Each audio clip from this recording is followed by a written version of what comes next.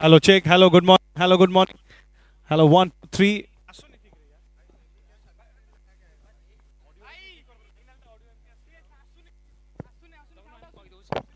Hello टिके audio base दो ଆଉ ଟିକେ ବେସ୍ ଦବ ଆଉ ଟିକେ ଫ୍ଲକ୍ସ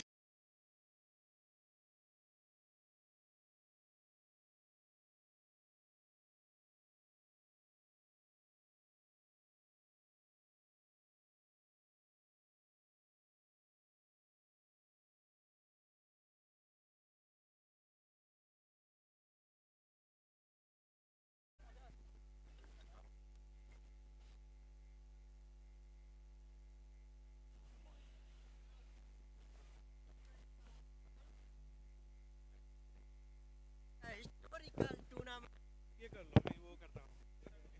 आप कर लोगे, मैं नहीं कर पाऊंगा। आप लोग थोड़ा फ्रंट में आइए। Who is spilling the coin, sir? India. On right.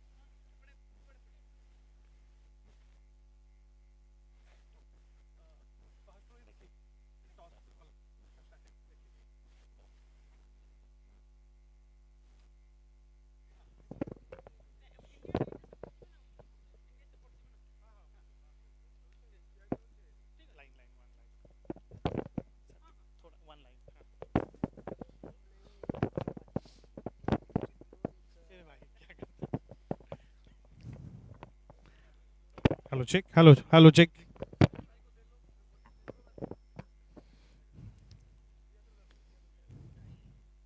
We are in a land of history, culture, and heritage. Yes, it's the land of brotherhood, Katak. And we are all set for the final, the big match for which we are all waiting for. The final of the Asia Cup.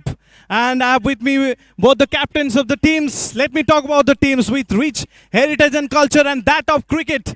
This rivalry really goes ahead beyond the time for a long, long period of time. India and Sri Lanka, and once again they're up against each other for the big final. Of course, I have with me the Sri Lankan captain Kalip, the Indian captain Birendra, and it's time for that all-important toss.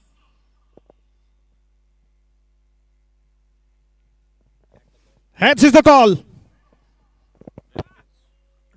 it is So, what's your decision and what is the reason behind that decision? Because today have the pitch is moisturized and also we decided all team members so taking the first ball. First ever Asia Cup, you're leading the team to the final. Tell us what you expect from the final. How does it, motivate you? How does it inspire you as a team? Yes, India and Sri Lanka both our teams are good and strengthful team and because today we will plan hopefully we will win the match and also appreciate the all fans and members and team India also. Well, what's your team news? Any changes today? No, today have the two changes in the team. All right. Looking at the wicket, looking at the conditions, what sort of a total that you want to restrict the opposition to?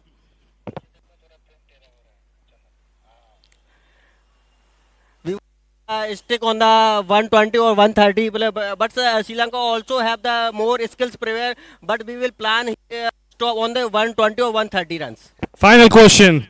If you win this inaugural edition of Asia Cup, is there any party tonight? Yes, it's a depend on the time, also depend on. Fantastic. All the best, Virendra, for the big final.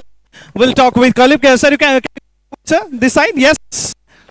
Fantastic. He said he wanted to bowl first. You would have done the same for you.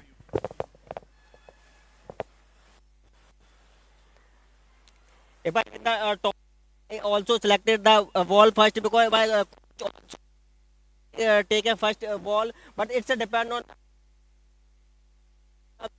Uh,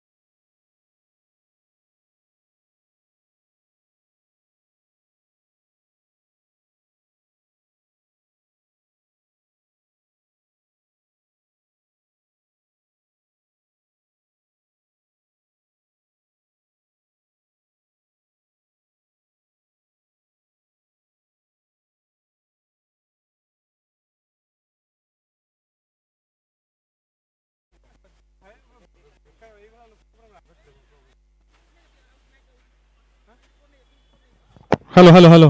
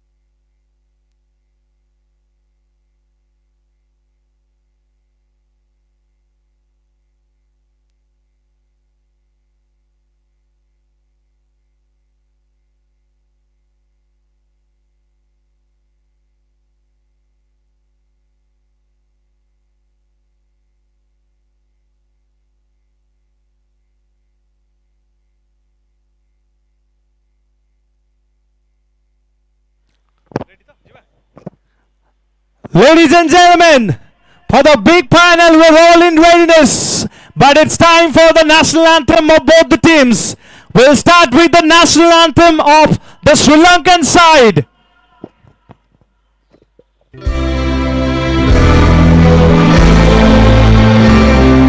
Sri Lanka Mata, Abba Sri Lanka, Namo Namo Namo Namo Mata. Sundara Sitarini, Surandi Ati Somanada Lanka.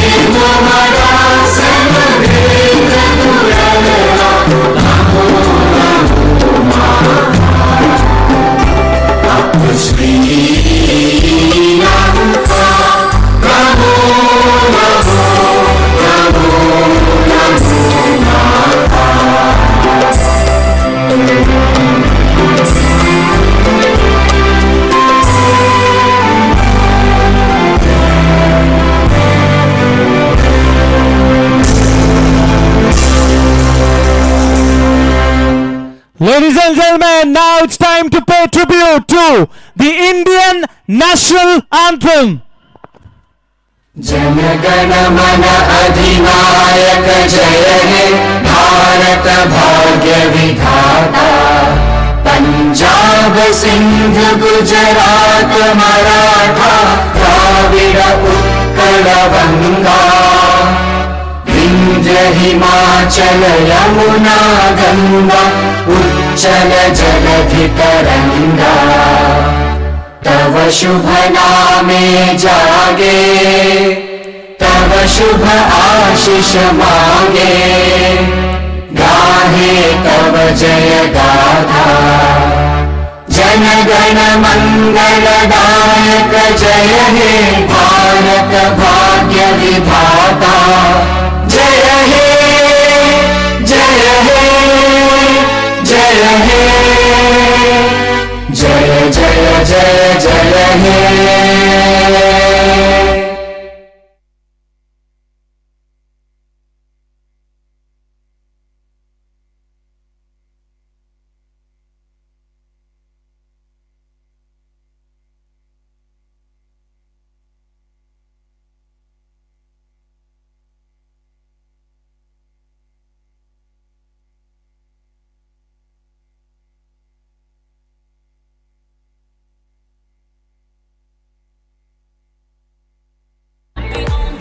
Keep it in check when you need that. I'ma let you have it. Till my time like I'm getting like a dirty rhythm you play. Wanna hear you calling my name. Hello check.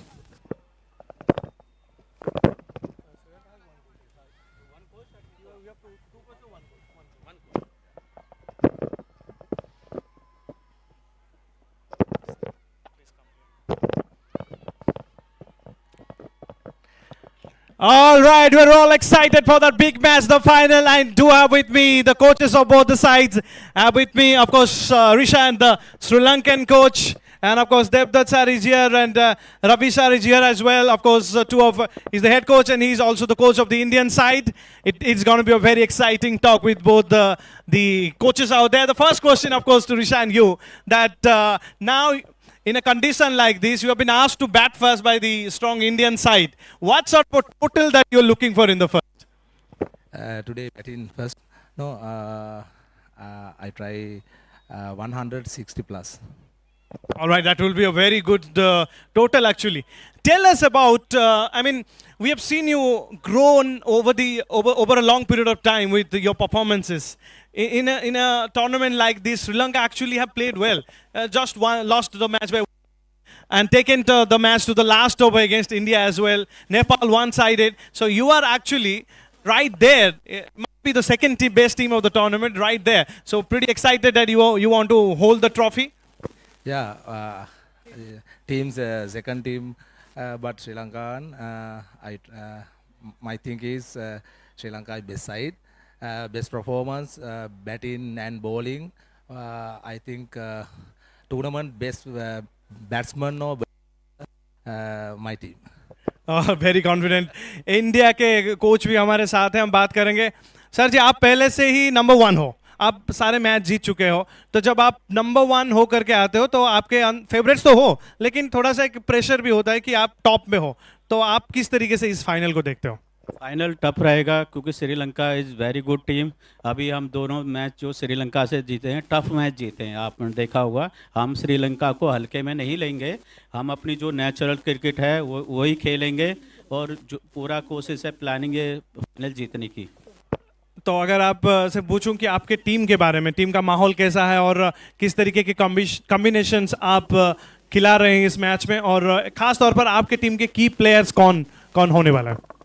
हमारी जो हमारी best team है वही हमने आज final में उतारी है. बाकी देखो क्रिकेट है, क्रिकेट में कुछ भी हो सकता है. श्रीलंका को हमने हल्के में नहीं लिया, इसलिए जो हमने अपनी बेस्ट टीम उतारी है. हमेशा से श्रीलंका से हमारा जो फाइनल मैच होता है चैलेंजेस मैच होता है, पर पूरी कोशिश है अपना 100% हम इंडिया देगी, इसमें सब बच्चों 100% देंगे. Who is going to be the key player for your side according to you? All players clean, but batsman Malcolm, Dinuka, bowling Manjula, Maduranga and De Silva. De Silva tournament, 2 matches played, 3 matches played, 10 wickets. Yeah. So yeah, last question. Tell us about the overall tournament. From day one, playing in Barabati, coming from Sri Lanka, long way, and then coming here and playing so much of this wonderful cricket. Now you're on the verge of lifting the trophy. Tell us about your expectations from it. Yeah, this ground, Barabati ground, is international ground, good ground. My first come in this area and Odisha and this ground first time. Devdutt जी आखिरी question है आपको. जो कोई भी match को live देख रहा है, भारत खेल रहा है, तो भारतीय फैंस को आप क्या मैसेज देना चाहोगे? भारतीय फैंस को यही कहेंगे, इंडिया के लिए सपोर्ट करो और ये इंडिया एशिया कप जीत के और इंडिया का नाम और इन बच्चों का वर्ल्ड में नाम हो.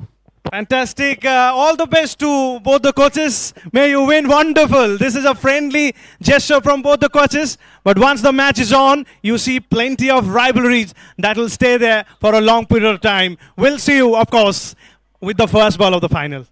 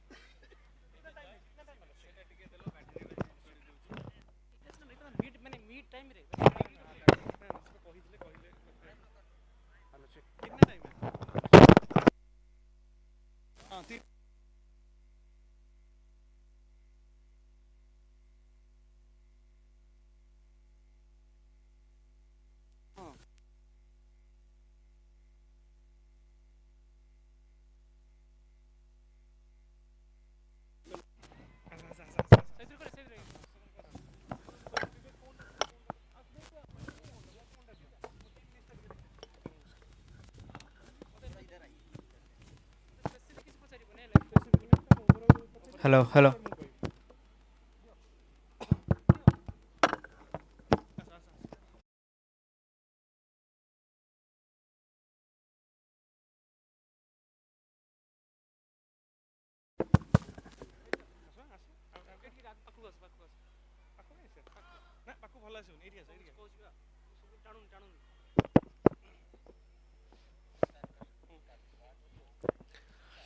So India taking on Sri Lanka in the big final, and both the teams look pretty excited and actually pretty good sides as well in terms of the number of batters they have got, the quality batters in terms of the number of bowlers they have got.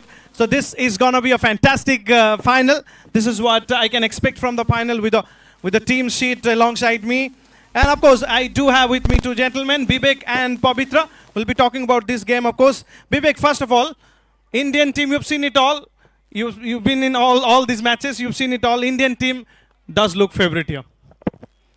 Definitely, without any hesitation, Indians are doing well in this particular tournament. And one big thing is for them, they are unbeaten till now. So definitely, we are hoping for a good final between India and Sri Lanka. But if you talk about the last game between India and Sri Lanka, it was a good fight. India won that game just by a single run. So we are hoping for that type of game today.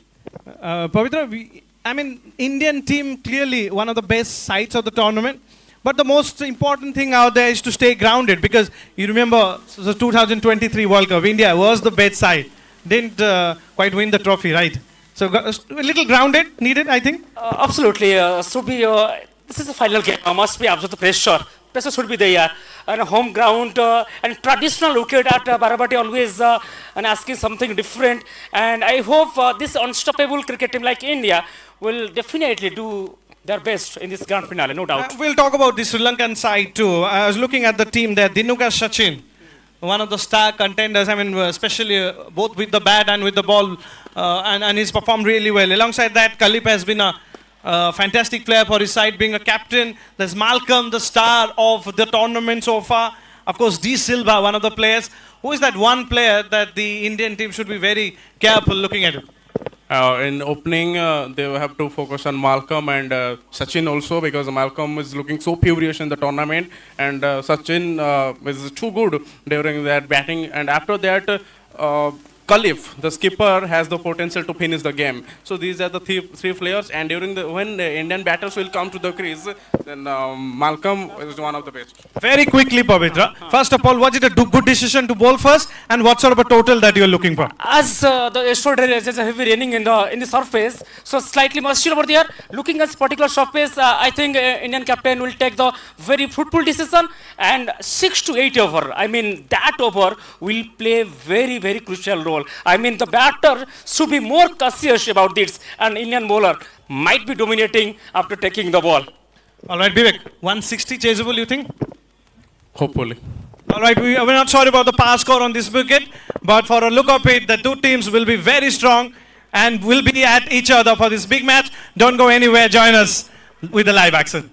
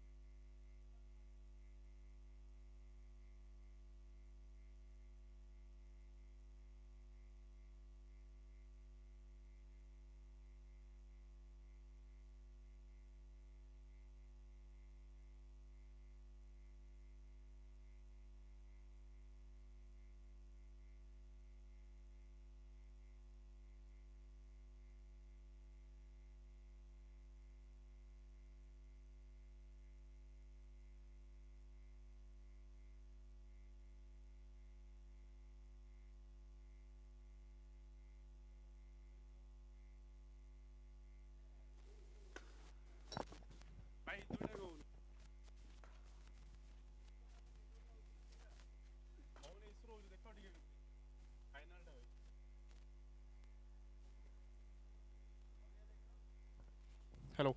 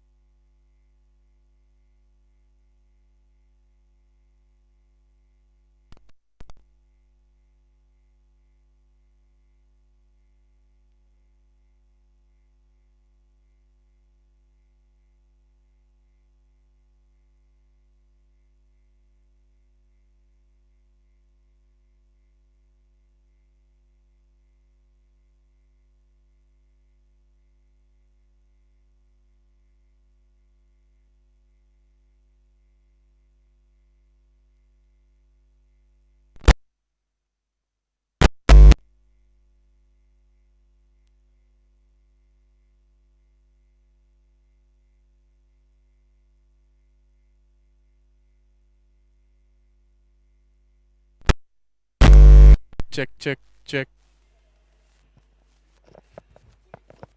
1, 2, 3. Let's watch this. Hello. Hello.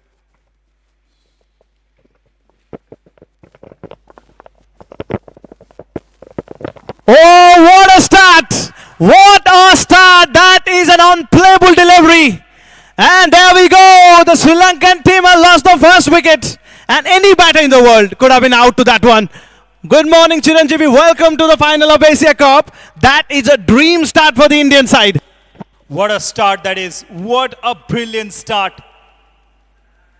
Ala Jasprit Bumrah. The way that picture perfect Yorker right up there and no chance whatsoever for the batter. He gets dismissed. Sri Lanka, they lose their first wicket in the final. And straight away, India in the driver's seat in the very first over. It's a fantastic start. Gimadu is back in the pavilion. Sri Lanka are 0 for 1.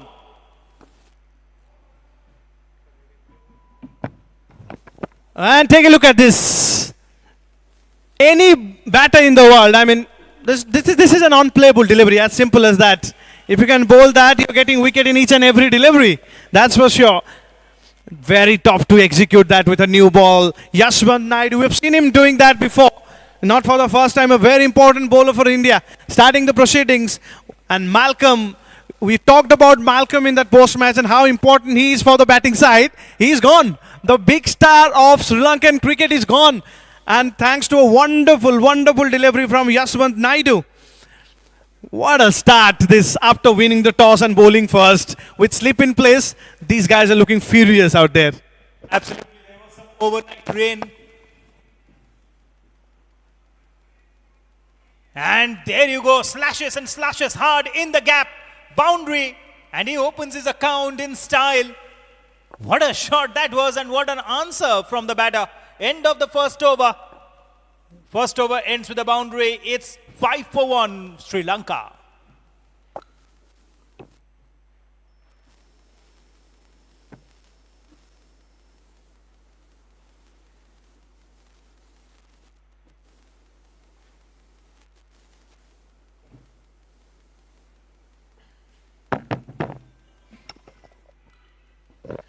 Just to remind our viewers, this is the big final and India up against Sri Lanka.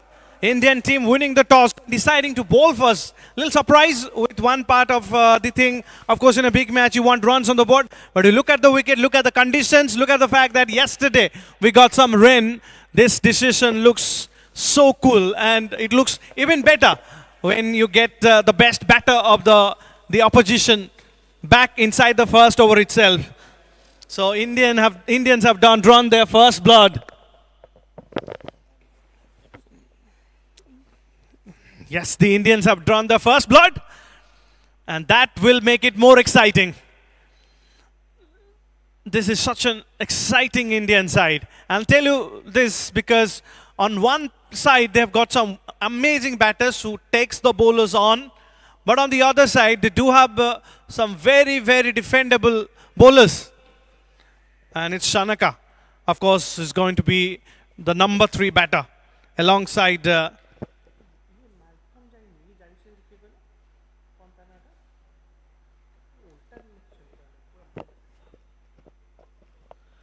Shy at the stumps and leg by signaled by the umpire. Another extra will be added to the tally. Sachin is back in the pavilion, so Malcolm is still out there. And as Gaurav was mentioning, he has been a lone warrior for Sri Lanka in this tournament. He has done a fantastic job with the bat. Top run scorer for Sri Lanka, and will definitely want to leave a mark in the final as well.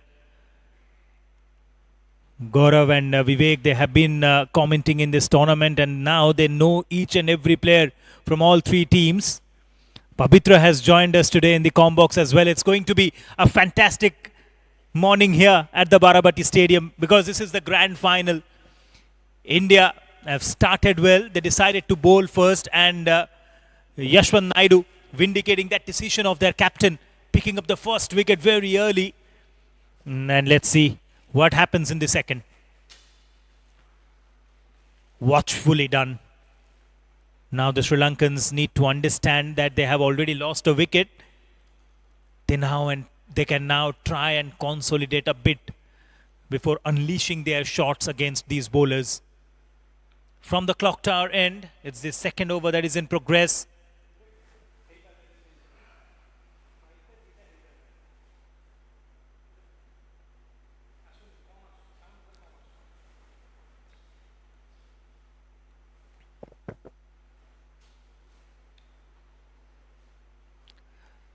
Slightly down the leg side, and it was played away with soft hands. Good understanding between both the batters out there. They know that they've lost a wicket and they now need to rotate strike, and he did exactly that. Maneuvers the ball, plays it towards mid-wicket, picks up a run on that occasion.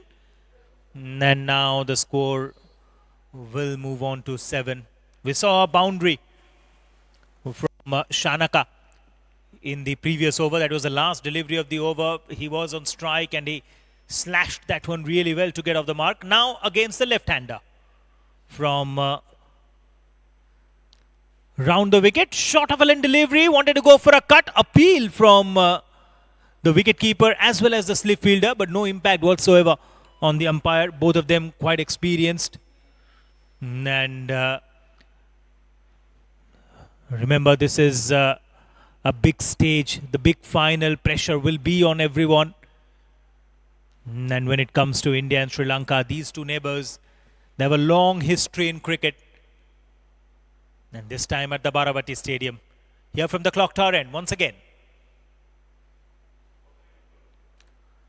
That has been cut away nicely, right in the gap.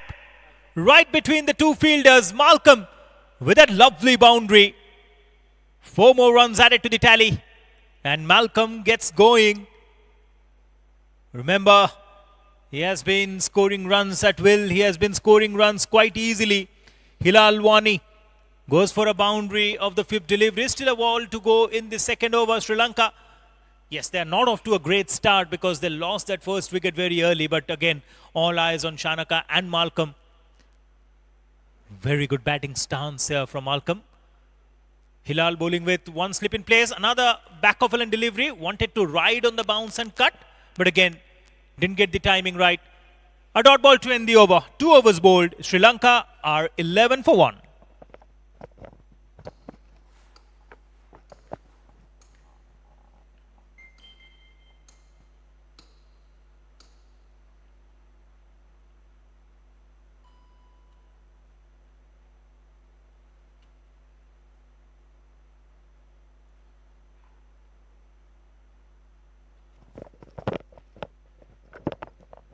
Yeah, 2 overs, 11 for 1, all 1. Good to see the Indian captain still continuing with that slip. So he thinks there's something on this wicket.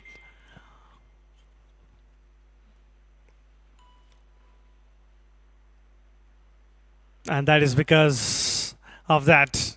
Just pitched it right up. That is a better delivery in terms of what you have seen in this tournament. And he's bowling from, of course, the Mahanadi end. From the Mahanadi end, Mahanadi River.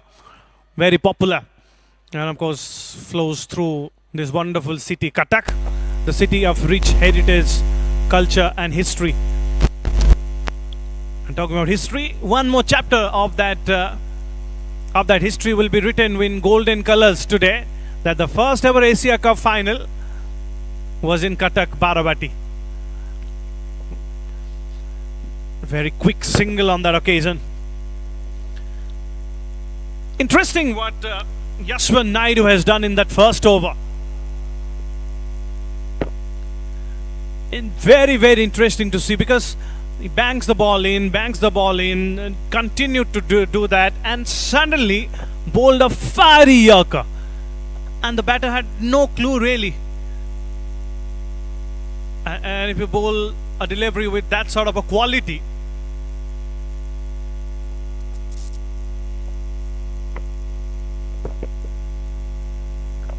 you know that you're driving this.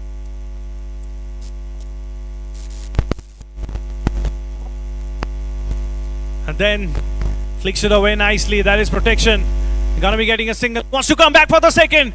There you go, run out chance. The throw was at the wrong end. These are the little things that you need to be very careful playing the big final here.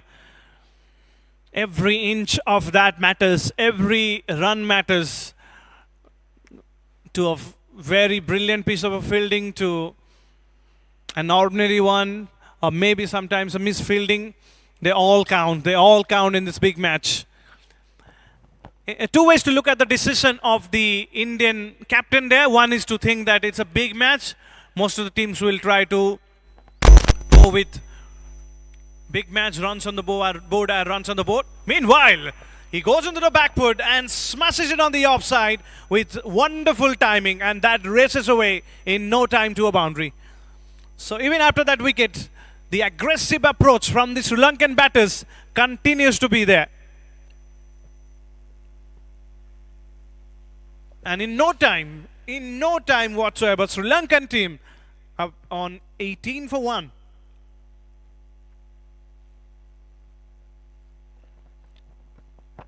Not a wicket where you see fancy scores like 200, 220, 30. In T20s, we are so used to see scores like this. But mind you, in these big matches, once again, and particularly here in Baravati, it's a little different. The bowlers also get equal chances to come good. And that's actually nice for cricket. Very good push. And then that single overthrows. Is way down to take another single on that occasion. So only a single to that delivery. So Malcolm holds the key here, the star batter of the side. Still there. For a moment we thought that Malcolm's the one has gone back to the pavilion. It's not Malcolm. It's Sachin, Dinuka Sachin. Also one of the premier batters, but he has gone back to the pavilion. So still is a very, very good performance with the ball from the Indians. Especially picking that wicket of Sachin. Last ball of the over number 3rd. But Yashwan Naidu looks very good so far. 13. He's conceded 1 wicket for him. Last ball. Again creates an opportunity, but it's an intentional shot from the batsman to keep the strike in the next over. As 3 overs done and dusted, it's 20 for 1.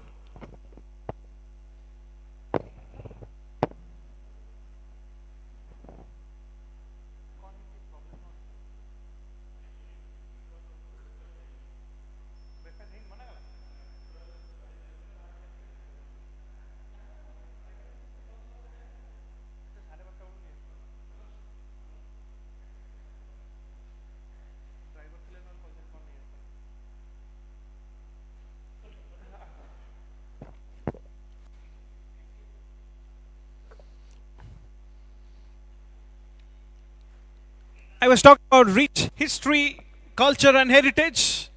There's a plenty of chapters written as the history of cricket as well in between these two countries. The rivalries goes long back from 1992, 93, of course 96, you remember in that World Cup, Sri Lanka won that big semi-final up against India in Eden Gardens. Who will forget that? Any Indian fans, any true Indian fans will never forget that moment. That Sachin run out. And of course, the rest of the Indian batters struggled to get to the total. Vinod Kamli still was there. He wanted to win this match. Of course, that game ended with a little bit of Not a little bit of, actually a lot of disappointment, because everybody expected the Indian team to win it. And Sri Lanka went on to be the champion of the 1996 World Cup. And the story of their dominance continued after that. Of course, in 1999 World Cup, it is the Indian side that played brilliantly against Sri Lanka in England. Who would forget that brilliant partnership between Saurabh Ganguly and Rahul Dravid, where they just went on going. This is terrific bowling so far. And it's so fascinating to watch in an era where bat do the talking. Now coming back, of course, 183, you all remember Saurabh Ganguly's highest score in ODI cricket came against Sri Lanka. And once you make 183 in Indian cricket, you're going to be the captain after that. Same with MS Dhoni, same with Virat Kohli.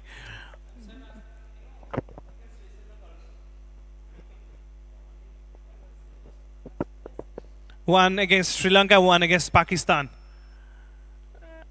Just soft-handed shot for a single. Of course, Virat Kohli against Pakistan and Dhoni against Sri Lanka. You all remember. But yeah, again, coming back to the rivalries of these two teams, 2003 World Cup, India were fabulous. You remember Sachin's uppercut against Shoaib Akhtar, but against Dilara Fernando also, Sachin played a brilliant uppercut. And of course, the Indian team came out victorious against them too. And they didn't quite manage to go to the final against the Australian side. You remember Australia, Sri Lanka, big match, the semi-final. And all remembers that that wicket of Adam Gilchrist. And we're going slightly away from the topic. Yes, and after that, plenty of bilateral series. Sometimes it's the Sri Lanka, sometimes it's India. And that is how this rivalry continue to grow for a long period of time. And particularly talking about the biggest one of them is 2011 World Cup for India, winning against Sri Lanka. And for Sri Lanka, it will be winning the final of 2014 T20 World Cup in Bangladesh against India. You remember.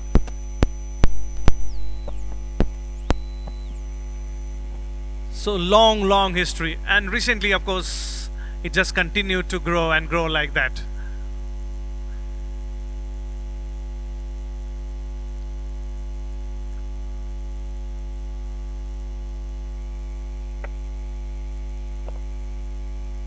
Very good over for the Indian side from class in this over. And he continues to be top class in this over. As the over number 4 comes to an end, it's 22 for 1 for Sri Lanka.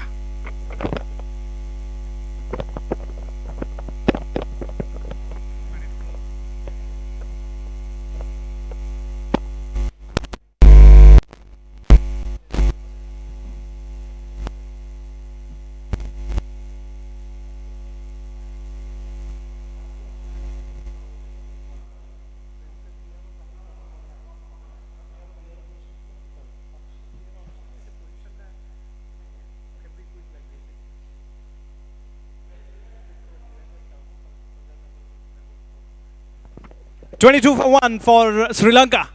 They've been a little watchful after that wicket of Dinuka Sachin. It's Malcolm and Shanaka continue to build up a partnership. And of course, we are also trying to build up a partnership here in the Combox. And again, we are back with Mr. Chiranjeevi Pati, one of the premier commentators from the land of Cuttack, I'll say, from Odisha, of course.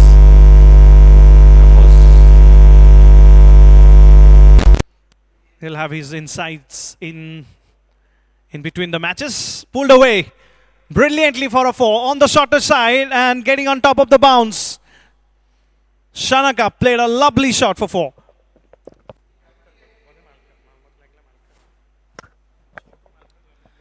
Santosh came, started the fresh over from Mohanadi end, and that was very nicely played.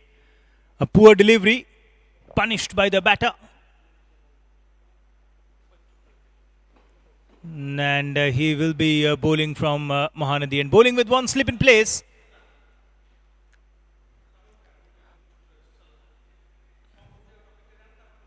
Back of line delivery, whipped away.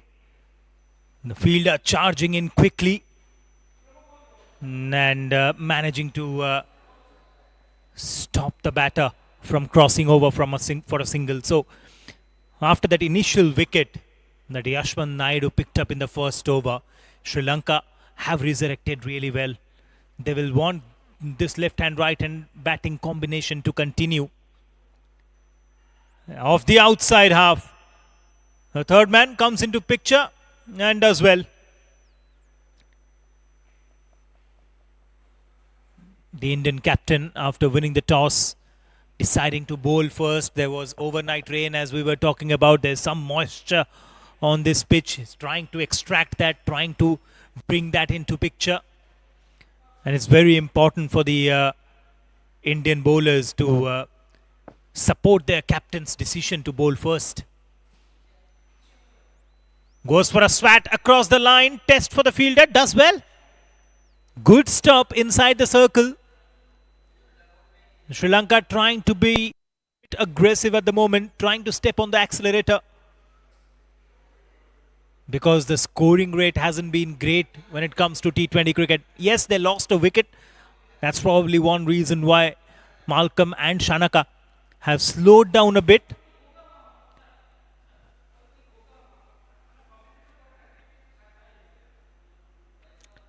Watchfully defended. Need to be very careful getting right behind the line of the ball. And we were talking about Malcolm and his performance in this tournament. Has been a brilliant performer, the star performer for Sri Lanka. And all eyes on him here in the final. Nicely whipped away once again. And they will come back for a second. It was pushed in the gap before the fielders could react. There was ample time for both the batters to come back for a second run. 2 runs to end the over. 5 overs bowled. Sri Lanka are 30 for 1.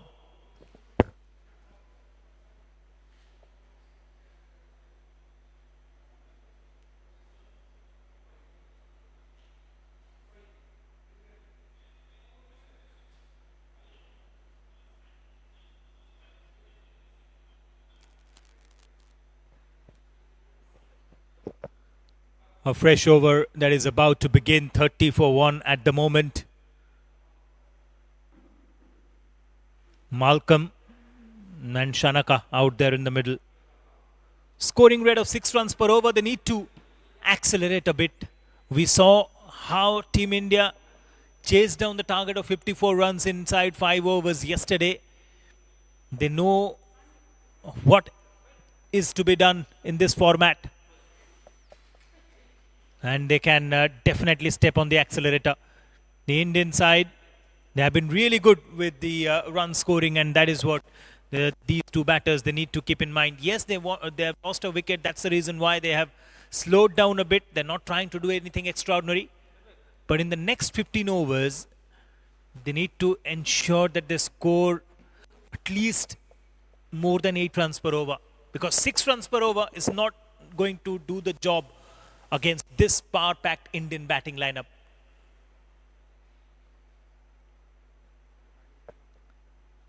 Slight adjustments in the fielding positions. India know that Malcolm's wicket is very important. Wanted to pull, didn't get the timing right. Who will be happy with a dot ball here? Pavitra, it's very important that these two batters, they stabilize the things for Sri Lanka, isn't it? Yes, of course, absolutely. They need to be stabilized. They need to contribute. Absolutely, need some stabilize. Investing some time and talking about the clock towers and always getting some momentum. That is a majestic delivery. Look at that. Terrific pace of bowling. This is an electrifying clash between two never cricket team, India versus Sri Lanka, looking on each other at this historical cricket stadium, Baravati, and we all are witness to capture some unforgettable and remarkable things once again.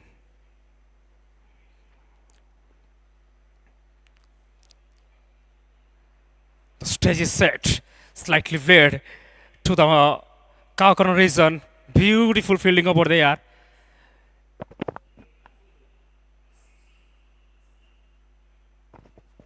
Single has been taken in the meantime. Talking about this particular surface, yesterday night there are a lot of rains, and because of that, Mashura is playing a significant role. And after winning the toss, decided to ball pass. Might be a fruitful decision for the India. But later on, within the power play, yes, that is a delivery. That is a beauty. What a delivery. Pitching exactly in the good line and good length. This is the batsman through the seam. Straight to the wicket keeper.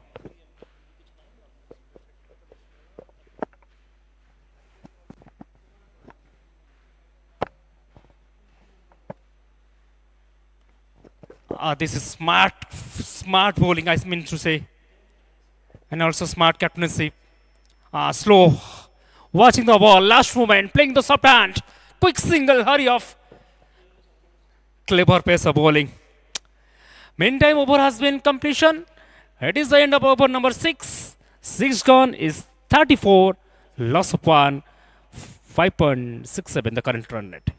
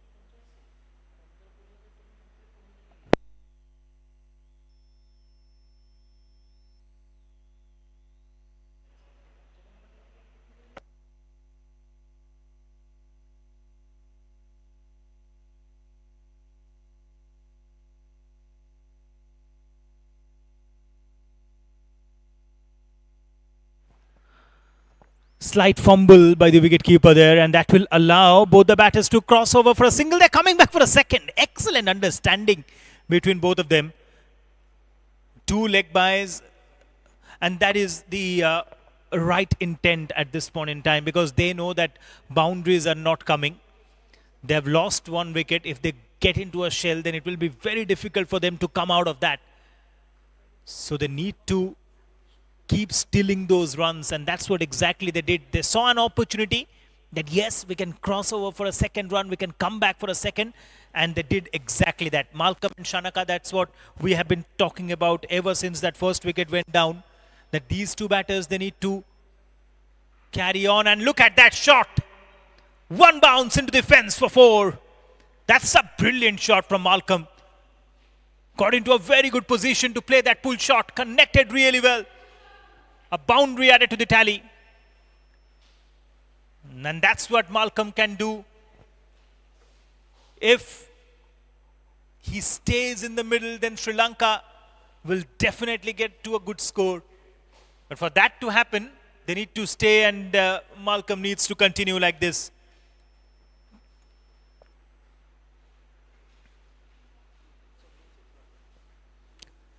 Again, down the leg side it was. I thought Malcolm could have gone for a big shot, because that's a vacant region at deep mid wicket and deep square leg. There could have been an opportunity to go for a big shot, but decided against it. Tap and run, that's what Malcolm did. In ODIs, we could have called that as sensible cricket. You get a boundary and then pick up a single. But in the era of T20Is, you need to keep going and you need to keep accelerating. Couple of deliveries to go in this over. Malcolm has now moved on to 28. Here is Shanaka on strike. Goes across the line, takes the aerial route, connects it well. And that has gone all the way for a maximum. This is turning out to be an expensive over. This is turning out to be a good over for Sri Lanka. Going across the line of the ball, connecting that one really well. And Shanaka now joins the party, sends the ball over the mid-wicket fence for a 6.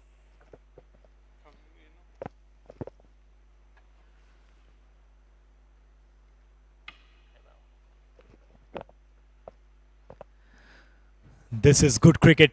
We were talking about they're not leaving any stone unturned in pursuit of picking up singles and doubles, and now they're not going to shy away from playing shots. This time that shot, what that has done is the ball is now lost and the umpire has to go all the way near the mid-wicket boundary to get the ball back into the playing area.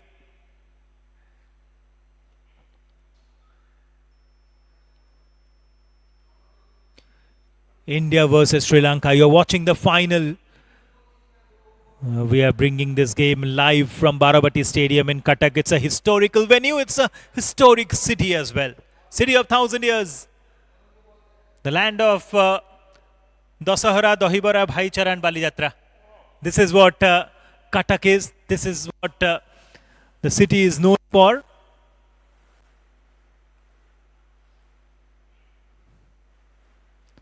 And India's best kept secret, our state of Odisha. Meanwhile, that's a dot ball to end the over. A good over for Sri Lanka's perspective because 7 overs have been bowled now. Their run rate has accelerated a bit. It's 47 for 1 after 7 for Sri Lanka.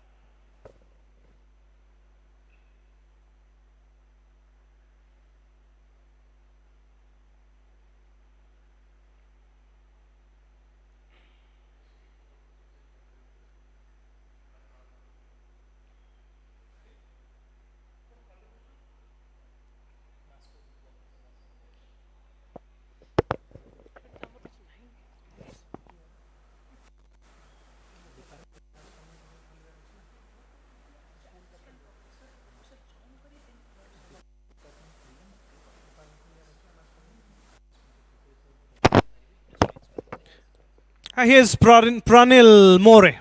Interesting, very interesting bowler he is. You'll see him finishing his overs very quickly. He's that kind of a bowler.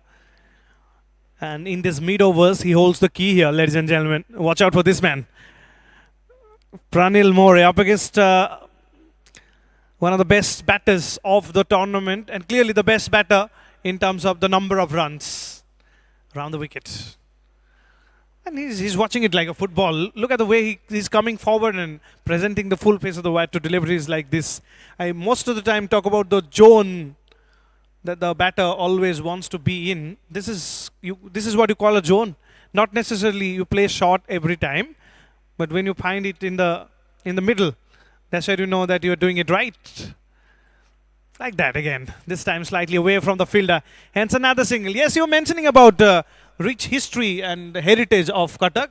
I was also mentioning about the rich heritage and culture and the rich history of rivalries that India and Sri Lanka has in cricket. Starting from the 1996 World Cup. Of course, I was mentioning about the 2011 World Cup. And after that, everyone remembers what happened in 2014 T20 World Cup where Sri Lanka got the better of India. And also in women's cricket as well. India, of course, much stronger side. In any form of the cricket, the rivalries just continue to be stronger and stronger between India and Sri Lanka. And here in depth cricket, you see top 2 teams playing the final here.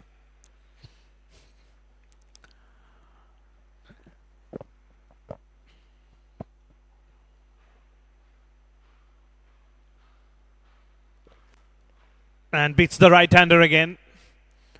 That's what Pranil More does. Not just once, twice, thrice. And that is the reason why he's been kept after the power play. You never see him bowling inside the power play. He always comes in these middle overs, which is gentle, medium pace. But he can move the ball as he's doing at this point in time. Look at him carefully. He's getting the ball to swing a little bit. Just a little bit. Doesn't have the pace. But clearly, he can move the ball.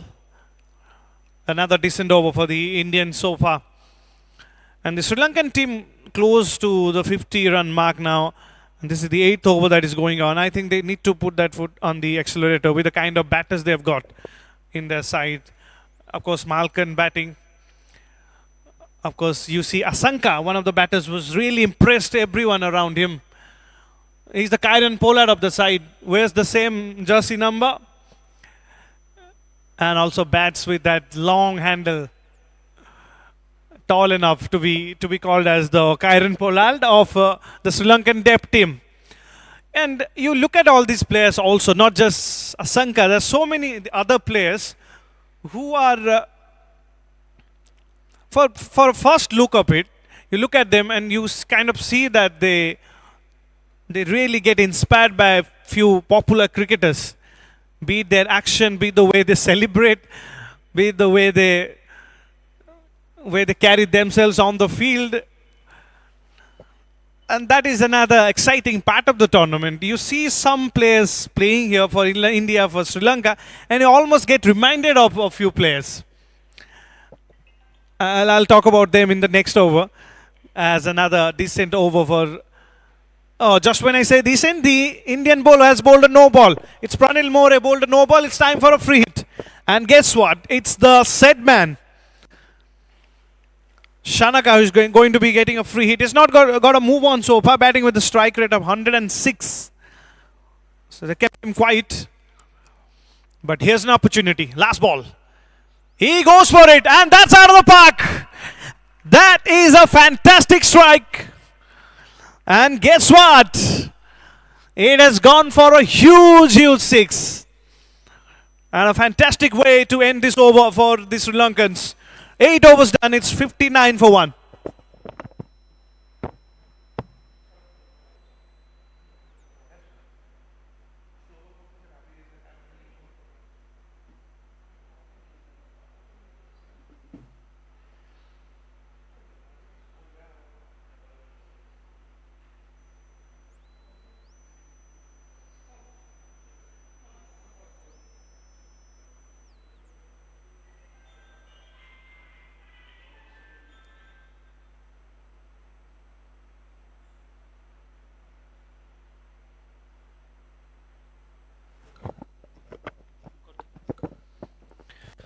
So, 59 for 1. They're back on track with that 6. That's what one delivery can do. That's what one over can do to you in T20 cricket.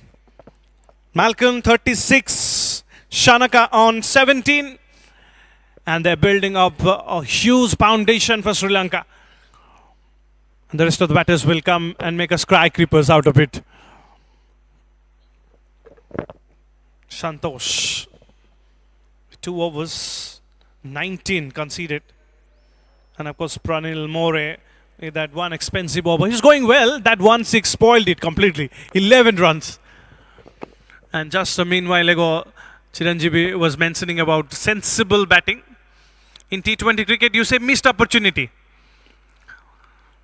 If it's there, you're not getting a boundary or a 6. That's the way you count that. Also, a game of different generations as well. In Jainji, they call it you only live once. You don't miss an opportunity. There's always a fear of missing out. And that's how also I think the batters and the psychology of going about the business work here. 60 for 1 with that single.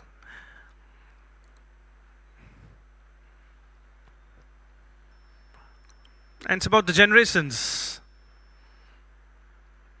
and the kind of shots they play. You see some fancy shots nowadays been played, which is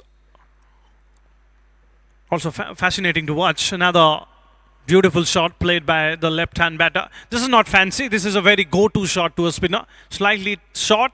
He went onto the back foot and punches it well to take 2 runs.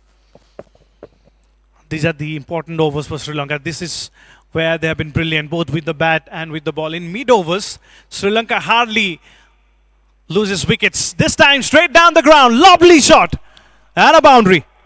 Kuldeep Singh tossing the ball up and Malcolm saying thank you very much. He's turning on today.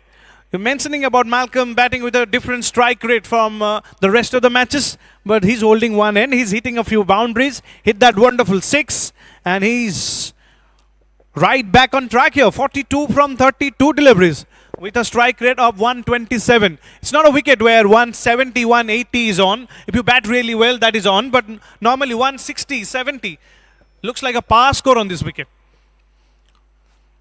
Not a wicket of 230s, 220s. Of course, we talk about Barawati most of the time. You can't take bowlers away from Barawati, particularly spinners. They will come in as handy as possible. This is an important phase of the match. They desperately need to break this partnership. Is it coming? Is it coming? No. In the gap. Terrific shot. Terrific shot that. And a big blow to end this over. 9 overs done and dusted. It's 72 for 1. As the Sri Lankas are turning it on now.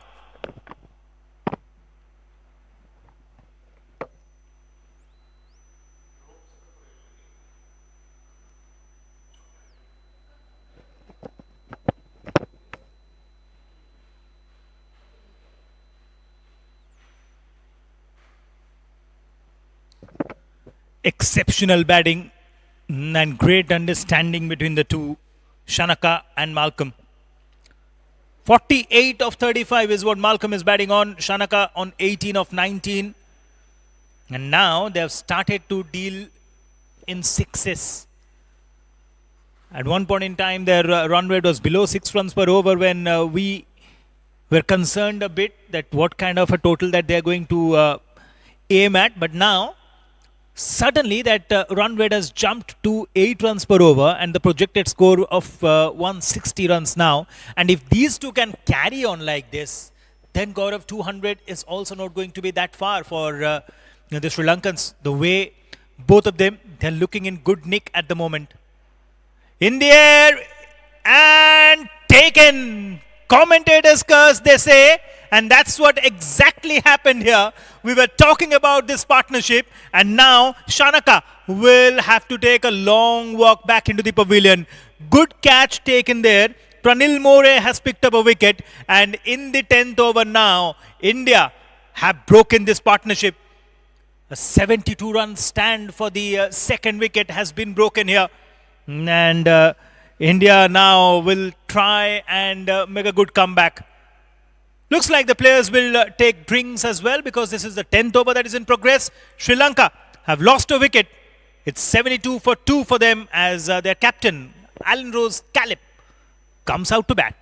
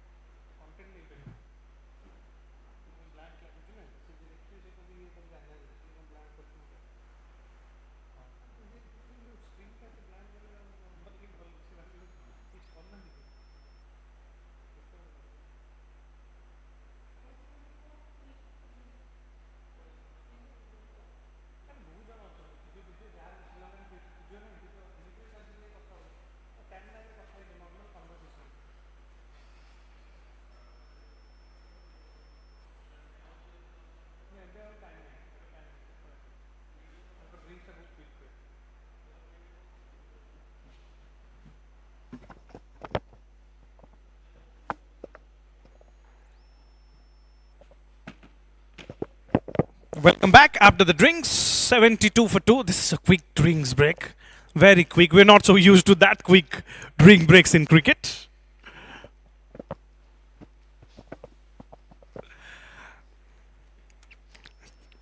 But here's the Sri Lankan captain will be facing the first ball. And he's also a big hitter of the ball. But he's not like he's going to throw his bat at almost everything. He also understands the situation. And that is a little bit of Angelo Matthews in his batting. If you closely look at what he does and how he bats.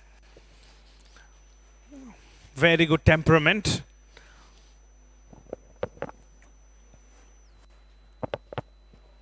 Well, look how defensively he has played that. But very intentionally he wanted a single from that. So close the face of the bat instead of really presenting it the full face and batting it straight. That's the key out there to get that out of that. Now Malcolm and Caleb has to really do it again with one batter really set on the verge of a half century now. 48 from 35 deliveries with 5 boundaries and 2 sixes. 137 the strike rate so far. It's given Sri Lanka plenty of hopes with that partnership, with that batting. He goes round the wicket. He wants the fine leg to be a little fine. Is he going straight? Oh yes, straight. And easily dealt away for a single. He wants to come back for the second. That single has to be quick. And with that fantastic running between the wicket, he completes those 2 singles. And a wonderful 50 for Malcolm in the big final. How's that for a celebration? It's the Jadeja celebration that's not taken to note. As this man will continue to bat, he'll feel like the job is half done. But a wonderful, wonderful 50 in the final. We'll take that any day. Team in trouble. Who do you turn to? Malcolm in this tournament for Sri Lanka. As simple as that. Change in field. Once again, fine leg brought back. Mid-on goes back now.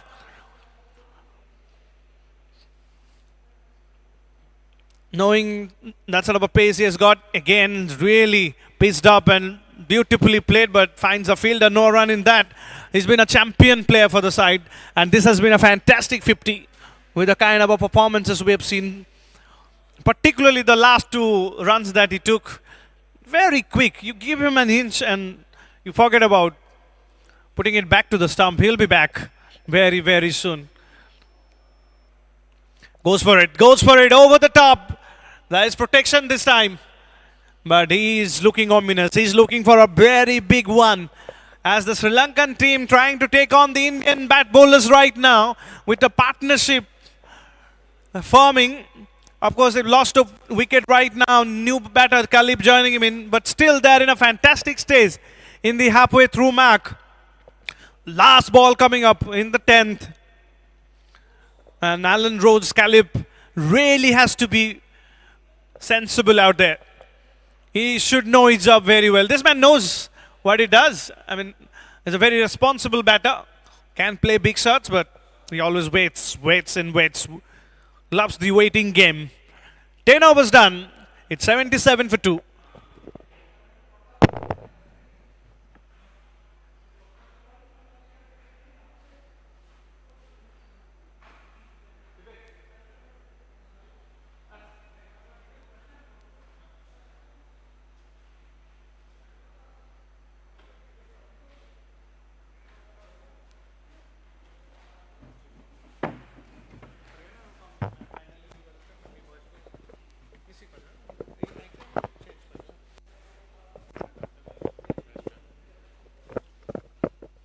$77 for 2, 10 overs.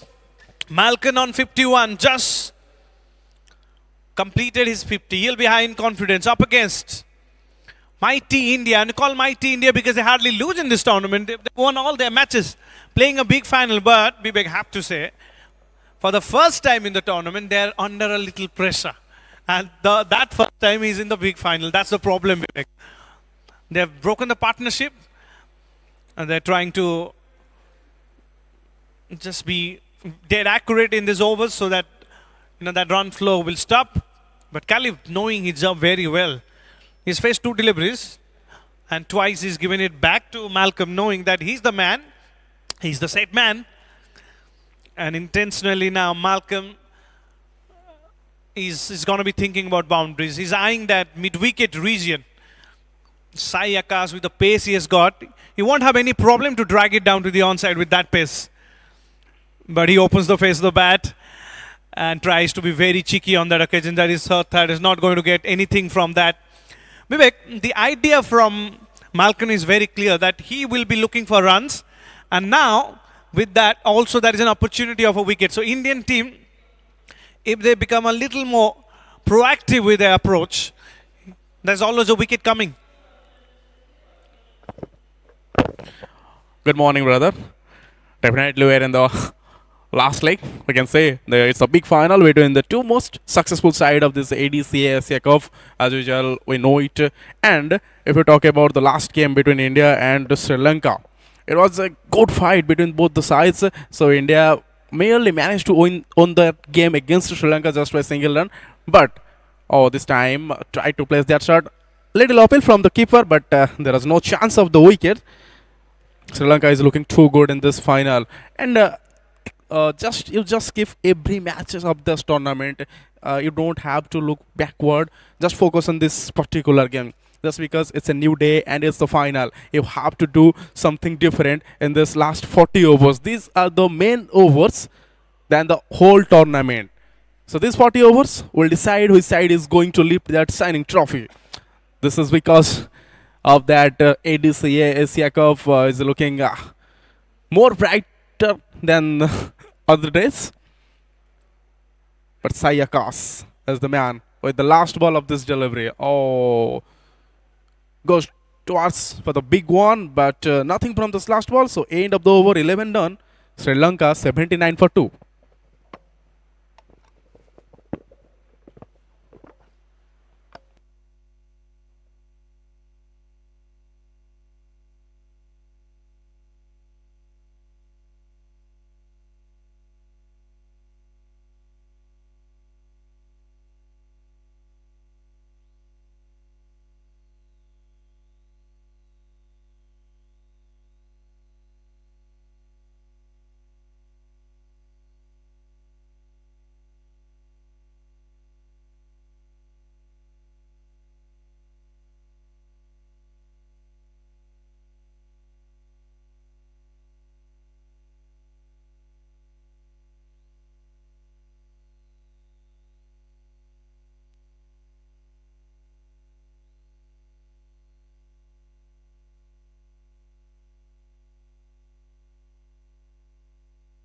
$29 for 2 to now 80 with that single.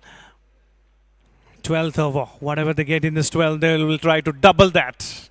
And if they manage to do that, ladies and gentlemen, I have to say, even against a strong Indian side, they'll have, wow, that is it for the day from Kalib. We know him for his sixes and he says, come have a look at this one. Full there with the pace. Kalib says, this is exactly what I want. This is almost like throwing it on the plate of the batsman. With the kind of pace that Pranil More has got, he can't do that in the 12th.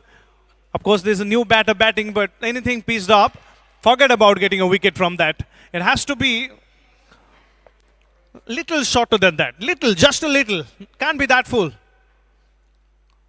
And again, he uses the pace. No, it's a wide signal. It's racing away. So 5 wides. Turning out to be a fantastic over for the Sri Lankans. First with that 6. Now with 5 wides and he's bowled 1 extra delivery now. Well, the Indians are in little pressure at this point in time. And we've not said that once during the tournament. But you have to say that in the final. Tells you everything about a big match. And we've seen this happening in long matches, in big matches. You all remember that popular 2023 World Cup. Clearly, India was the strong side, the strongest of them, but they showed nothing of that in that final. It can happen to the bigger sides. So the Indian bowling and Indian fielding in particular has to be a lot more proactive to pull things back here. It's going out in hand if you are a fan of the Indian side. And if you're supporting Sri Lanka, well, you'll be over the moon. That's exactly what you want. Look at the body language. That tells you a story. If you're watching this game on YouTube, take a look at the batter. Take a look at two of the batters and their footmark and the way they're going about the business. There's plenty of positivity around. That tells you on which side the momentum is. Such an important over of the match, this. He goes for it again. He goes for it again. It's going in the gap, racing away. There we go. Another boundary. This is sensational batting going on from the Sri Lankan captain. Twice the ball is pitched up. Twice he has gone for it. First a six, then a boundary. He is there with a misser. Absolutely. Sri Lankans are looking actually something different than the whole tournament. We saw that India won against a back-to-back game against Sri Lanka. But this time, this team is looking something different. Once again, captain is leading from the front. You can see there's the Khalif, the man I was mentioning before.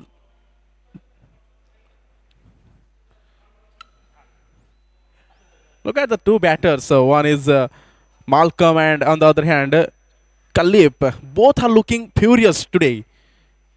And it's not a good sign for Indian bowlers. The way both Khalif and Malcolm is doing today, definitely we are hoping for a good total for Sri Lanka today.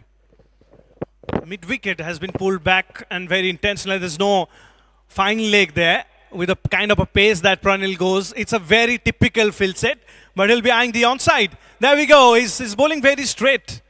With that sort of a field, it's dangerous to bowl that straight. It has to be outside the off stump. Gets away with that. Just a single, but take a look at the score. Sri Lankans are flying high here. 12 overs done and dusted. It's 97 for 2. 12 overs, 97 for 2. We'll always give that to the batting side with 8 wickets in hand in a big match like this final. I know it's just 12 overs, but could there be a discussion about Indian team winning the toss, giving it to the Sri Lankans instead of them batting? Is it a questionable thing, or is it too early to question them? We'll soon find that out. But normally 12 overs, 97. You normally double that in T20 cricket with 8 wickets in hand. Typically in T20 cricket, whatever you get in 12 overs, you double that in those last 8 overs, especially if you've got a platform. Oh, that is a sweet shot. That is a delicate shot. That is the depthest of touches from the batter, and it raced away to the fence in no time. And a perfect start to this over again. Perfect start. They're unstoppable. At one, we have got Khalif at one end, muscling it out, playing some powerful shots. And there's Malcolm playing it all around the ground. And Vivek mentioned that he can also be called as Mr. 360 because he plays shots all around the park with plenty of convictions, with equal convictions. And again in front of square, he's done that. He's done that as magnificently as ever. 2 back-to-back boundaries. And 100 comes up for Sri Lanka with that. That's a lovely shot. Malcolm, who is going to stop you? The Indian bowlers are now leaking runs. It's raining boundaries at Barabati. Yesterday it rained here in Cuttack. Not the ideal time for rain, of course, in the month of February. And now it's raining boundaries, thanks to Malcolm. Outside edge maybe, or maybe not. There's a big shout from the wicketkeeper. Big appeal for a caught behind, but turned down by the umpire. Both experienced men out there in the middle. The two umpires here, Dheeraj Singh and Durgadatta Das. And again outside the off stump, this time given. It's a huge wicket.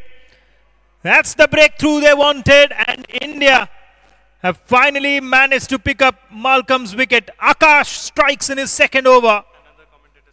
And again it's the commentator's curse. Each and every time I'm coming here to call the game from the comm box, a wicket is falling. Last time I was talking about the partnership for the second wicket between Malcolm and Shanaka. Shanaka got out. Now, when we were talking about Malcolm and Caleb in the middle, Malcolm has to make a walk back into the pavilion. It's a big breakthrough, mind you, Gaurav. And you are a true Indian fan. Every time you come in, India gets delighted because they get a wicket. There is always an Indian fan in Chiranjeevi Pati, even when he is doing the commentary. Of course, it's very tough to be unbiased, when your own country is playing. Of course, you try to be unbiased, but then this is terrific sort of a performance, particularly in that last ball. Getting that wicket off Malcolm, it will change things. But just when you say Malcolm is back, you have got another destructive batter. He's the man I like. I mean, to be honest. He's the tall man. He's the Kyron Pollard of the side. Asanka comes in. Watch out for this man. And the moment I say he's Kyron Pollard, that means that it's time to see plenty of 4s and 6s. If you don't stop him, of course. Rajita Asanka in the middle. Now Sri Lanka have stepped on the accelerator. They shouldn't be looking back. They still have 7 wickets in hand. And they can go after the Indian bowlers. First ball, obviously, butterflies in the stomach. Wanted to pick up a single and get off the mark. Get off strike as well. Does that really well. Rajita Asanka opens his account with that single. We were talking about both the umpires. Durgadatta Das, very experienced umpire, and Dheeraj Singh, of course, played first-class cricket for Odisha, played in the Ranji Trophy in Vijay Hazare and Shahid Mushtaq Ali as a slow left-armer. Meanwhile, a delivery down the leg side from Sai Akash. Yesterday we saw Sai Akash's batting. And now, with the ball, he has made sure that there's a breakthrough that he has taken. Meanwhile, that's the end of the over. And a good, successful over in India's perspective with that wicket falling down. And after 13 overs, Sri Lanka now 107 for 3.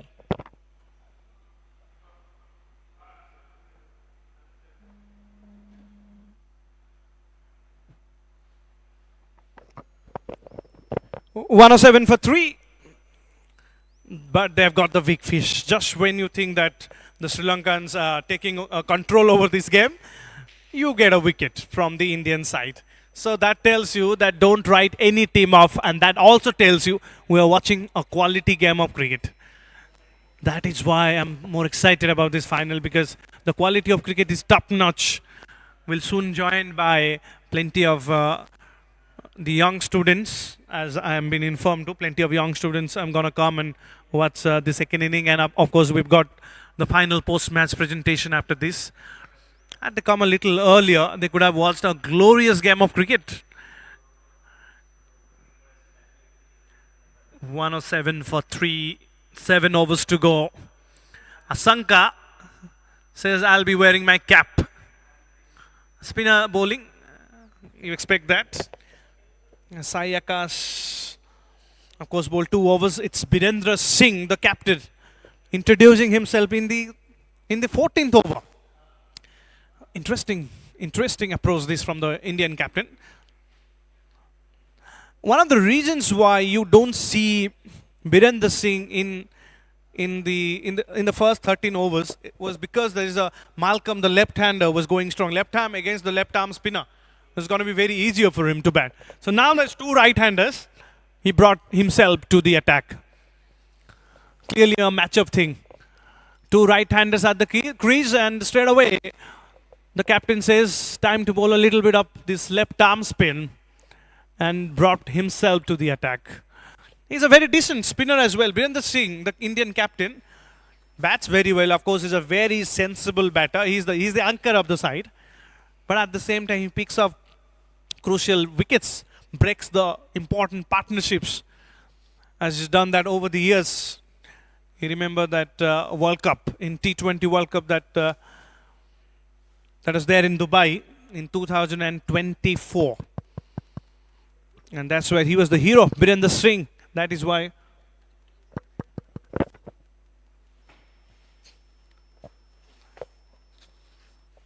the Indian captain, it's so important to this side.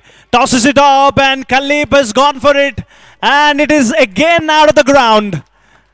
You toss the ball up to this man, he says, it's a Christmas gift. Check. Check, check. Check.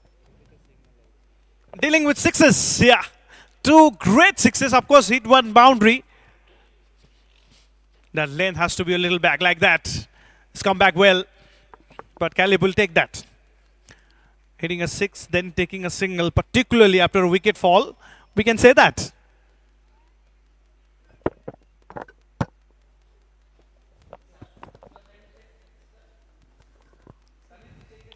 Check, check, check. That's down the leg side. It's going to be a wide. Is he thinking about Check. taking a single? No. Check, check, check.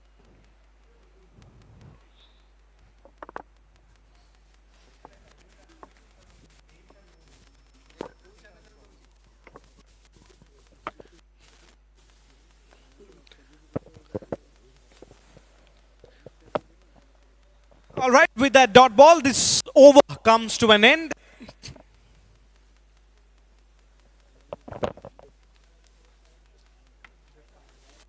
Yes, at the end of 14, it's 116 for 3. 6 overs to go. And of course, there is a change in voices in the comm box as Mr. Pabitra Nayak, my co-commentator, joins me last 6 overs with the platform that the Sri Lankan team has got.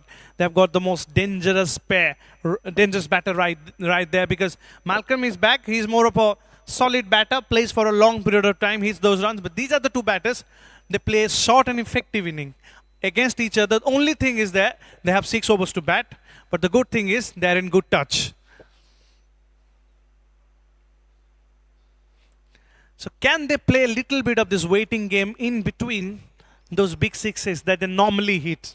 Last 3 overs, 4 overs, you're okay with this batter, these two batters out there. But problem is they have 6 overs, and if they lose 1 wicket here, then the rest of the batters to come are not in good touch. That's the problem out there. So these are the two batters they have to really make it big tonight. Oh, up goes the finger. The umpire has given it out. The Indians are celebrating. Caleb had no clue what's happening out there. It's like watching a Korean film with a Russian subtitle for this man. He's clueless what's going on out there. The Indian team celebrates. They know the importance of this wicket. And there we go. First time they've got a wicket without Chiranjeevi Pati being at the comm box. The Indian team is bowling well here. Welcome to the comm box. From pressure to power, what a transformation.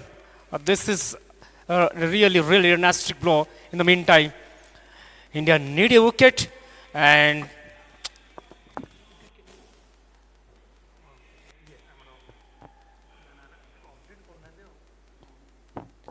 absolutely fantastic moment to come back. Sai Akash, the vice captain. This is turning out to be a very fantastic moment for India to come back once again to find the rhythm and momentum. Remember the day.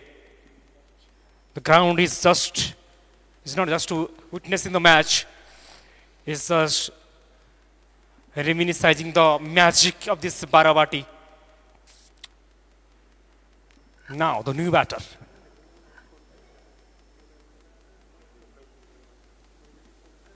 Every ball is a story, and every run is a history. And every moment will tell something different over here. I'm talking about this class, this moment, this match particularly. This is a high pressure game. Doesn't matter, India is leading to the front, beating every team top of the table, but Sri Lanka right now fight back. But in the meantime, wicket has been taken. Well, they say that in T20s, in an ideal T20 match, the mid-overs change things. The mid-overs actually have changed things right here, especially for India. You see 2 big wickets, and the fear that the Sri Lankan team had, and we're talking about that, these are the 2 batters, very dangerous. One of them back, Lakmal, has not quite played that well here. And again, the fear of losing a wicket. Now it's time for the Indian team to bounce back. That's where the Indian captain has to be a little more aggressive and think about getting more wickets. So aggression is the key right there. Birendra normally is a very aggressive captain. Normally you see him operating with two slips. He will be with more close-in fielders. You hardly see the close-in fielders or the fielders inside the circle standing at the edge. They'll always be close to the batter. So I'm a little surprised here. Something that Birendra does in rest of the matches, he's not doing here, especially after the wicket. Can he be a little more aggressive, particularly two fielders, bring in one more close-in fielder to the offside, maybe a short cover. And that will put pressure. And if they get one wicket here, just as I mentioned, the Sri Lankan low order batters have not batted well at all in this tournament. They lost the match to India by 1 wicket, I remember. It's Kalip and Asanka that did really well. Just when they got out, they lost the match by 1 wicket. 1 run, beg your pardon. All right, 15 over concluded, 15th over done.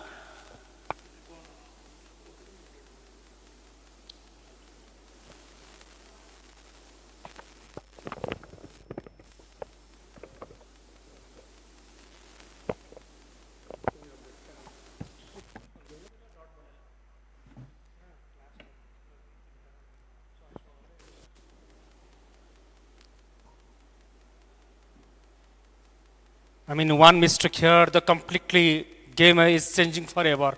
One mistake will play a very, very crucial role. It is a terrific over so far.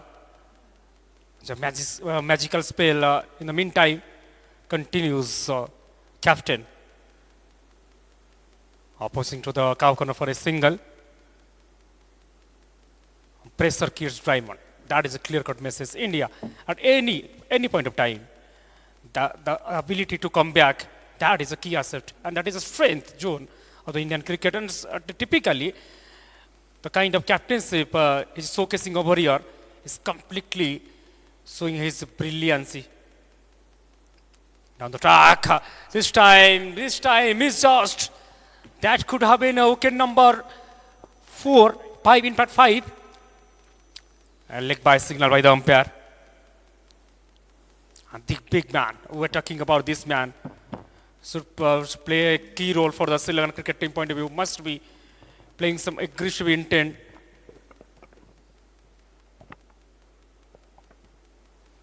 And I feel the heartbeat of the Sri Lankan fans. Quick run, hurry off. Slightly miscommunication, still managed to take a single.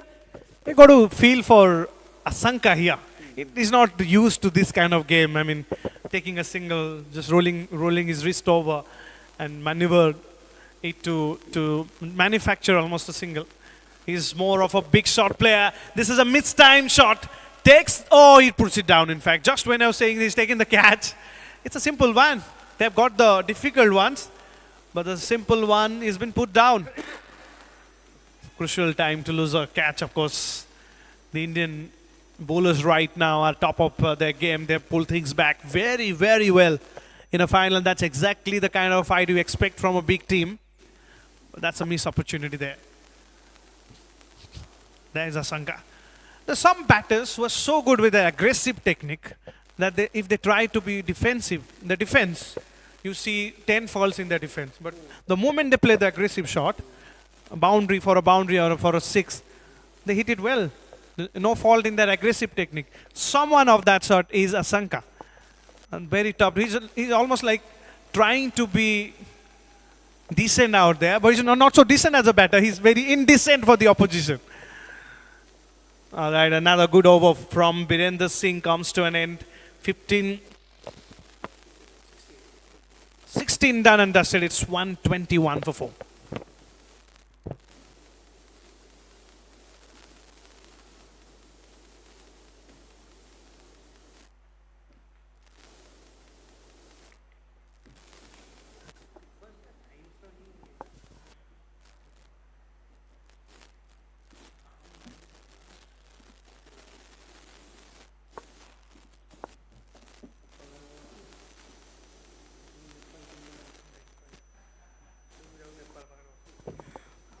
Lovely moment.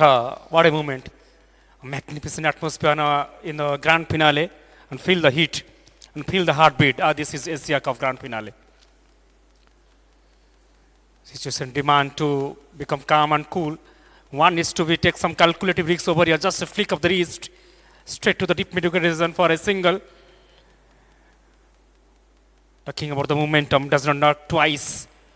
You need to grab it. And that couple of over in a really bounce back.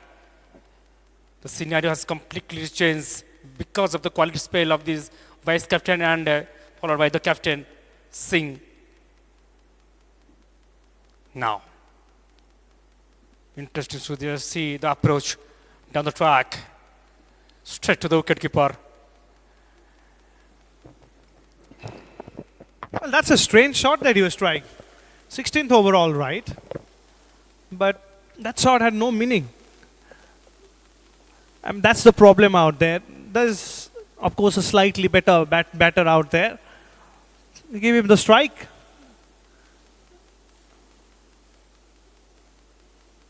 Comes down the track again, a mistimed one.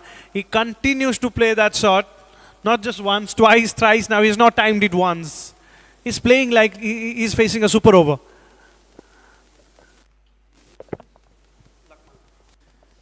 Lakmal's job is to rotate the strike and give Asanka.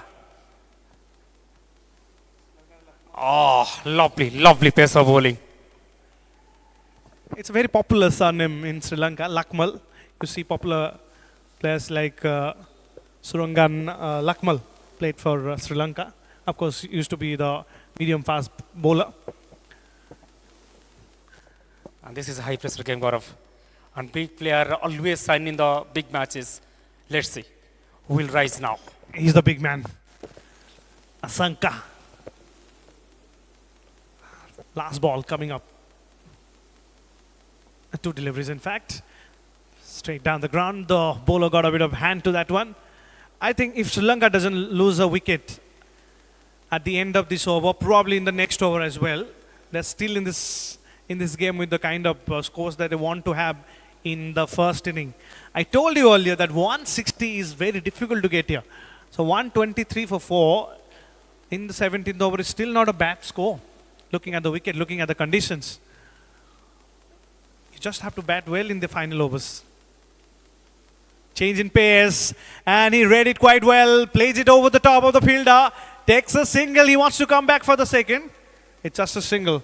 He's going to be keeping the strike in the next over. Asanka, beg your pardon, it's Lakmal who is going to be facing the next ball. As 17th gun, it's 125 for 4.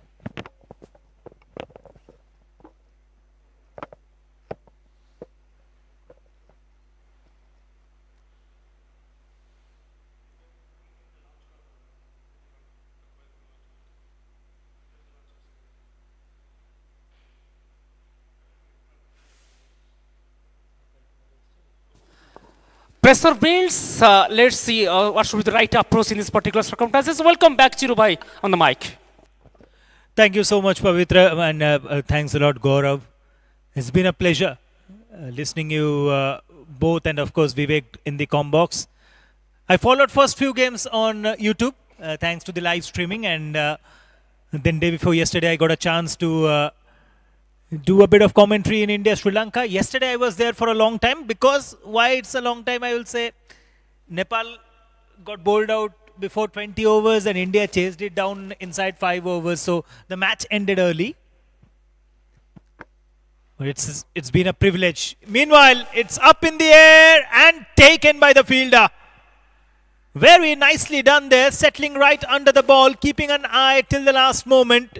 Taking that catch, half of the side, back in the pavilion, Sri Lanka. And their trouble continues in this game. The drama still continues. This is spin master magic by the captain, who is doing absolutely a phenomenal job in the middle over. It's not so easy task, but the way he's approaching himself, particularly in the depth over, and doing his job in a splendid way, that is terrific to watch. The credit goes to the captaincy. All right, the game is absolutely turned off. That was very nicely taken by the fielder. Keeping an eye on the ball till the last moment, not making any mistake. Very nicely settling right under the ball to take that catch. And we have seen the standards of, the fielding standards of all the 3 teams. Yesterday we saw Nepal being, although their batting and bowling was not up to the mark when it comes to the Indian side, but their fielding was perfect. And the way they were throwing themselves around in the outfield, they're catching that one catch they took early in the game while India was chasing. And today we are seeing this Indian side being really good with their fielding. And now the new batter in. And one wicket has went here in this over.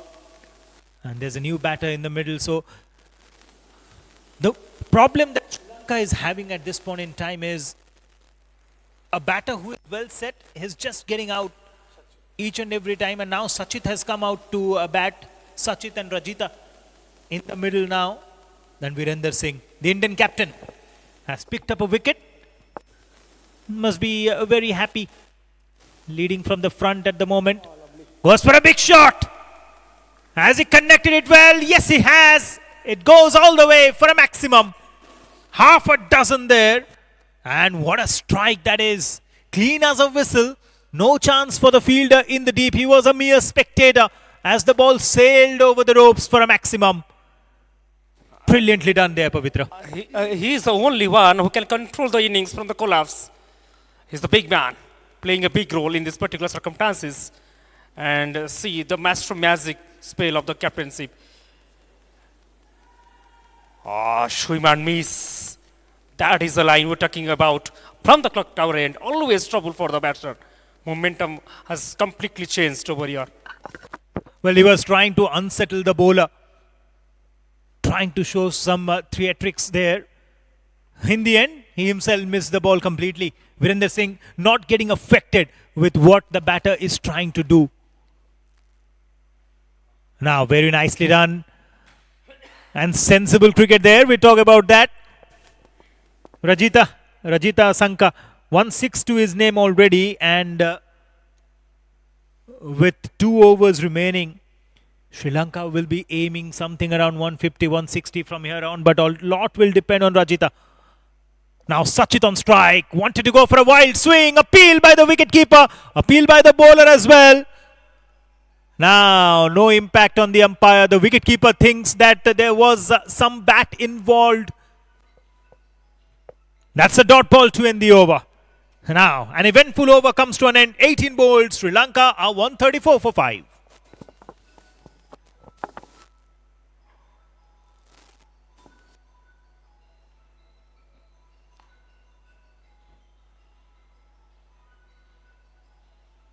That okay, decide everything. That big man. And right now he's playing the heart of the Sri Lankan cricket team.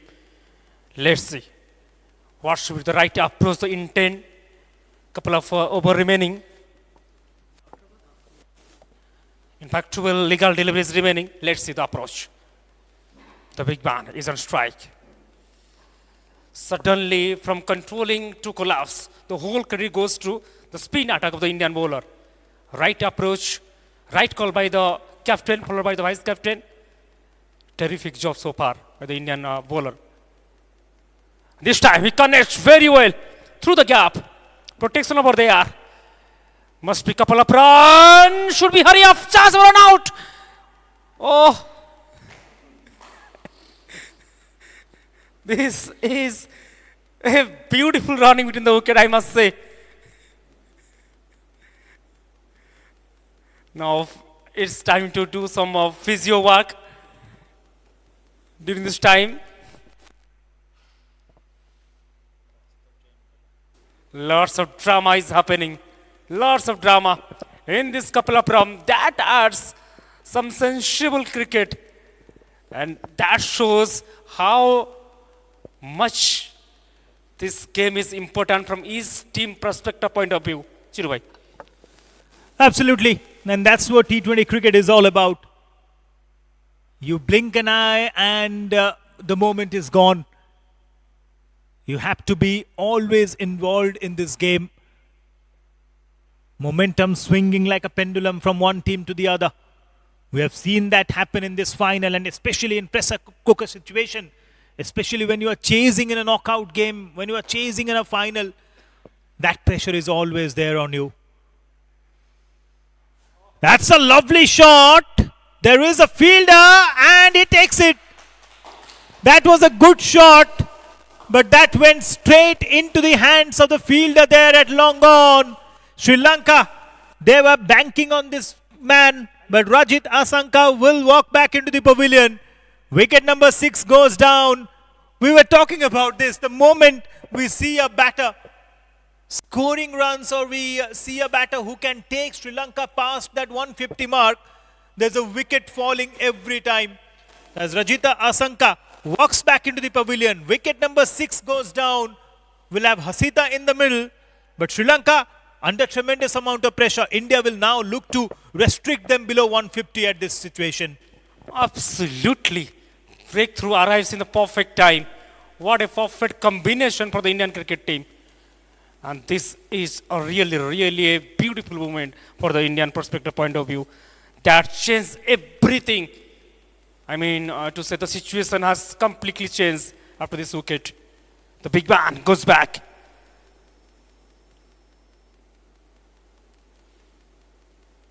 Crisis arise in the Sri Lankan dugout.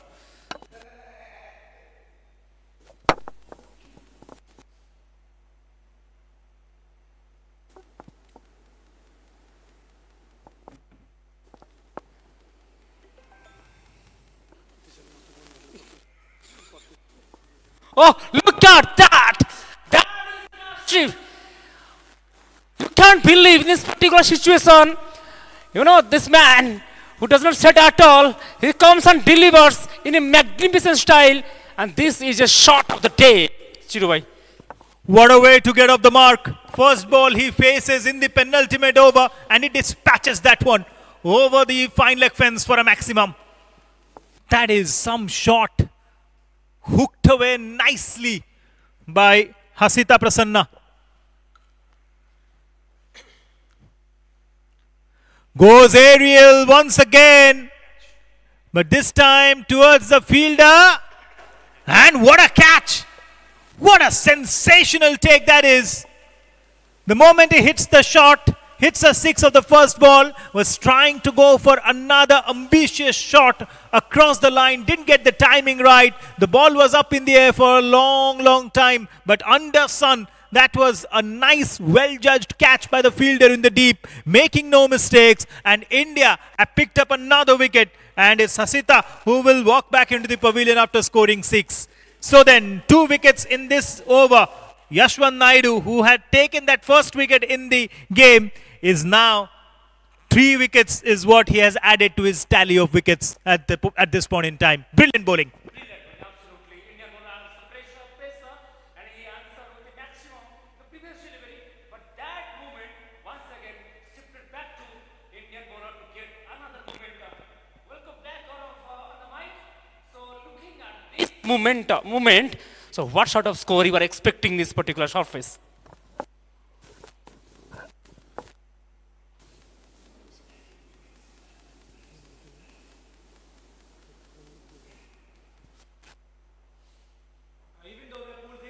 The wicket, I think the Sri Lankans have got the runs 142 still looks like a good total with now 7 deliveries to go. In fact, 8 deliveries to go. They do have the chances. They do have the chances to make it to 160. Even can go more than that with 3 wickets in hand. They want to use them all, that's for sure. Asanka Manjula, known for his bowling, I've seen him bowling really well, will be on strike. Can he get some useful runs for the batting side? Can he make his job a little easier? No, this is terrific bowling from Yashwant Naidu. Beat the short ones, beat the real full ones. This man has turned it on. 3 overs, 2.5 to be precise. 22 runs, 3 wickets with an economy of 7.76 in a big final. You will take that any day. Yashwant Naidu, one of the bowlers of the tournament, and clearly always delivers when India wants. Here's an opportunity. Here's an opportunity. No fielder getting to that one. So it's just going to be a single. So the new batter, Manjula, is going to be keeping the strike. Don't go anywhere. Final over to come. It's 143 for 7 at the end of 19.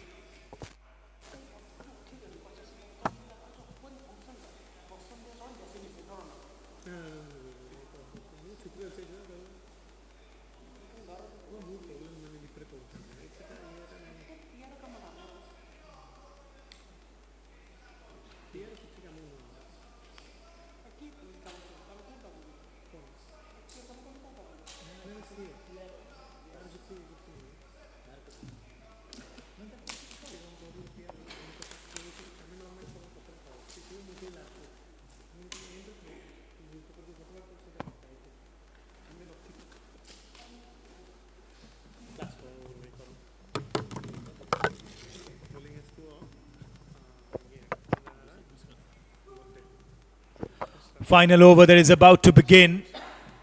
And Hilal Wani, maybe? Is he going to bowl the last over? Looks like he is, yes.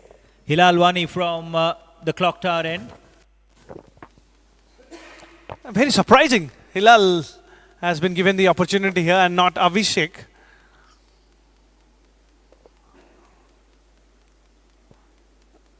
Though he's bowled well in terms of giving just 11 runs. He's bowled very economical, but normally for India, it's Nanda, Sibu Nanda or Abhishek. These are the two death bowlers for Indian cricket. And Sibu Nanda was the player of the match yesterday. Vivek was conducting the post-match interviews and the presentation. He was very happy seeing the local lad from Odisha getting the player of the match award in the game against Nepal.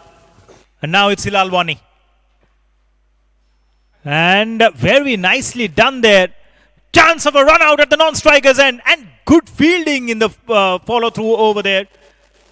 Otherwise, that could have gone for overthrows, not to be. And Hilal Wani has been very economical. Has maintained a good channel. Has restricted the batters from scoring runs at will. And he is constantly putting pressure. In a T20 game, if your economy rate is less than 4 runs per over, that will show how effective you have been with your bowling. And talking about effective bowling, of course, the Indian captain knows who is going to do what job better. He's given Hilal this over and so far so good. It's all about finishing it well. Can he do that? Wanted to go for a big shot. Shout from the wicketkeeper. Turned down by the umpire. Now, Hilal's major job at the moment is to ensure that Sri Lanka doesn't get to that 150 run mark. There will be a psychological advantage. A little bit of psychological advantage if they get to that 150. Because remember, they were 1 for 1 at one stage, and then there was a partnership, then a wicket failed, then when another partnership was developing, I again came to the commentary box and we spoke about how good the partnership has been, and they lost another wicket. And that has been the story so far. Again, he wanted to go for a big shot there. Sachit, no connection whatsoever. What a dream final over it has been. Terrific. And you have to say, well done to the Indian captain. Hilal doing the job, and he's the most mighty bowler out there. Imagine in your college days, you're spending and spending like this. Your parents will be very happy with that. Well, I'm talking about the fact that the way, of course, the initial movement and, of course, with the stance that the batter got, it looks like he's waiting for the full ball. Bowling short and bowling well. Can he change his shot here? That's the question. He tries to do that and couldn't find the boundary. That's the most important thing out there. Couldn't find anything.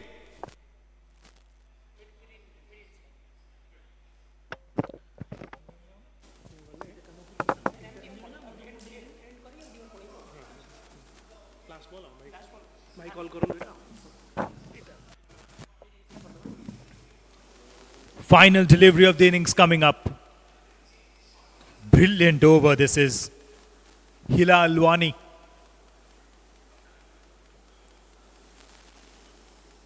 And again, that's a dot ball.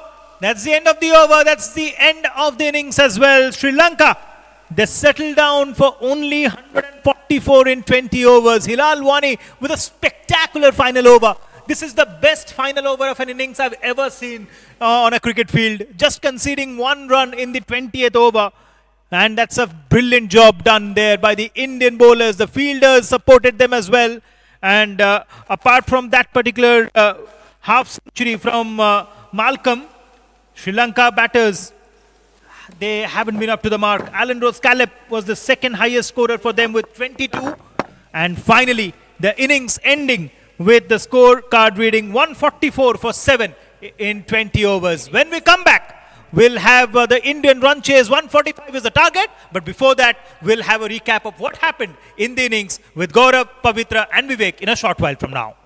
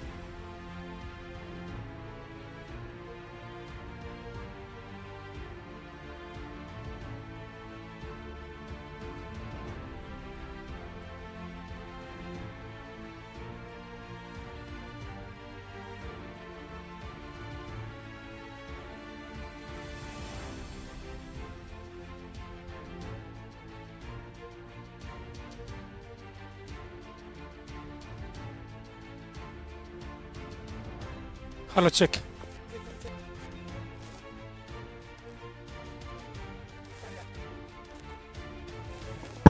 Hello, hello.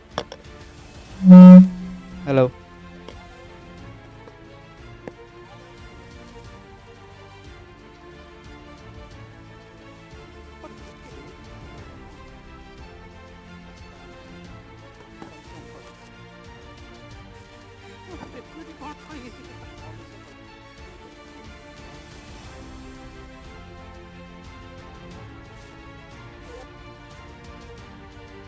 Hello check check आ रहा है ना hello check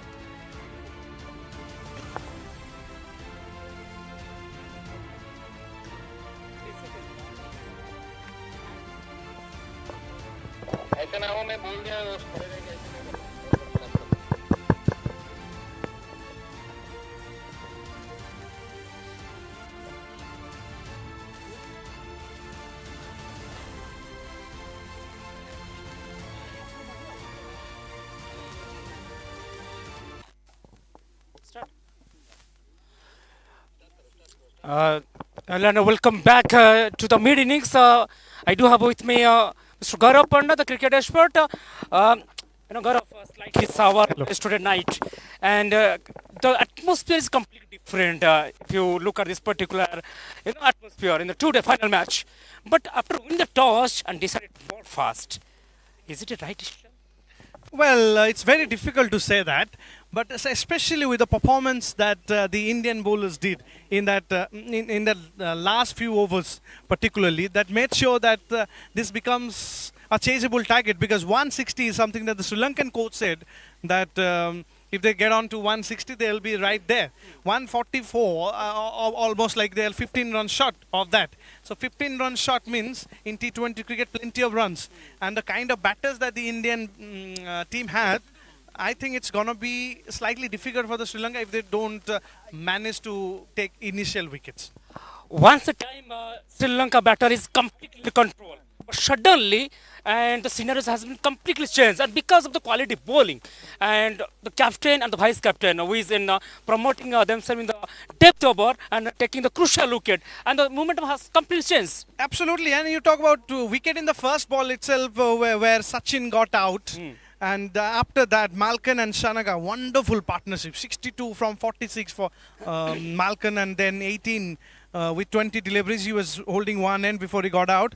Then I'm impressed with what Caleb did. 22 for 17 looks very simple, but he hit 3 beautiful sixes. And then, of course, Asanka trying to stay there till the end. He played a few innings.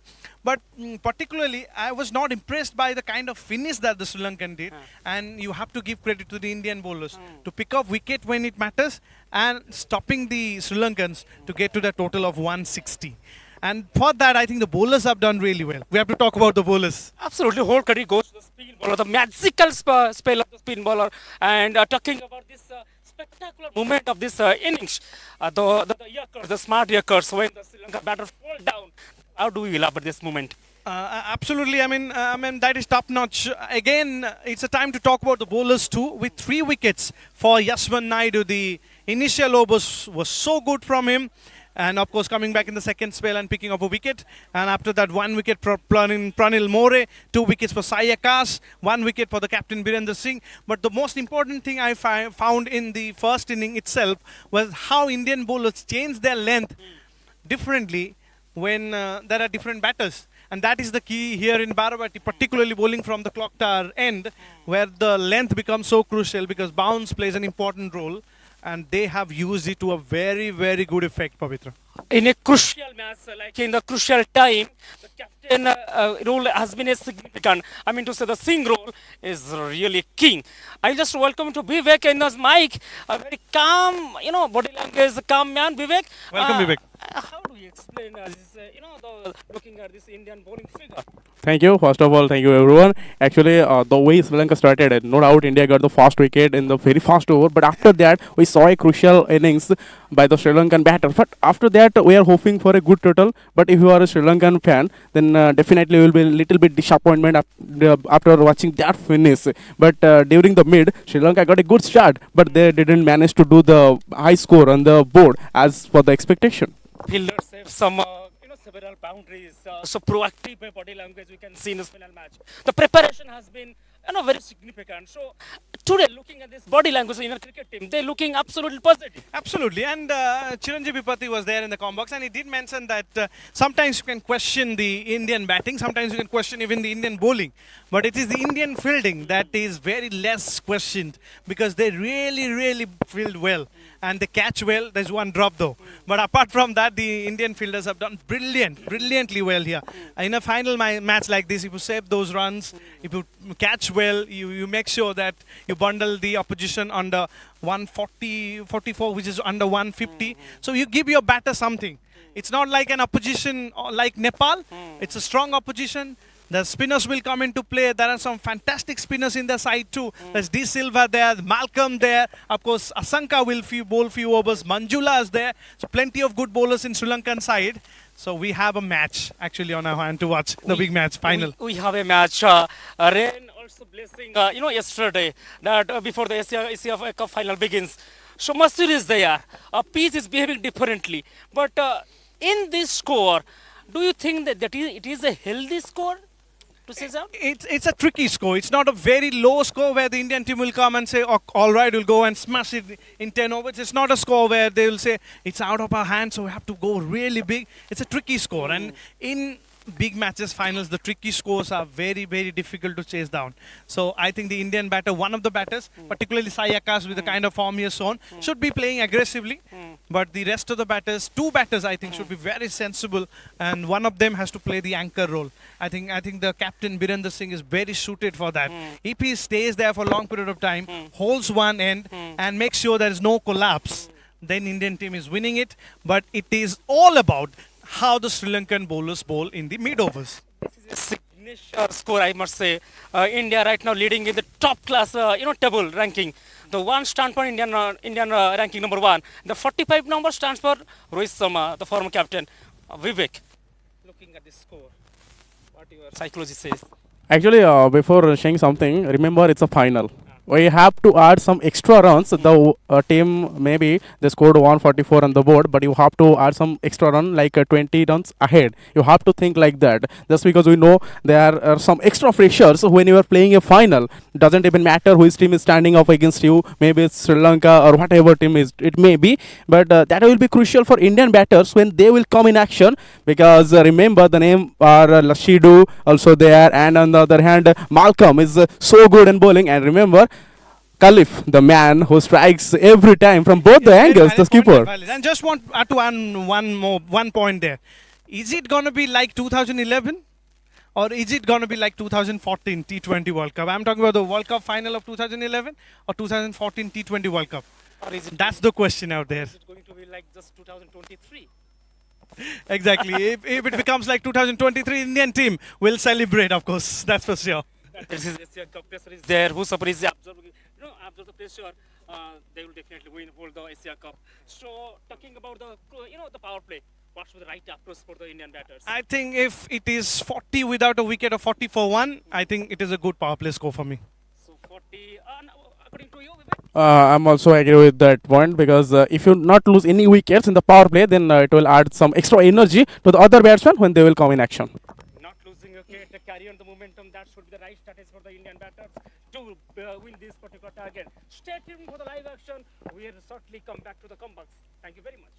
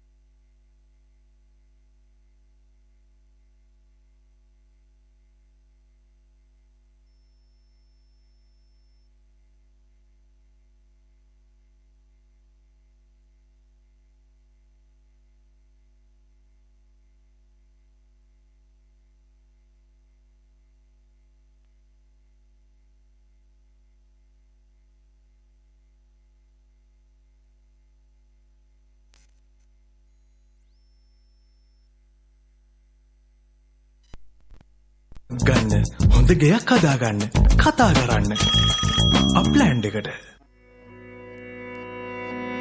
මැනිකේ මගේ හිතේ උදුවේ නුරා හැඟුම් යාවි ඇවිලේවි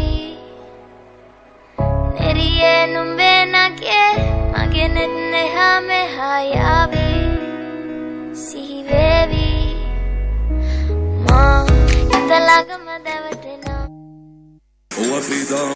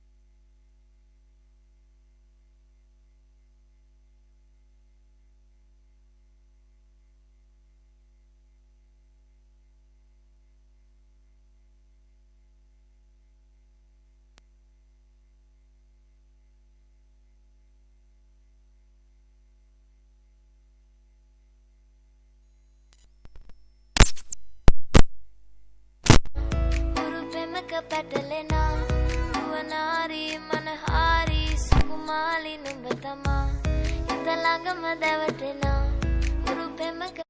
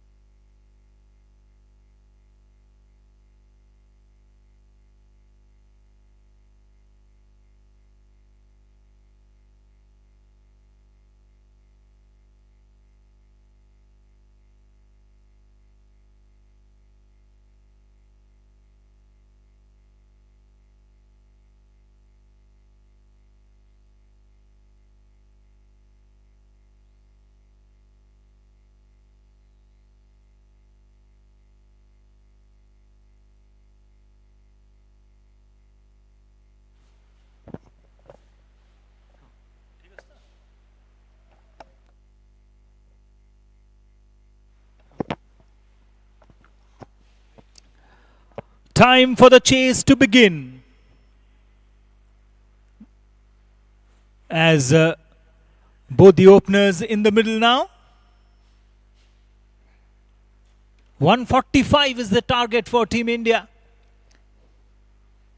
Can they do it? That's the big question. Can the Sri Lankan bowlers defend the total? It remains to be seen. The run chase will begin in a short while from now. We are all set for the final innings of the final game. The Deaf Cricket Asia Cup here at Parabati Stadium. India, Sri Lanka in the final. Nepal, of course, played really well throughout the tournament. They showcased good fighting spirit. Yesterday we saw Nepal versus India, and now in the final it's India versus Sri Lanka. The known neighbours in the cricketing circuit up against each other here in the final. It reminds me of the 2014 T20 World Cup. It was India versus Sri Lanka in Bangladesh. And it's India versus Sri Lanka here in the Asia Cup in Parabati Stadium. Cuttack, the Silver City, hosting this tournament. And it has been a grand success. A lot of people coming here to watch the games as well. We can see just outside the press box or just outside the commentary box here. We can see a lot of players of the Odisha Cricket Association, those who have gathered here watching these men play. And now all in readiness for the game to begin, the run chase to begin, with India trying to chase down 145 in 20 overs to lift the title against Sri Lanka.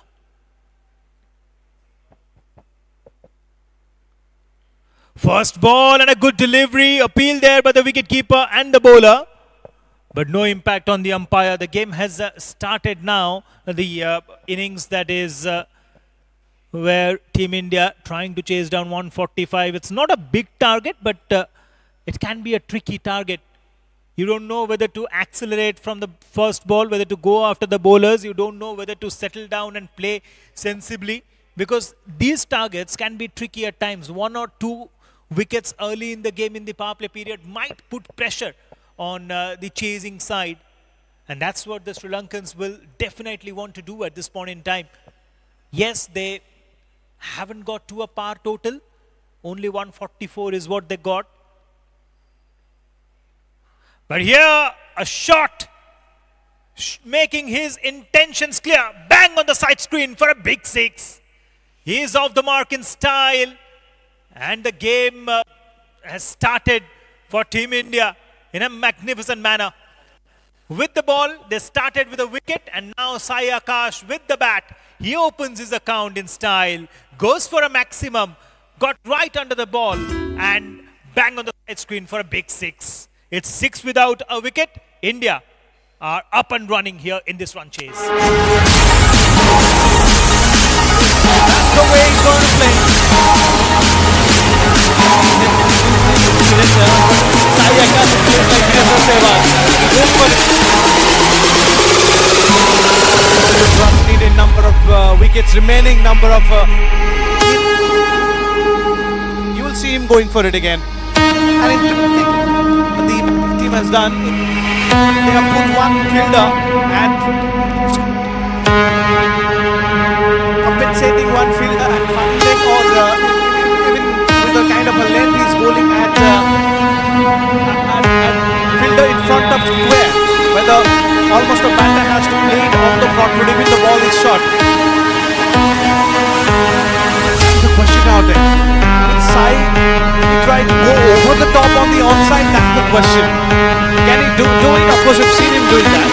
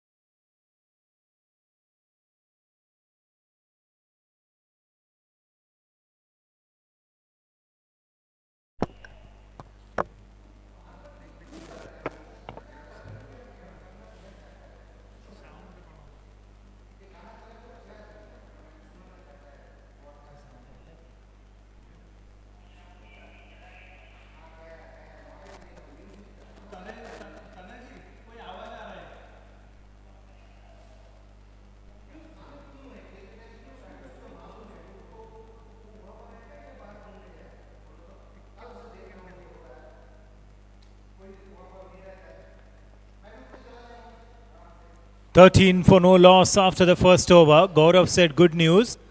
Good news for India and the Indian supporters. The Sri Lankans must be a bit worried because the first over was an expensive one, especially with an experienced person like Alan Rose-Caleb giving away 13 runs in the first over when you are defending a small total. It's always difficult.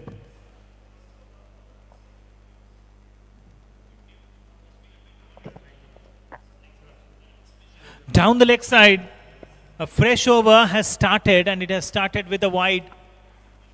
Now, nothing going right for the Lankans at this point in time. Couple of sixes in the first over. The second over starting with an extra. Only 145 is the target. It's never easy when you're defending small total, and it's definitely never easy when Sai Akash is in full swing.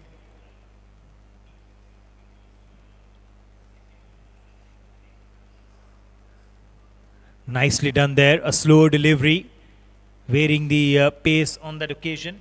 Sachit. And only a run added to the tally. Now, for the first time in this game, Santosh KM will be on strike. Let's see how he is going to approach. And there's some confusion in between. Not quite sure about it. What's the exact reason of the confusion there?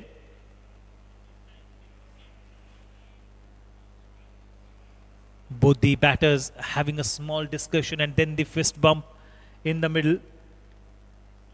14 on the board. In fact, I think it should be 15 on the board now, because there was a wide in this over and there was a single being taken as well.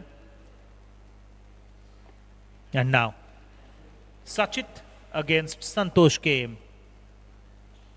Will be interesting to watch. And he goes downtown. This time, long off will come into picture. Will restrict the batters only for a single there. Gaurav and me, day before yesterday, we were having a discussion that Gaurav went to the Sri Lankan coach and manager, and he wanted to take them in and around Cuttack for sightseeing, for visiting the historical places. You talk about Baravati Fort. You talk about the Chandi Mandir, Kadam-e-Rasool, the Gurudwara Datan Sahib. It's a place of religious significance for all religions, and that kind of an historical place Cuttack is. It's called the city of Bhaichara or city of brotherhood. Did you get a chance, and were you able to take the Sri Lankan coach and manager around this city for sightseeing before the final? No, it didn't actually happen. Of course, the Sri Lankan team lost the match by 1 run, and the coach decided to stay with the team. That's very good as far as the coach is concerned. You got a good coach and a good team management that stays with you when you, of course, lose the match.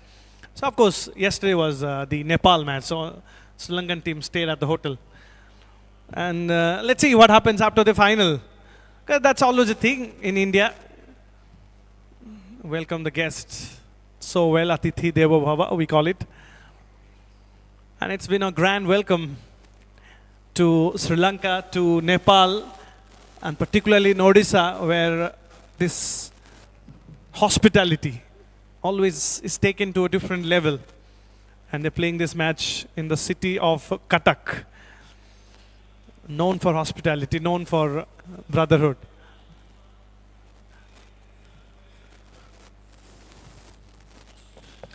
But everything of that sort actually goes completely out of context once you cross over the line. Indian team showing no mercy whatsoever.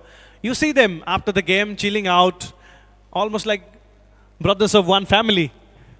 But once you cross over the line, they become completely different.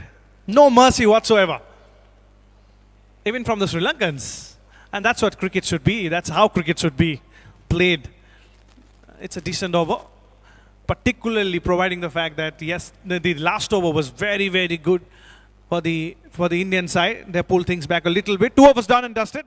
20 runs on the board, and India is yet to lose 1 wicket. So it's a good start.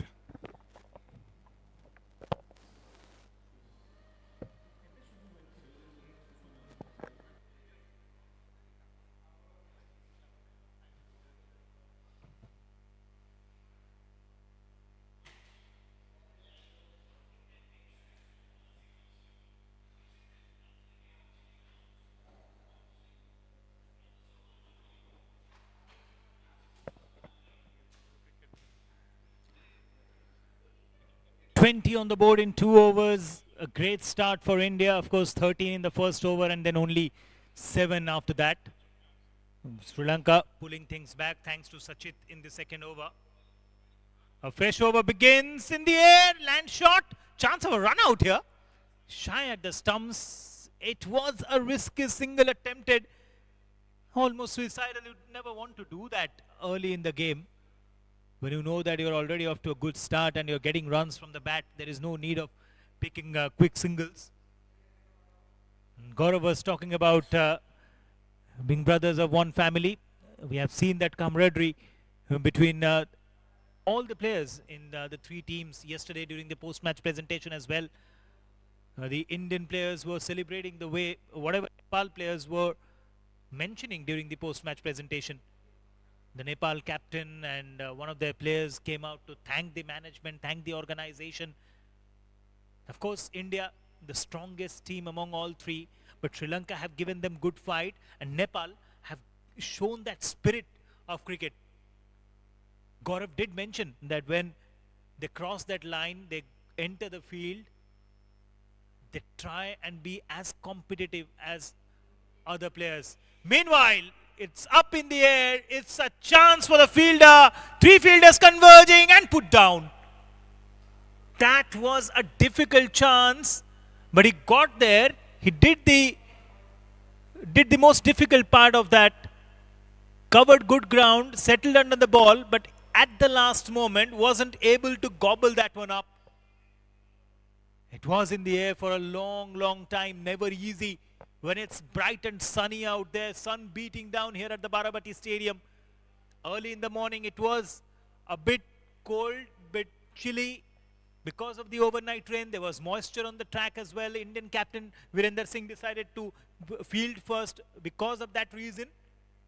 But now it's bright and sunny.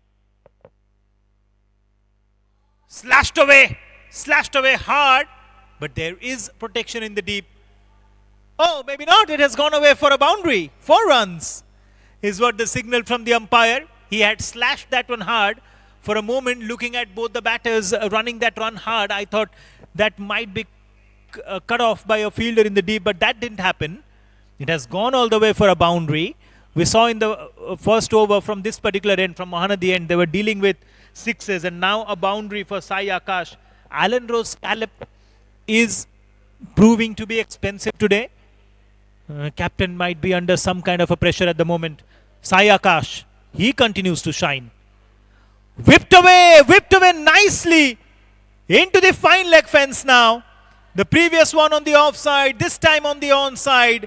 And Alan Rose Scallop missing his line and length completely. Sai Akash got into a very good position. That was very cleverly done. He saw that fielder was inside the 30-yard circle at fine leg. The man at 45 was cleared very nicely. There was nobody in the deep, in the power play. He's utilizing the fielding restrictions really well and getting boundaries at will. That's what Sai Akash can do, and that's how he can be really dangerous for any opponent. Now watchfully done. He knows that already a couple of boundaries in this over. They're already ahead of the asking run rate. He can settle down a bit. He can calm the nerves at the moment. Can Alan Rose Scallop bounce back? It's never easy to lift the spirit of your team when captain himself is leaking runs.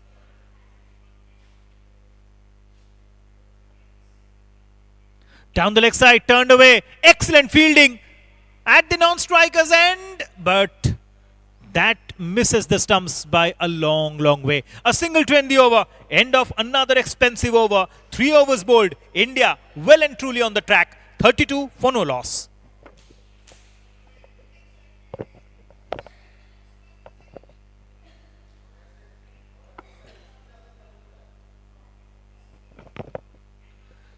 Yeah, 3 overs, 32.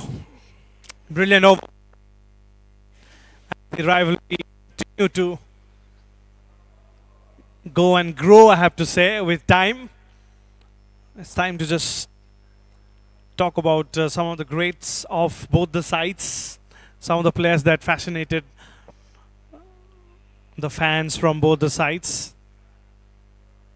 Sai Akash continues to be on strike. He seems to be the hero. That's the shot. He finds the fielder. Midan takes a simple catch. Is this the biggest wicket of the second innings? Only time will say, but it's the danger man Sai Akash who could have made so much of difference. Goes back to the pavilion. The intention was to go over the top on the onside, over mid-on, but all he could manage is to hit it straight to the hand of that fielder, and it's a simple catch to mid-on as Sai Akash goes back. Well, they have lost the first wicket, Indians, and it's a big wicket. It's the man who is really turning it on with the bat. Sai Akash goes back.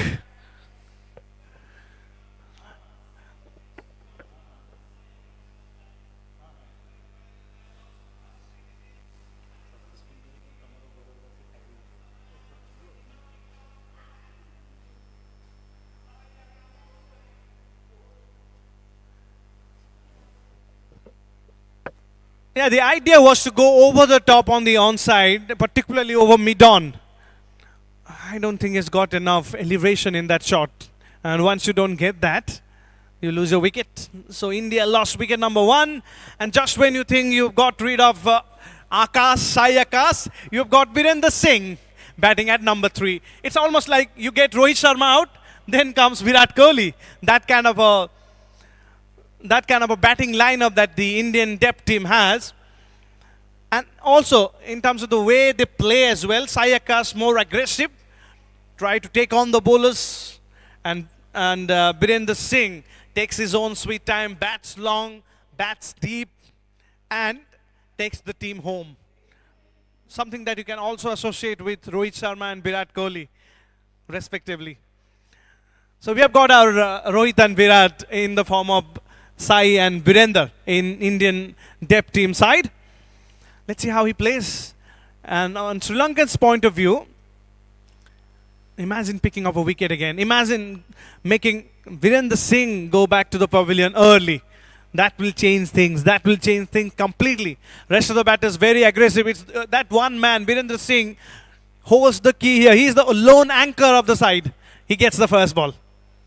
Straight away, brings out a very good shot. Drives through the covers.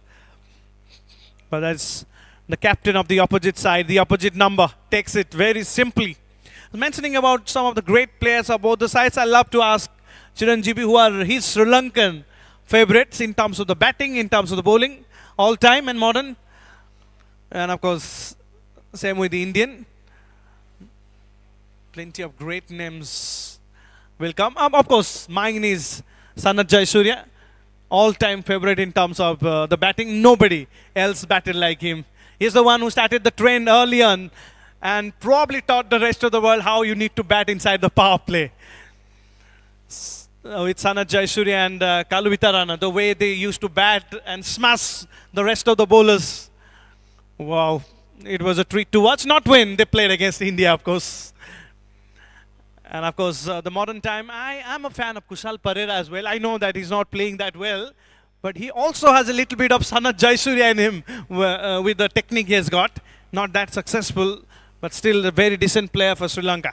And of course, Hasaranga, the bowlers, impressed me a lot recently. And talking about the all-time bowlers, it will never go past the great Muthiah Muralidharan, the legendary spinners with 800 test wickets.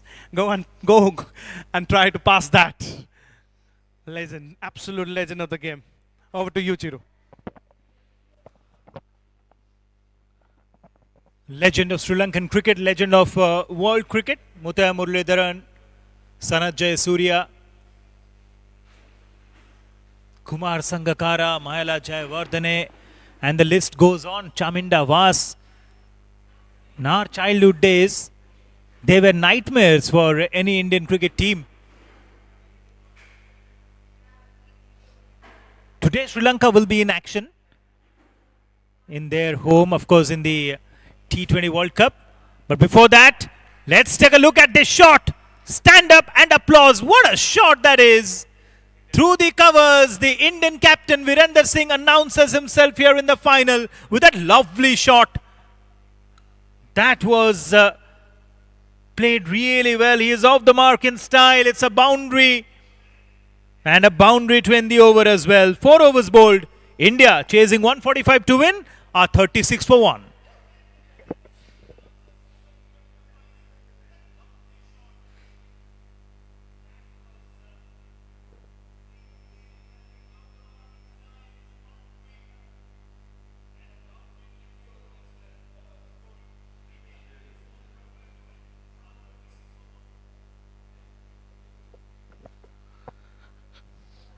Eventful fourth over came to an end with Sachit picking up that wicket of Sai Akash, and then Virender Singh getting that boundary of the final delivery to get off the mark. Opening his account in style with that lovely shot through the covers. Malcolm will be introduced into the bowling attack now. We saw his batting, got a half century. Now, eyes on him as a bowler. A wicket here will definitely put some pressure on the Indian team. 4 overs, 36. The current run rate is really good. The reason why the asking run rate is below 7 per over, which is definitely gettable in T20 cricket. But a couple of wickets here and India will be under pressure. Malcolm, the slow left armer, can he be effective?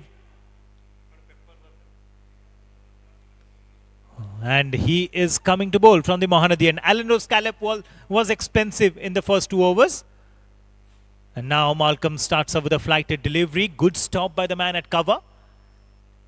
And the Sri Lankan fielders, they need to pull their socks up.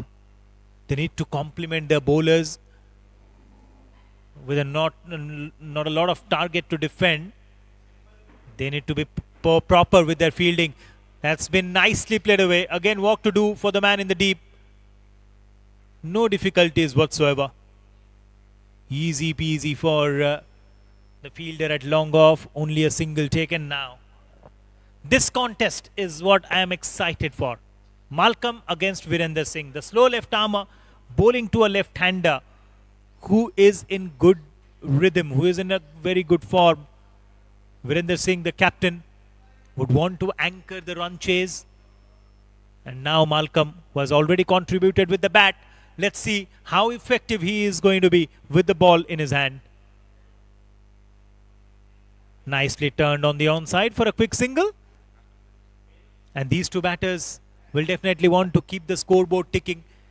They know that Sai Akash's wicket was important. He was doing the bulk of scoring. And Virender Singh loves to play those cricketing shots. We saw that cover drive of the final delivery in the previous over where he got off to the mark with a boundary. Will definitely want to carry on like that. Outside the off stump now. Nicely played away towards long off. Running the first run hard. They won't come back for a second. So they're happy with the single.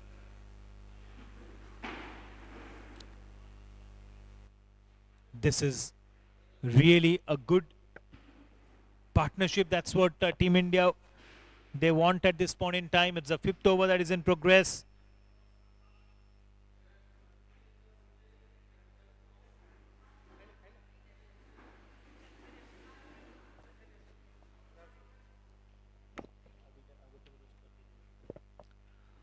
Final delivery of the 5th over coming up. Short ball cut away nicely, but the man at backward point does well and showing some aggression here. That's a dot ball to end the over. Good over, good start for Gimadu Malcolm. 5 overs bowled India, 39 for 1.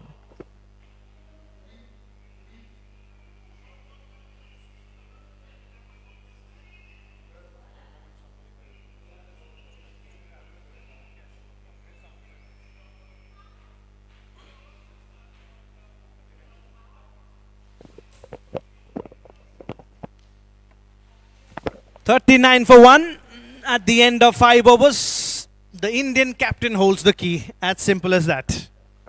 If he bats for a long period of time, it's basically very simple. If Birendra bats well, India sleeps well. That's the way to put it.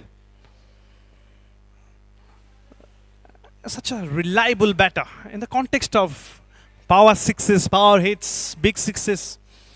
You sometimes forget there's one reliable batter should always be there, who should know how to shift gears, who should know how to bat with a situation. I think that was the problem that the Indian team had against the match between South Africa and India.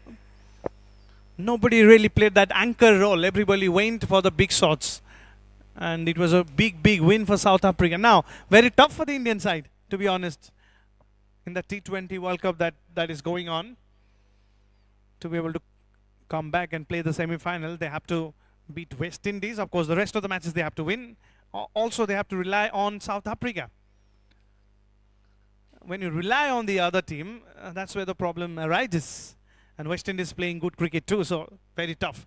All right, coming back to this match, the Indian team is right on track, I have to say. I said at the end of power play, if they're 44-1, it has to be a good start. They're exactly 44-1. This is the 6th over going on. So they're right there, and they can have more runs as well. So anything above 40, of course, with the loss of 1 wicket, that will be plus, that will be bonus for the Indian side. That's what I feel. The power play needs to be this much. Plenty of sun around. You talked about the moisture. You talked about the rain yesterday. It's all well settled in. Shouldn't be a problem. The problem for the Sri Lankan side is that how they are going to use the faster bowlers. They have plenty of good spinners. They have spinners and so many spinners in their side that they're using one of the spinners in the 19th over as well. Very unlikely. Now the leg side easily dealt away. It's appealing for something. There's no way you're going to appeal to a delivery like that. Pretty optimistic from the bowler. Leg by signal from the umpire. Yeah, India, Sri Lanka go a long way in cricket, sharing traits, sharing cultures, and love beyond boundaries. And of course, it continues with each and every tournament, each and every kind of cricket, be it the men cricket, be it the women cricket, deaf cricket, blind cricket, everywhere. India versus Sri Lanka is a very popular battle. 40-1. I wanted to hit straight down the ground. Didn't quite have the best of the timing. Still takes a single. Whoever wins the final, both these captains, I was talking with both the captains, there'll be a big party tonight.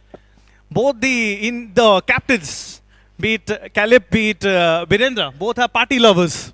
That's another good thing to have if your captain loves the party. Of course, we'll love it when the Indian team wins as an Indian fan. But as spectators watching from Sri Lanka will say, it's so India-centric. That's what shouldn't happen. All right, coming back. They desperately need one more wicket, I feel. I know the partnership is short, but in between those initial overs, they managed to get something. That's one of the fielder. It's going to race away. No, it's been pulled back well. At the deep, that's a good piece of a fielding at the deep. All right. Just skipping it to a single, and with that, the power play done and dusted. The Indian team 43-1 at the end of power play. They need 102 runs to win from 84 deliveries now.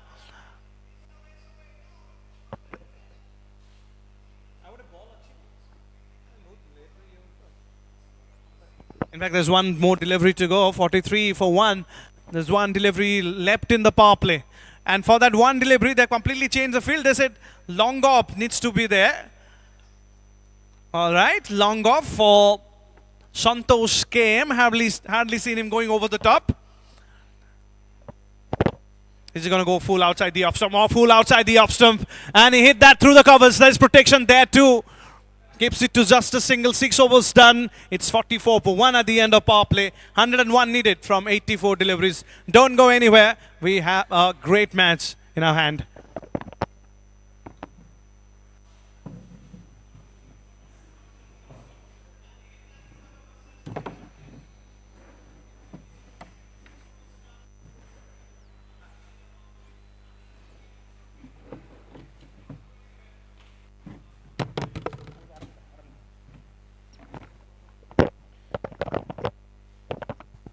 So it's 6 down for India, and look at the scoreboard. It's 44 for 1. During the innings break, we were discussing about the total. How many runs you have to look for during the at power play overs. Now we just got the perfection. It's India 44 for 1 now. Now they have to manage the total. Now it's 101 required, but look at the bowler. Lakmal is back in action. Sorry, Malcolm is back in action. He already bowled 3 overs and consumed 15 runs this time, but got that 1 wicket.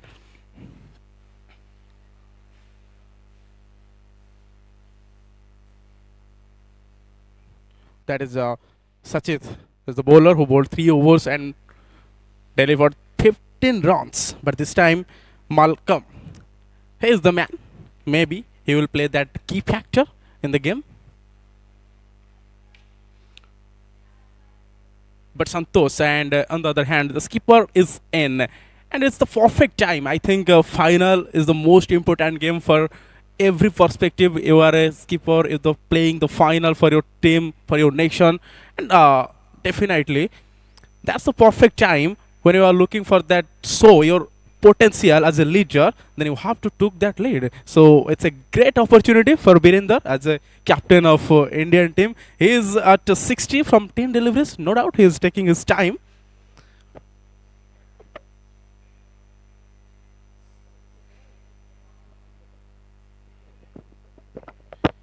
But remember, Malcolm, he has the potential. I'm not a little surprised with the decision, the way he was bowling right after the power play. I saw him in the league matches. He did extremely well against Nepal, but we consider him as the little Jaddu. He has the same type of bowling action, but I remember that innings when he played against Nepal. He celebrated just like the way we say that, oh, little off-field, but nothing from the umpire. He celebrated just like Ravindra Jadeja, that sword swing celebration he also has. So he is the little Jaddu, and I was talking with him. He mentioned that Ravindra Jadeja is the idol of him. So this time, good from the Malcolm. Malcolm is looking excellent today for Sri Lanka.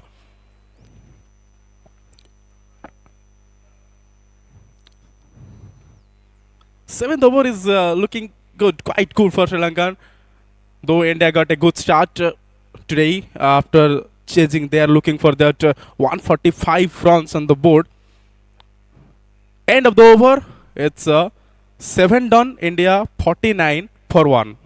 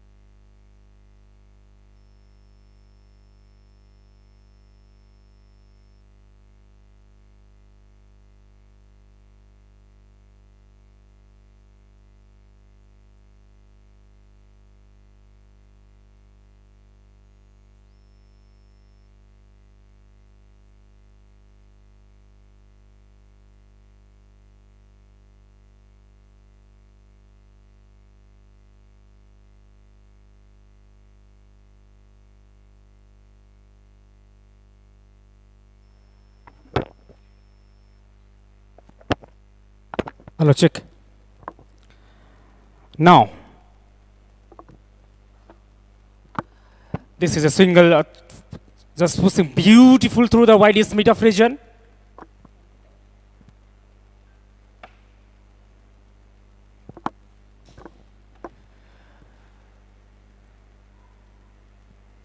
Champions, don't panic. Champions, don't panic, they only react. What an electrifying atmosphere. And India right now in a very, very comfortable position. Captain, who is doing brilliant job so far.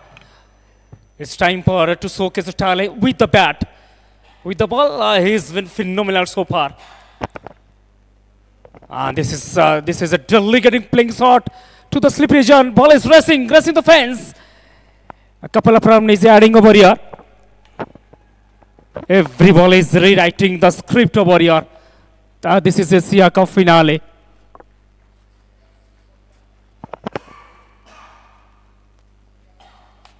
You can feel the heartbeat of this particular match.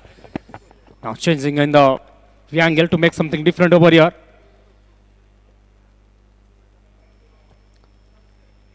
Magnificent atmosphere in the Baravati. Crowd is roaring. A lovely cut. Slightly misspelling over the slip area. Meanwhile, a single has been taken.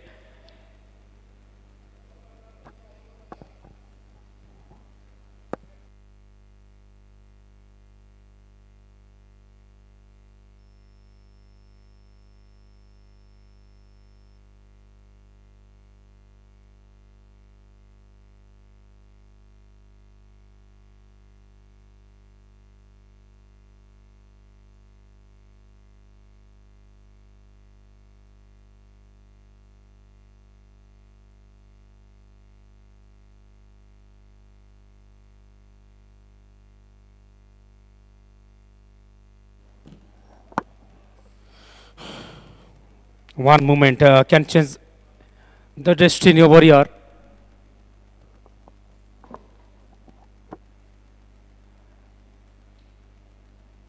Sri Lanka bowlers desperately need a wicket over here to break this rhythm. 145 is the target. Lovely play to the mid-wicket region by a single. Once again looking back for two. No, they have settled down for one. Now the wonderful things is to watch over here. The communication between the wicket, the running between the wicket has been fantastic so far. The way they have rotated the strike, the curl, the communication has been excellent so far. Once again. Oh, this is delicate playing. This is intentionally. And racing the fence for 4 over here. 4 is adding over the tally of Indian cricket.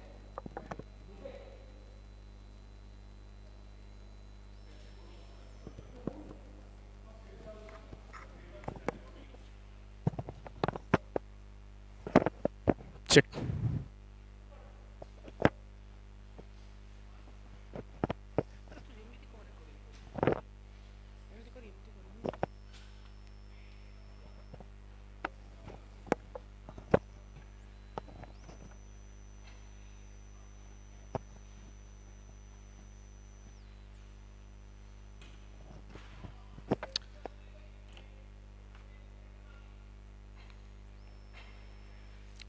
Every delivery now carries the weight.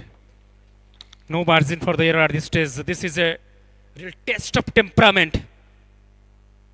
This is the test of character. The scoreboard is right now 63 loss of 1. 8.2 is going on 7.53 in fact.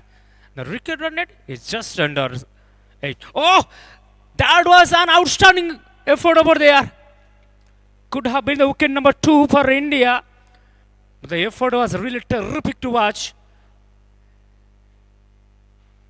Needs to be very sensible towards improvise the innings while carrying a beautiful partnership. In fact, Santosh and Virender Singh Santosh batting on 16. Other hand, Birendra Singh batting on 21. 79 required from the 68 to go. You simply can't predict what is going for the next, but single has been taken in the meantime. End of the over number. And our final delivery is remaining of the ninth. Very soon Vivek is going to join with me. Momentum is really shifting just like lightning over here. This is a match. Everybody is waiting. Huge appeal over there. That didn't convince at all. Dot ball finishing the over number 9. It's 9 gone, 67, loss of 1.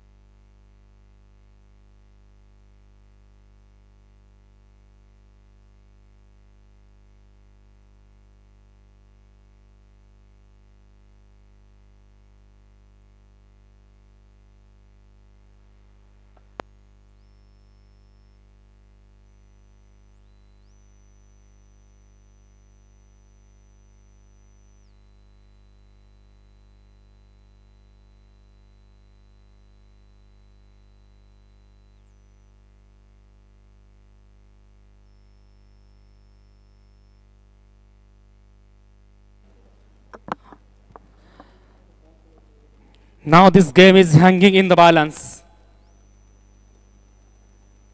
Sweep side, huge appeal, didn't convince at all umpire.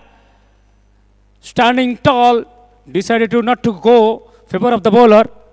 It is a dot ball.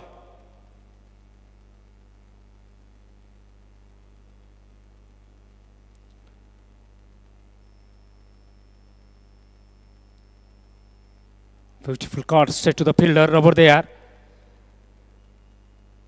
One mistake over here for the Indian batter could cost the match.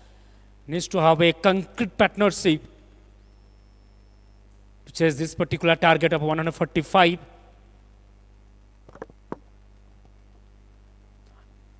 Sensible batting over here. Single has been taken. And looking at this atmosphere, this is the pure ADCA Cup drama.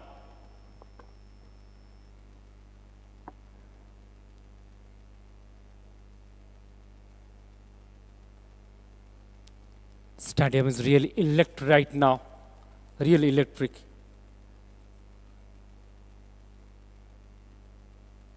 Lovely cut. Single has been taken over here. Now, what is next? The equation getting sharp for every ball. Every run is just like a gold dust for the India.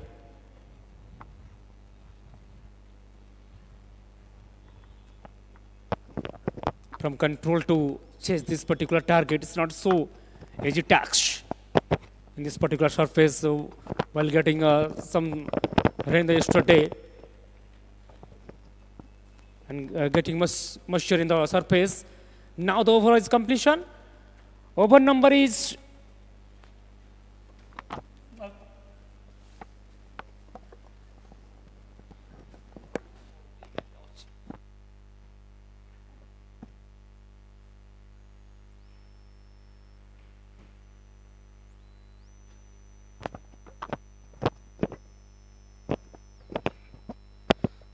ten guns is 70 loss of 1.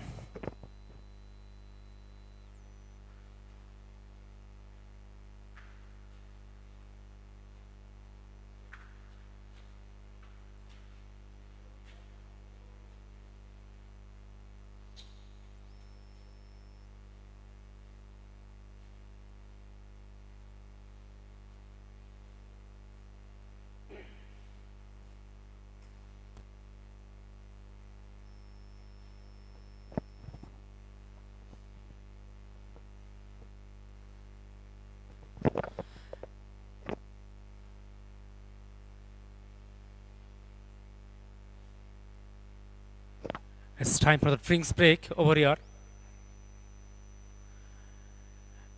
70 loss of one. Right now, looking at this particular situation, India is in a very, very, very comfortable position.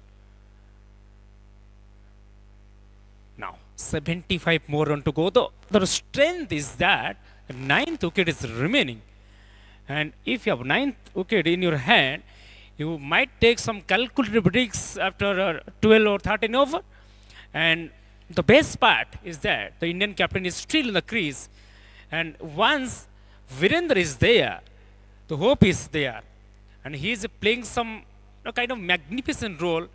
If you're talking about the bowling figure, he is bowling brilliant so far.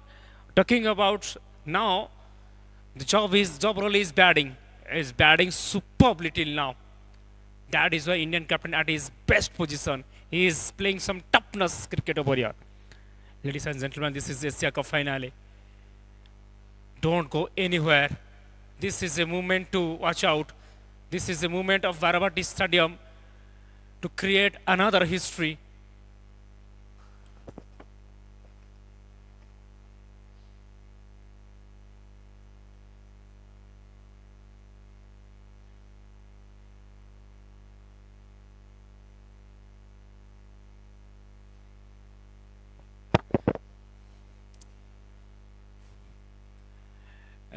Now,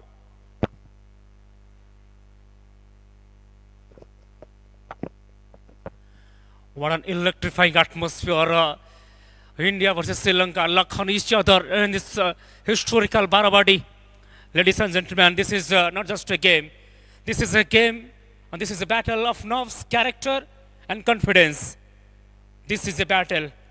After completion of 10th, India absolutely in a comfortable position, 70 loss of one.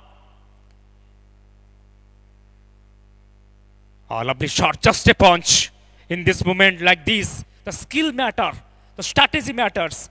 But all of the above, the heartbeat still increasing because this is grand finale. Needs to observe the pressure. It is a time to testing your character.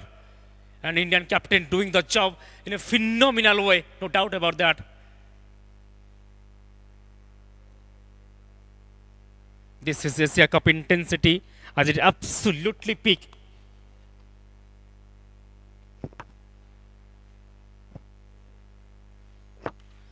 This is the ADCA Cup.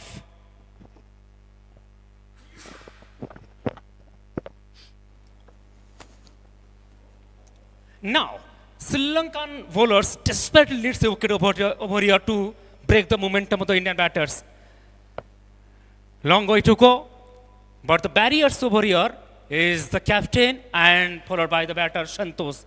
They together playing a brilliant partnership right now. Welcome back, Vivek, to the mic. You can feel the heartbeat of the stadium. This is a cricket and it's emotional and competitive at the best. What a moment.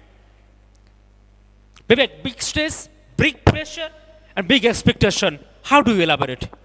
Definitely. Look at the scoreboard and look at the balls and rounds remaining. It seems like all are looking half up. India scored 73 and they now exactly required 72 from this. And look at the overs. 11's going on. But remember this name, Lashidu De Silva.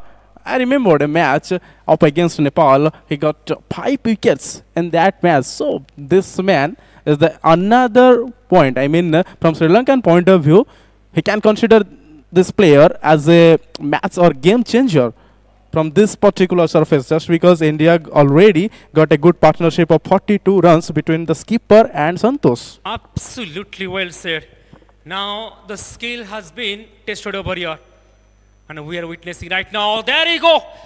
This is a magnificent shot out of the park. This is a massive hit. And this time, it is Santosh who is taking some calculative risks. And this is a spectacular one. And Vivek, in this particular situation, this 6 absolutely helping to reduce the pressure. No doubt, without any hesitations, if you are thinking from the Indian point of view, as a batter you are scoring well and with the captain also. From the other angle, captain is with you. It means you have that opportunities. I mean, you can say you can play like with fearless cricket. Okay. And also add some confidence level to your character over here. And this is the ASIA Cup drama unfolding the ball by ball. Every ball matters and every run matters. Now, 11 guns is 81, loss of 1.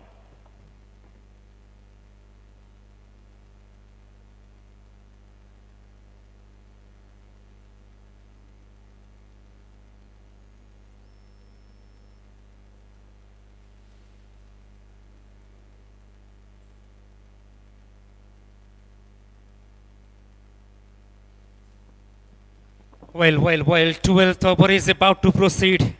The tension is in the air, is almost visible as two determined sides refuse to blink in this unforgettable Asia Cup showdown over here. Santosh.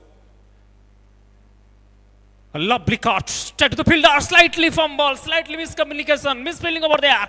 Meantime, couple of run is adding. That is not affordable in this particular circumstances, Vivek. Definitely, you wouldn't do a silly mistake like this. Though you know you just have to stop Indian team in between 62 runs, and during that time, it's not acceptable from anyone. If you are a Sri Lankan fan watching this game closely, oh look at this Saj, look at this one. I think I have to need some extra adjective to describe this one.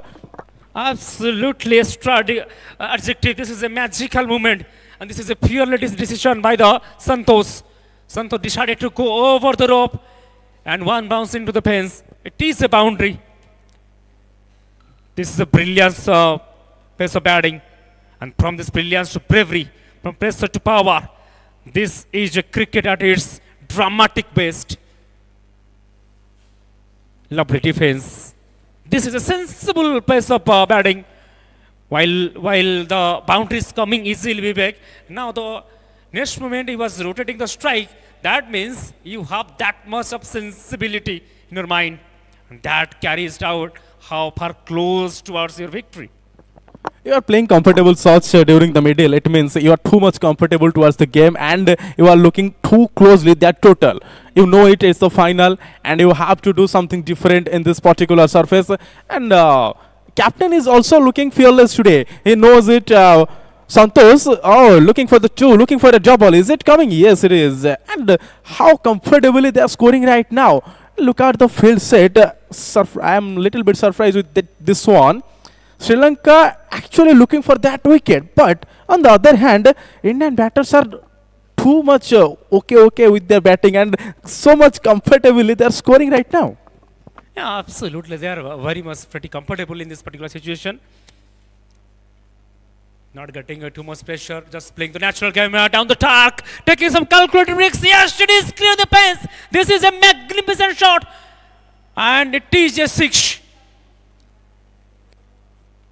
The captain this time playing some charismatic.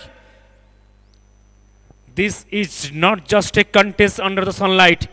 This is a battlefield, a belief where courage is tested. Now the captain is testing his character in this grand finale.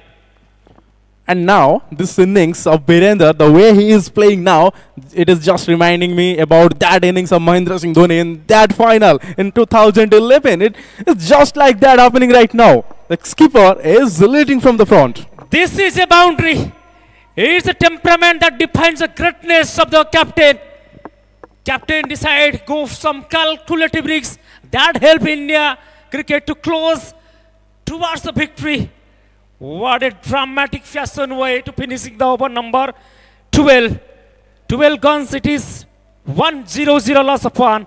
Virendra Singh looking absolutely solid, batting on 36 with a healthy strike rate of 128. Other hand, Santosh with the help of one glorious 6 and 4, batting on 35.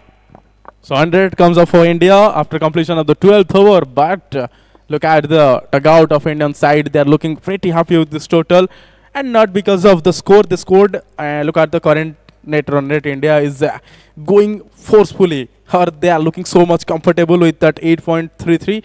almost equal to the 9 runs for over they're doing, and required rate is just near to that 6. So Birendra Singh is saying, we have no to hesitate. You don't have to hesitate. I'm here for you.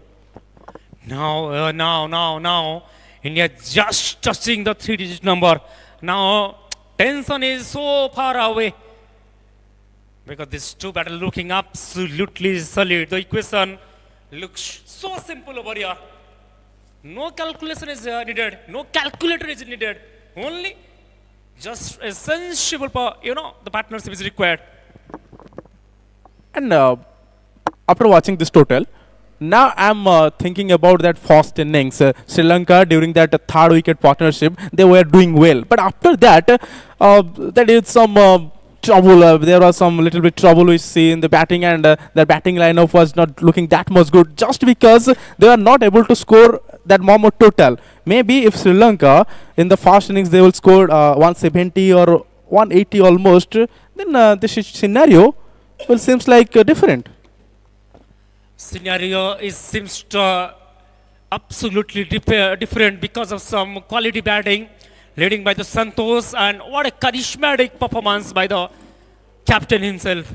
With the ball, he has been brilliant so far, and with the bat, what a day for Virendra Singh. And V stands for Virendra, we stand for victorious. Actually, in 2011 it was Wankhede, but in 2026, look at this shot once again, just beat two fielders and another boundary. He added to the board also in the Indian tally. Birender is taking this situation too seriously. He says, I'm the skipper, so it's the time for now. It's the time to do something in the final for me now. Doing something to everything. The character has been tested over here. The character tells everything, and he is reading the script over here by his bat, by his ball. He has been absolutely completely packaged today. This delivery. What a shot! Straight to the fielder over Nokosinapuran. Talking about the Indian bowling figure, spin has been playing some significant role. The magical spin, particularly after the 12, where Sri Lankan cricket team seems to be in a controllable way. Suddenly, the scenario has been changed in drastically way because of the quality spin. And after that, the momentum has been shifted to Indian side. Oh, what a captainship, what a leadership. This is why the strategy is made. This is why the captain leading in the big stage, big pressure, and the character has been tested by the Virendra Singh over here. 105 loss of 1. In the whole tournament, Virendra was a little bit silent with the bat. But when the big match came, when it's he knows this is the final, so he is playing a different role for his team now. Wants to entertain the crowd with his skill, not with his mouth or anything. The skill, the determination, the dedication has been tested. Oh, lovely defense over here. Oh, slightly fumble, but still managed to take his feet in the protocol zone. So it is right now 105 loss of 1. Looking solid, Virendra batting on 40. Other hand, Santosh 36. Talking about today's atmosphere, this is seems to be electrifying atmosphere in the Baravati. Once again, going to add some extraordinary, unbelievable legacy in the historical Baravati Stadium. We are at the eastern part of India. Virendra is on strike. What an effort over there! Almost carry. Luck is not favor at all for the Sri Lanka. Luckiest moment for the Virendra. So golden opportunity has been missed out. There you go. It's the end of over number 13. 13 guns. 106 loss of 1. Virendra Singh still survive. Batting on 41. So changing in the momentum, changing in everything, and changing the compass. Welcome back, Chirubhai and Gaurav, for carry forward for the next couple of hours. Thank you so much, Pavitra and Vivek. They're doing a wonderful job. Last 7 overs, we're coming to the business end of the tournament then. And Vivek always loves to draw the comparison to the 2011 World Cup final match. This looks like the MS Dhoni inning from Virender Singh, 41 from 33, with a strike rate of 124. Of course, Dhoni did bat at number 4, but the Indian captain here batting at number 3. You can also say his inning is also quite similar to Gautam Gambhir, but since he's the captain of the side, can we call it the Dhoni kind of inning? All right, time for Dinuka Sachin to be bowling for the first time. He's bowling in the 14th over. This man bowled 1 over in the power play, and if I'm not wrong, he bowled the first over of the match in 1 match. First ball. Toss top, he goes straight down the ground. Is there anyone to cut that up? Yes, it will be cut up eventually. Only a single. Welcome back, Chiranjeevi. Thank you so much, Gaurav. And after a good katki biryani, it's time for the business end of this particular game. Of course, India versus Sri Lanka, always a mouth-watering contest, always a high-voltage encounter. The last time these two teams met, a couple of days before, it went all down to the wire. India winning it by just 1 run in that game. By that time, India had already qualified for the final. Yesterday against Nepal, it was an easy win again for them. And now, just outside the off stump, taps it towards the backward point fielder. No chance of picking up a run. That's a dot delivery. And Dinuka Sachin, it's very interesting to see what Alan Rose-Scallop is doing with his bowling combinations, with his field placements. Some eyebrows raised, some questions that has arisen with his captaincy. Meanwhile, it's a big shot. It's in the air for some time. 1 bounce, 2 fielders converging in the deep, and they do a very good job. Nicely done, restricting the 2 batters for a couple on that occasion. Throwing himself around. 2 men at long off and long on, and they were converging. It was a good shot, playing straight down the ground over the bowler's head, but still managing to pick up only a couple of runs. It's the 14th over that is in progress. And here is Santosh KM once again.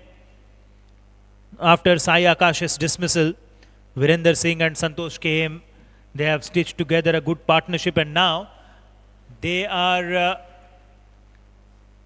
at a touching distance from the target. 36 more to win, and that's a nice delivery. Very nicely bowled for the spinner.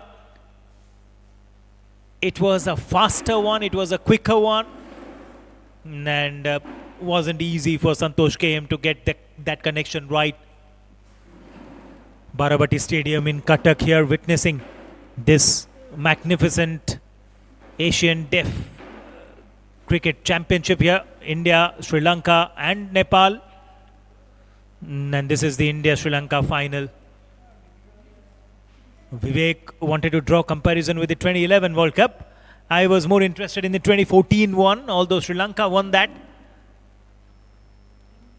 And that friendship between Sangakkara and Mahela Jayawardene, with Lasith Malinga leading that side in 2014.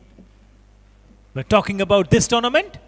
We have seen the rise of players like Malcolm, Alan Rose-Scallop leading Sri Lanka from the front. For India, it has been Sai Akash, Virender Singh, all of them showcasing their talent. Gaurav has followed this tournament more closely than any of us. He can throw more light of how India, Sri Lanka and Nepal, and who are the players who have impressed you and impressed the spectators in this tournament. Yeah, I mean, when you look at, when you first come to this tournament, you look at this tournament with a little bit of question mark.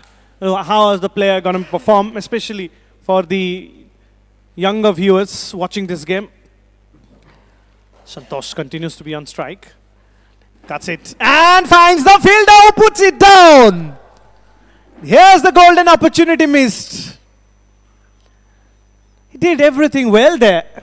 Just when he needed to show that little bit of control, he puts it down. And that is such a costly miss at this stage. 42 from 34. Virendra Singh at one end. It's Santosh at the other. Gets alive. And coming back, of course. Indian team is full of stars, pretty known players out there. You mentioned Virendra Singh, Sai Akash has been a star. The man comes from Tamil Nadu. And state captain, here is the vice captain, of course, plays very aggressively. Virendra Singh bats at number 3. The Santosh is a very, very good player. I'm particularly impressed by Indian fast bowlers, Yashwant and Sibunanda. Two of the bowlers. Hilal bowled really well today, one of the stars to watch out for. He's going to come and have a bat as well. And for Sri Lanka, De Silva making his debut and picking up, of course, Pfeiffer in that match. And he's the one just made a debut. And in the first match, you get Pfeiffer. Of course, Sri Lanka, I think the captain is a good one. A Kalip, and alongside that Malcolm you mentioned. Of course, Manjula has not shown his class, but I was talking to the Sri Lankan coach and he said he is a very fascinating bowler to watch out for in coming years because he has got some variations. We'll soon find that out. We've not seen plenty of variations from him. But again, talking about Malcolm and particularly the way he has carried himself in this tournament, I'm very happy and that this tournament, always comes with a class and maintains a class. That is why the contest is going to be beautiful. And so far, it's been so fascinating between both the sides. It was all one in the scorecard. Now it's 1-2 for 1. Yes, it was perfect Nelson at one point in time, and probably that must be playing in both the batters' mind when they were in the middle. But now that score has passed. It's 112 for the loss of 1 wicket at the moment.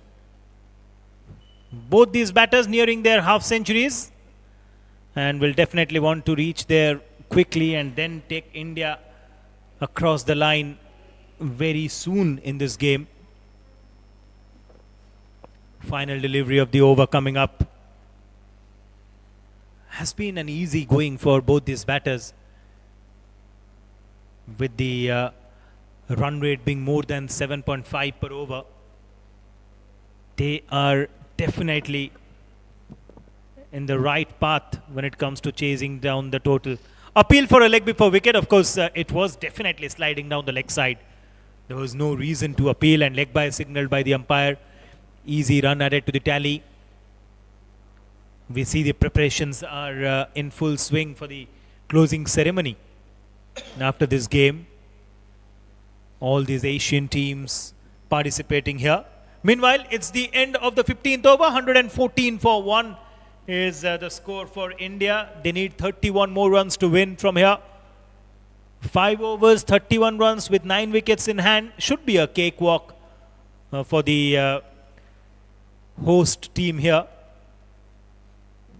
And Gaurav, we were talking about Odisha and sightseeing and places to visit for our spectators as well. This is a good platform to tell them and invite them to come here and enjoy the hospitality of people of the state here. You talk about Jagannath Puri Dham, you talk about Konark Sun Temple. Meanwhile, we'll come back to that.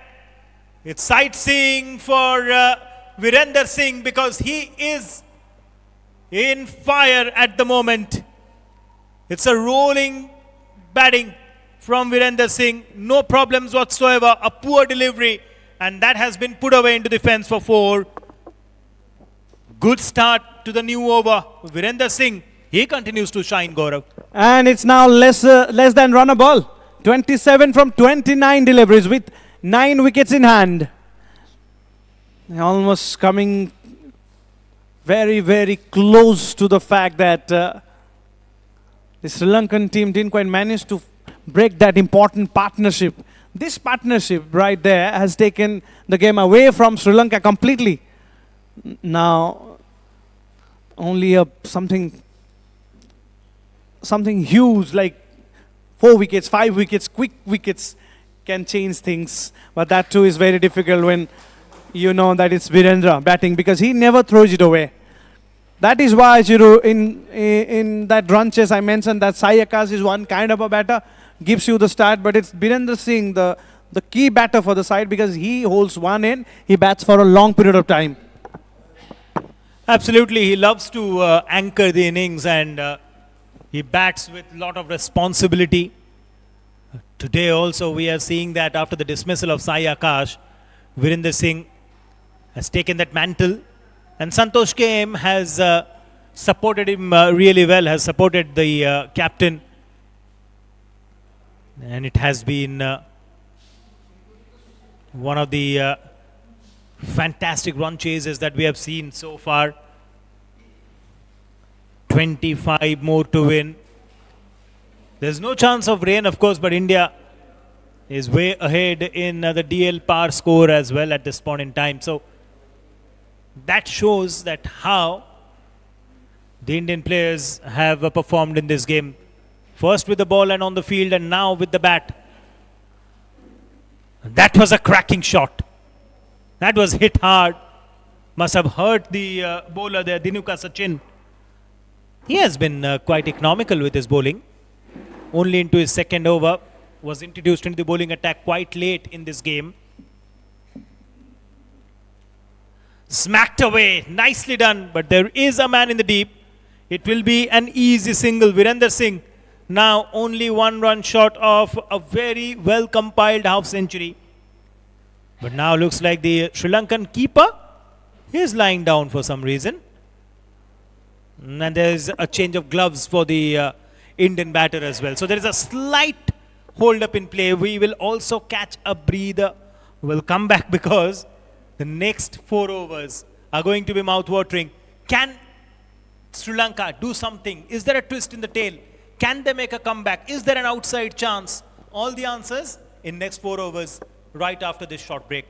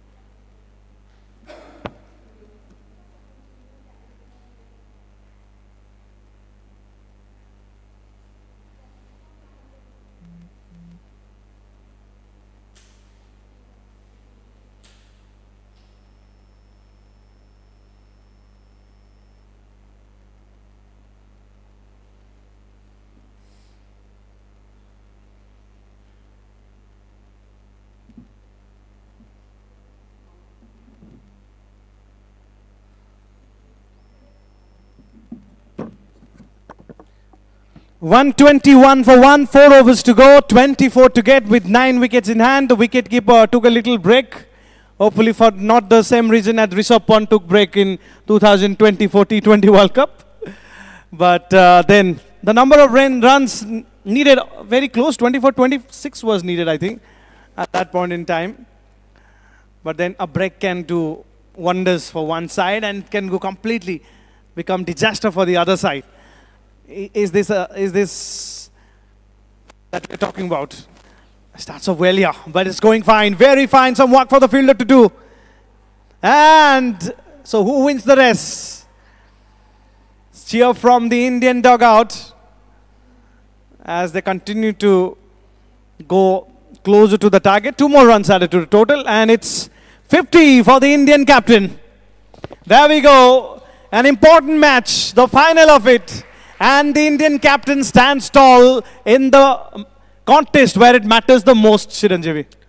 Absolutely great determination and perseverance. Virender Singh has all in this run chase. He has batted. Gaurav was drawing parallels with Virat Kohli, and he has exactly batted like what King Kohli used to do in T20 format. Meanwhile, Santosh is not going to hold back.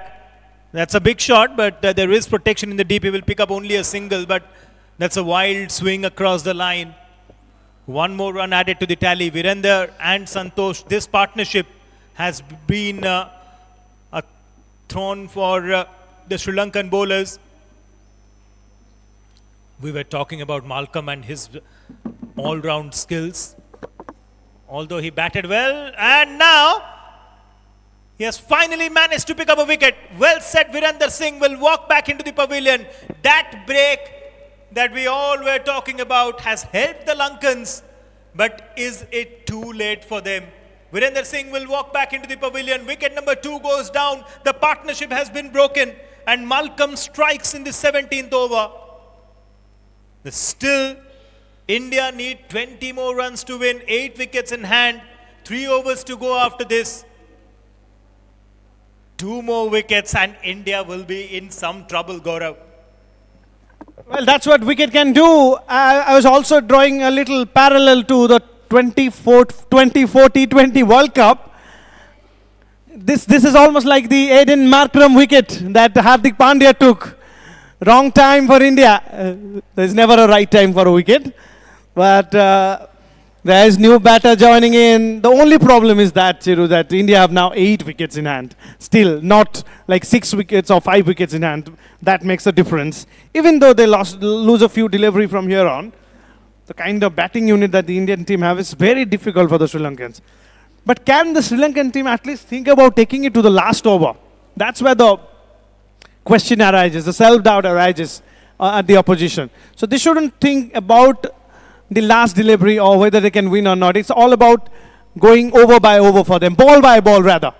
New batsman joining, Hilal Wani, the man who did wonders with the ball today. Can he do it with the bat? Plays a very watchful shot early on. You hardly see a batter coming in at number 4 in the 17th playing that. But such is the situation, getting into the nerves of the Indians, even though they're driving this game. There is some excitement around the ground as well.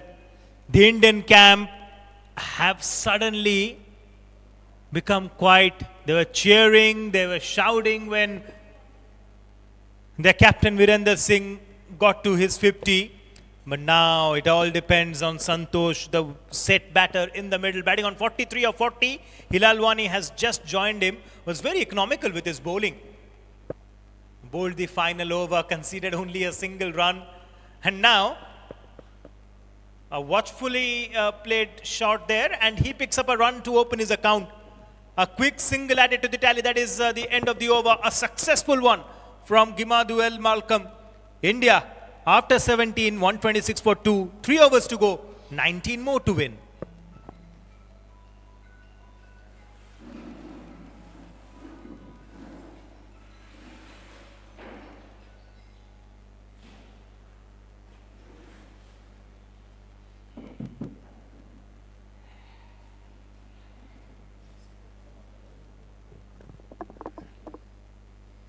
It all boils down to this man then. This is such an important over of the match. This over will mean so many things for Sri Lankan and Sri Lankan depth team. If this goes well, they still have a chance. But it doesn't do that well, that wonderful, then it almost kind of sense that this match is going in favor of the Indian side. So it's not the 19th, the 18th over is going to be a lot more crucial, I feel here. That's why they're taking their own sweet time. Take a look at the field. Long offs there. They want the long off back. Yes. Not quite. They're quite happy with the long off. And mid-on. Still inside the circle. Now they're changing that too. One more fielder brought back in the square of the wicket to compensate with that. They have packed the arm side completely at the boundary.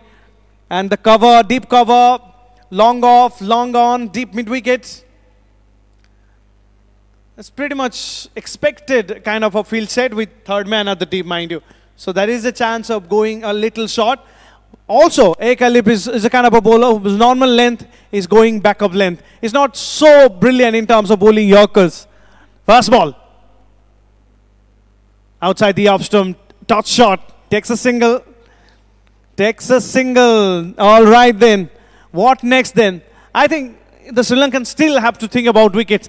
And to think about wicket, that sort of a length is very crucial. Without plenty of pace, you almost force the batter to play the courtside with, there's no player at backfooter point at the deep. So what happens is that you can chop it onto the stumps on a wicket like this. That's the idea with which he's bowling at this point in time. He goes for the pull. It's a mistimed one. Square leg fielder takes the catch. Oh yes, the plan has worked. The short of length delivery has worked. And the change in pace has done the trick too. Santosh, the set batter, the other set batter goes back. That is definitely a twist in this tale. No doubts whatsoever. This game will go all down to the wire like the previous India-Sri Lanka match, where India won by just 1 run. Sri Lanka, with revenge in their mind, they have already pushed both the set batters into the pavilion. First Virender Singh and now Santosh came. Both of them are back in the pavilion. Now the pressure has definitely mounted on the Indian camp. Hilal Wani is new at the crease. There is another new batter coming out. Alan Rose-Caleb, after going expensive in his first 2, the captain of the side would definitely want to lead from the front. The captain of the side will definitely want to ensure that he pulls his team back in this match. So far, it has been a good one. Abhishek Singh is the new man who will be on strike. Hilal and Abhishek, all depending on these two. India have wickets in hand, but the major issue for them is that both the batters in the middle are new at the crease. They don't know how the pitch is behaving today. They don't know what the Sri Lankan bowlers are bowling. And Caleb, he is now taking his own sweet time, adjusting the field for the new batter. I think, Gaurav, they can have an extra fielder at an attacking position. Very right, very right. Again, he's not going to leave that length. He's going up. Pretty optimistic this time, but that's such a difficult length for any new batter coming in, trying to cut the ball, flying to play the horizontal shot. That's not easy. He has protection there. And interestingly, it's not normally the extra cover, deep extra cover. It's the cover for the batsman. So cover and long off. And deep third as well. And if you look at it very carefully, then the point fielder is towards a little fine as well. It's not the usual position for a backfooter point. This time he bowls full, little confusion to the batter, but he picks up a single on the occasion. Don't go anywhere. This is actually a good match so far. You're having your lunch. This is lunch time. You're almost ready with the butter chicken and naan. Almost ready to take the first bite and say, hang on. Here's a match I need to watch. I need to complete the match and then, of course, have my meal. That kind of a match. You can't take your eyes off from one of these deliveries. It's changing so frequently, so quickly here. You were talking about butter chicken. I would definitely say that this game is more mouth-watering than anything else. We just had katki biryani. That's what we were talking about. But after that, I think in Hindi they say fika pad jayega. I think that is what has happened. This game is a mouth-watering encounter. India and Sri Lanka, final of the Asia Cup. It is going down to the wire. Down the leg side, whipped away. They're running the run hard. Single to end the over. Let's wait for the umpire signal. Was it of the bat? Looks like it was. And that is the end of the over. So a single to end the over. 18 overs bowled. 129 for 3. 2 overs to go, Gaurav. 16 more runs to win. Definitely now pressure is on the home team. And you said that with plenty of matches, you know, you look at the match and you particularly look at the scorecard with 2 overs to go, 7 wickets in hand, 16 to get. Normally you give it to the batting side, but such is the scenario, such is the occasion. This is the inaugural edition of the Asia Cup. You are the host team and you are the number 1 team and you are obviously under pressure. So I think Sri Lanka will try to play this match like they have nothing to lose here. That's the way they need to play. They need to put all the pressure on the Indian batters and saying, you are the favorite, hang on, this is up to you now. If you are losing it, you are losing it. And that is why, ladies and gentlemen, I think Khalib has done really well. It all takes down to this over again. So with each and every over going to be interesting, this over will have something. I mean, this over will decide plenty of things. That's why the Sri Lankan captain, the Sri Lankan team taking their own sweet time. They are making sure that every inch of that field set has to be perfect. Nobody's moving an inch to the left or to the right. Everything has to be dead accurate. Take a screenshot of that. This is accuracy at its best. But here's an important bowler, Madhuranga. And this man is known for his line and length delivery. He's someone who keeps it right there. Doesn't have plenty of pace, but doesn't leave the wicket. Can he go really straight with that field? That's the question. Hilal Wani on the other side is a very good player on the onside. So you go little straight with a kind of field. I know that the 2 fielders deep on the onside, they pulled the square leg back. In fact, they've just swapped the fielder, I guess. We'll wait and watch. There's so many things going on there. Sri Lankans are really taking their own sweet time here. Square leg is back. You have to have a square leg for Hilal. That's more like Knockout game, every semi-final or final game when the chasing side is under pressure, it's very difficult for them to make a comeback. That's what is happening with Team India at the moment, Gaurav. As Pranil, the new batter, you can't go really full against this man. Very bottom-minded. Oh, he goes full. Actually gets away with that one. Straight to long off. Only a single. He was trying for that Yorker one. You missed this length by an inch or two. The kind of a batter Pranil is, easily could have gone on outside the boundary. Abhishek Singh plays such a crucial role here. 3 deliveries for him. Let's see what he's trying to do. Is he giving it back to Pranil? He's the man sent ahead of Pranil, so he should be taking the responsibility. No third man in place, mind you, deep third man. It's only the third man.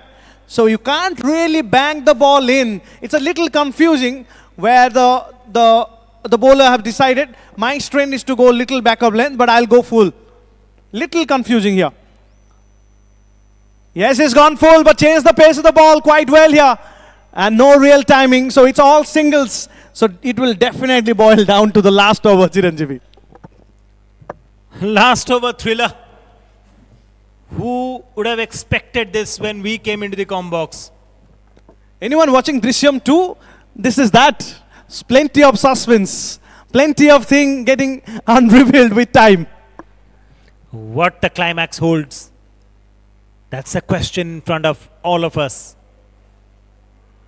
Wrapped on the pads, appeal for an LBW, and now a chance of a run out. They're appealing. The umpire at square leg looks like Dheeraj Singh he is, and is not interested in this one. The batter made good ground on that occasion. Good running between the wickets.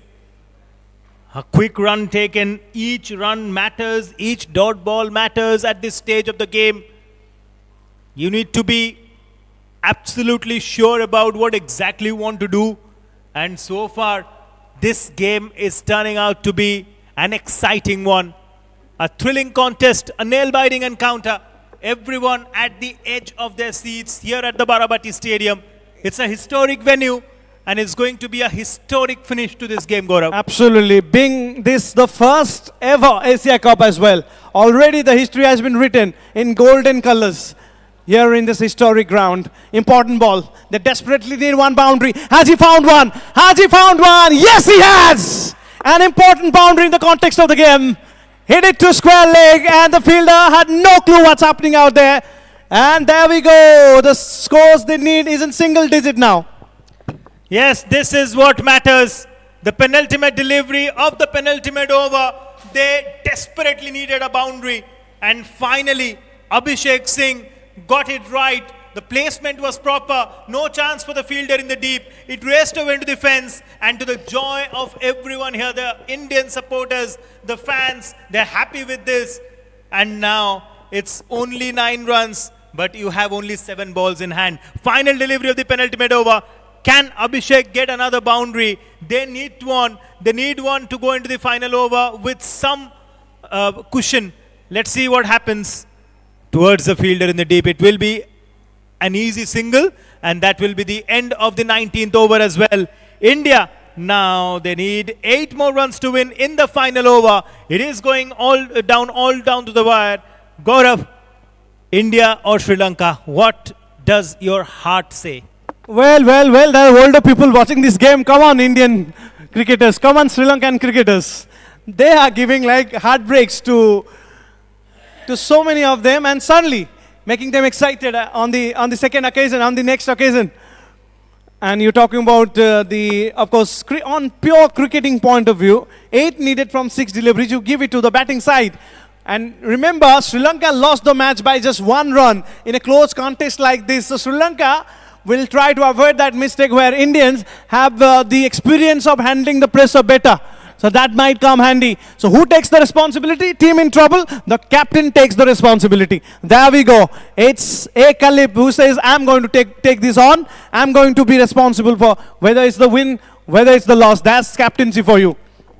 First 2 overs were expensive from Alan Rose Calip. Then he made that comeback, picked up that wicket in his 3rd over. He is back for the final one. First delivery, swatted across the line. They're running the first run hard, but they will have to settle down only for a single. 5 more deliveries, 7 more runs, 1 hit, and we might go with the scores being leveled. It's going to be very, very interesting. This is turning out to be an exciting game. I am losing my breath at the moment. India, Sri Lanka, yes, with rich history, rich of everything. Now boils down to who lifts the trophy when the history will be made.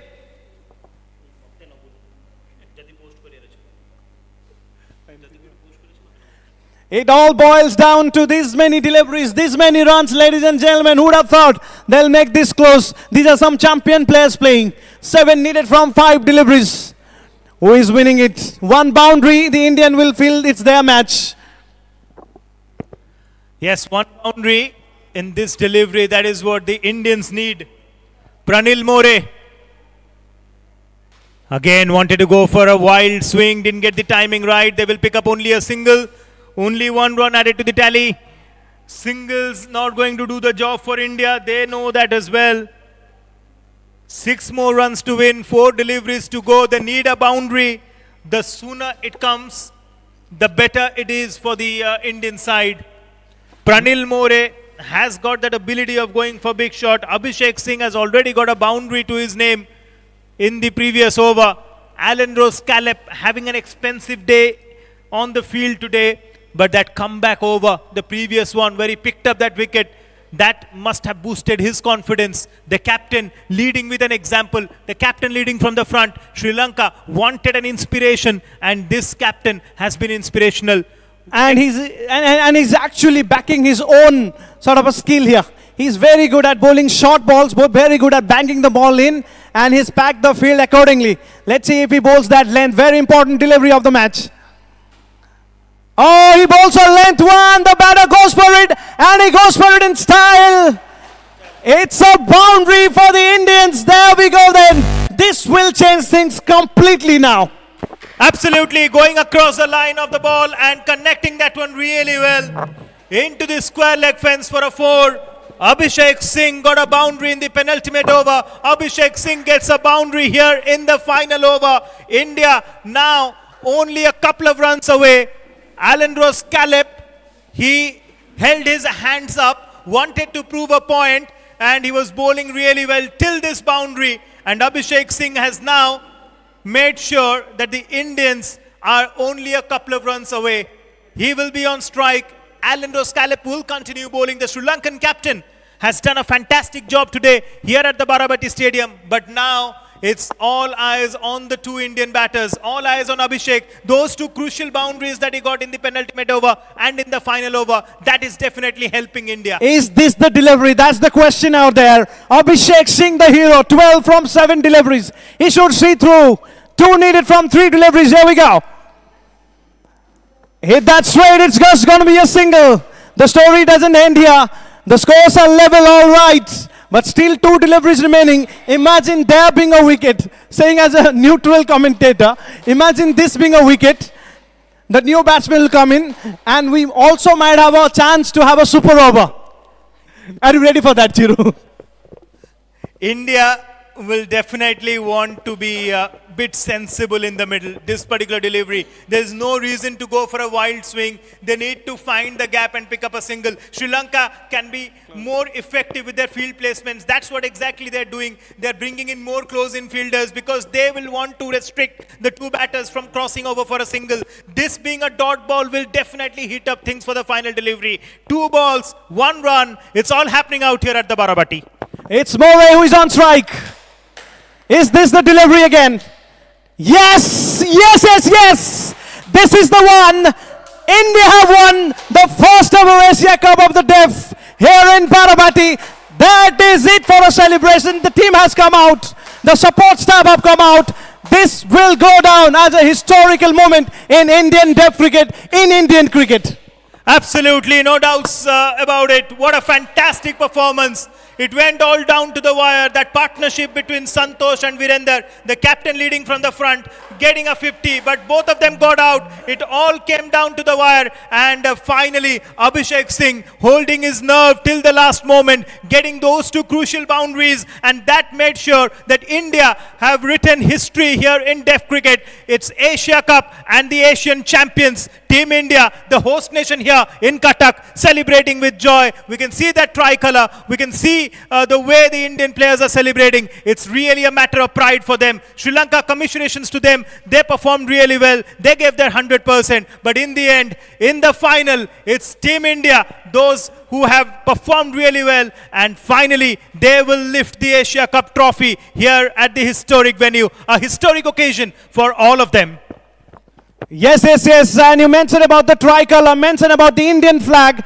That tells you the pride they have in wearing blue. That tells the pride they have when they win the trophy for their side. These are some true champions of India. These are some true players making the country proud, of course. I can say the same thing about the Sri Lankans too.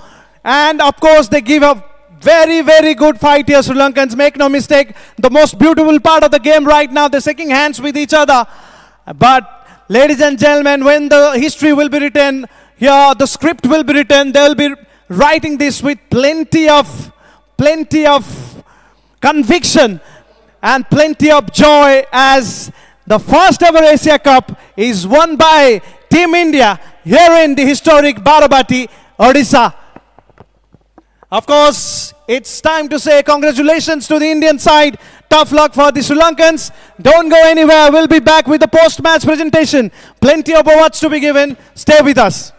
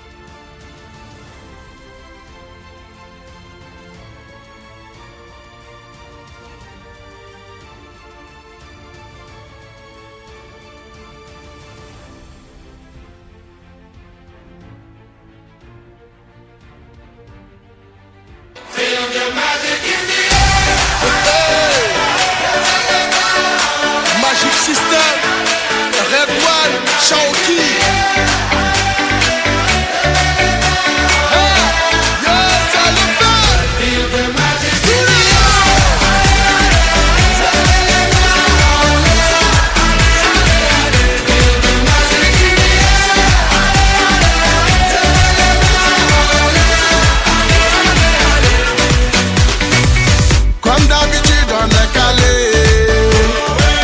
comme toujours ça va aller.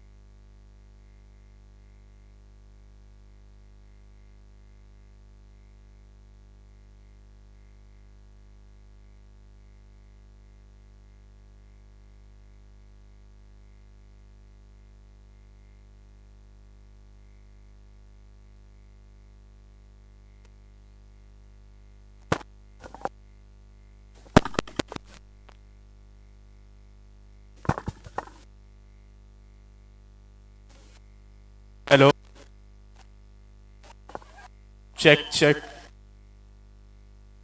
Oh.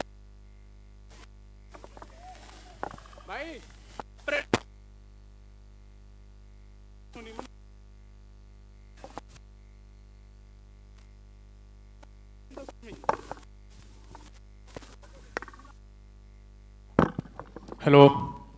Check. Check, check, check, check. Hello, check. Hello, check. Check, check.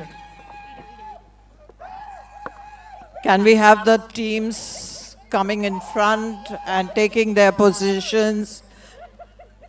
India team in the center, Sri Lanka on the left, Nepal on the right. Can you all please come and take your positions very quickly?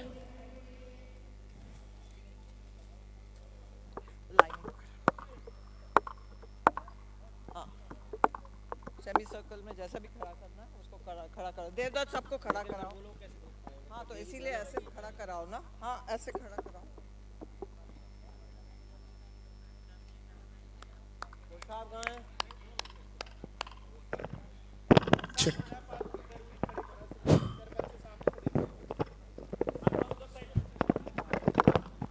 बच्चों को पीछे करो। Check. Kids, check, can you all check. go behind? Kids, can you all go behind? This lot, go behind. Please go Check. behind, you can't see. Come this side.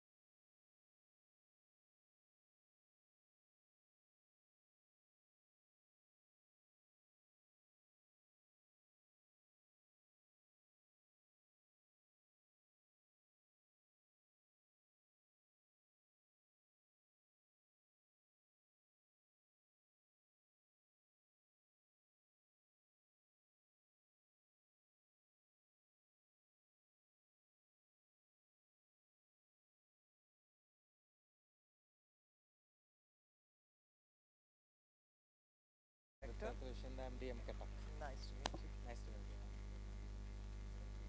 Please come.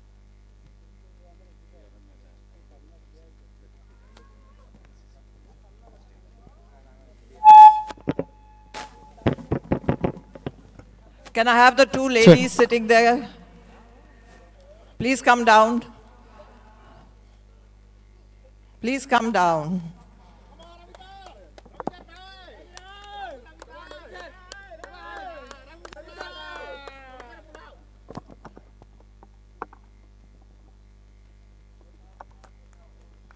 In the center. Can you all please move into the center of this center one? A little more this side. Hello. Is that fine?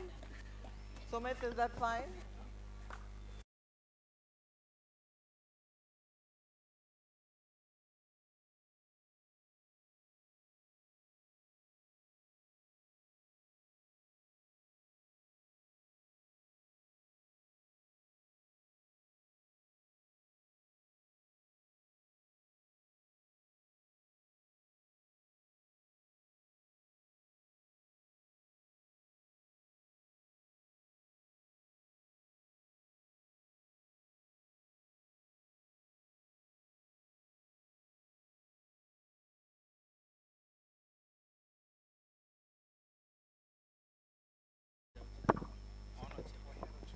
when we have the Deputy British High Commission representative, we can't not have the lady with you.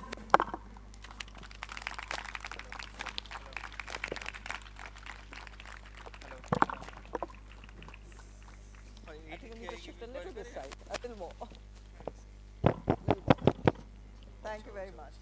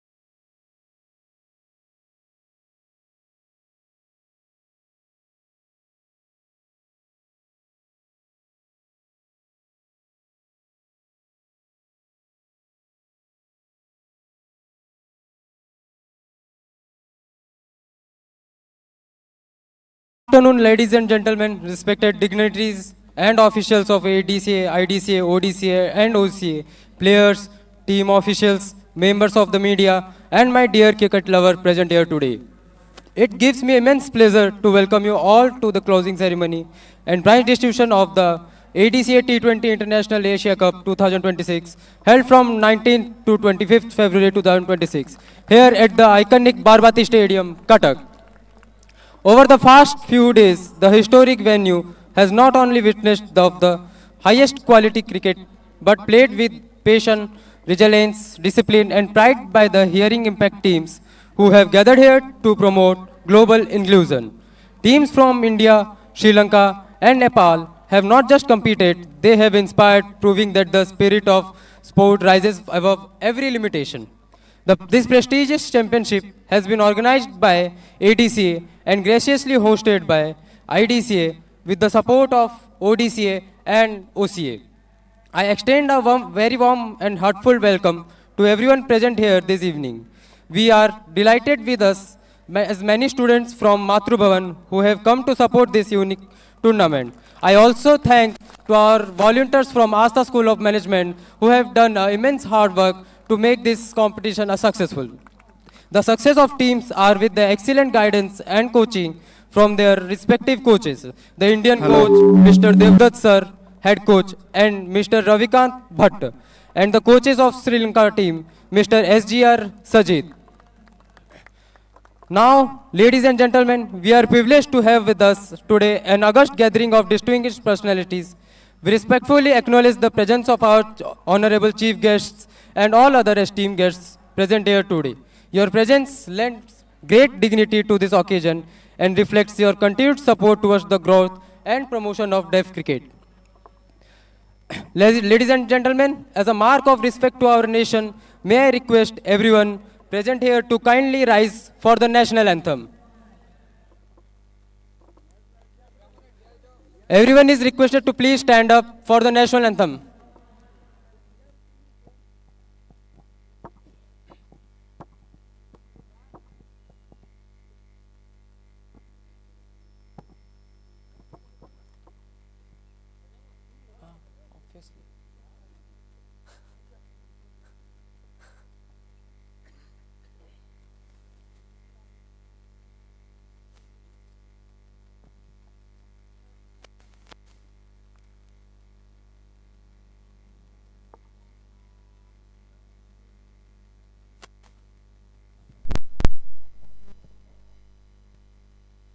जनगण मन अधिनायक जय हे भारत भारत भाग्य विधाता पंजाब सिंध गुजरात मराठा द्राविड उत्कल गंगा विंध्य हिमाचल यमुना गंगा उच्चल जलधि तरंगा तव शुभ नामे जागे तव शुभ आशीष मांगे गाहे तव जय गाथा जन गण मंगल दायक जय हे भारत भाग्य विधाता जय हे जय हे जय हे जय जय जय जय हे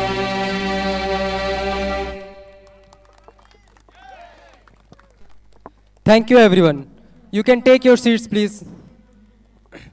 To formally begin today's program, it is now my honor to invite Ms. Roma Balwani ma'am, CEO, IDCA, to deliver the welcome speech. Good evening, and special good evening to the students who are here and the volunteers, respected dignitaries, distinguished guests, athletes, partners, friends, and above all the three teams from India, Sri Lanka, and Nepal. This is a momentous occasion, and it is my privilege to welcome you to this closing ceremony here in the historic city of Cuttack, a city that carries centuries of legacy and yet the heart beats with youthful ambition. Cuttack has always been known as the Silver City, crafted with precision, resilience, and brilliance. And over the past few days, we have seen these very qualities reflected in our athletes. When this tournament began at the iconic Barabati Stadium, there was an anticipation in the air. Today, there is immense pride.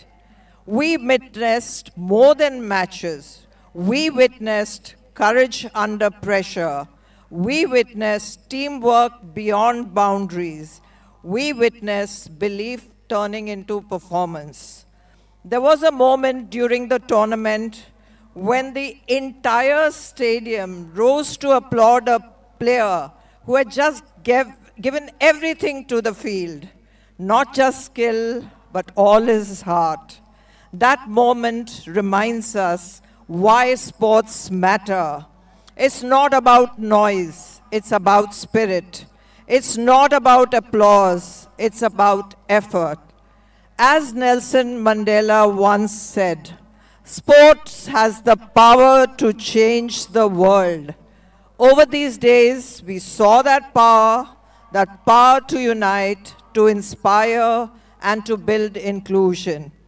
Every athlete here is a champion because you dared to dream. To our organizers, volunteers, sponsors, families, well-wishers, thank you for building this platform of dreams. To the people of Odisha, thank you for your warmth and your unwavering support.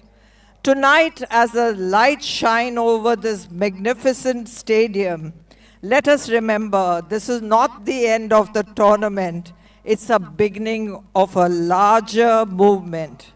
Because cities are remembered not just for their history, but for the dreams they choose to nurture. So from the heart of Cuttack, from the stands of Barabati, let this be our promise that every dream will find its ground and every talent will find its sky. Thank you. Let the celebration begin.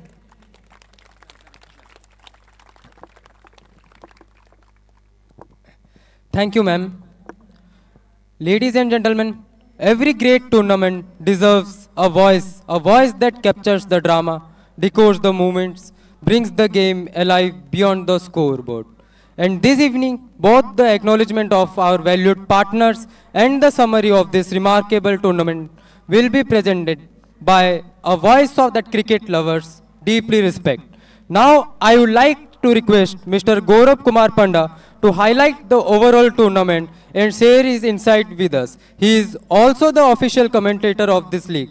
Mr. Gaurav Kumar Panda is a professional cricket commentator with over 12 years of experience in the industry. He has been associated with tournaments such as IPL, the Dhaka Premier League, in Bangladesh, and the Afghanistan Green One Day Cup, and several international fixtures. With strong broadcast commentary, experience, adaptability across formats, and deep understanding of the game, he brings energy, clarity, and insight whenever he is on the mic. Ladies and gentlemen, please put your hands together and make him feel welcome. Mr. Gaurav Panda, sir, please. Thank you so much, Subham, for that introduction. Subham's doing a wonderful job. Can we have a big round of applause for Subham, a student of ADCA School of Management?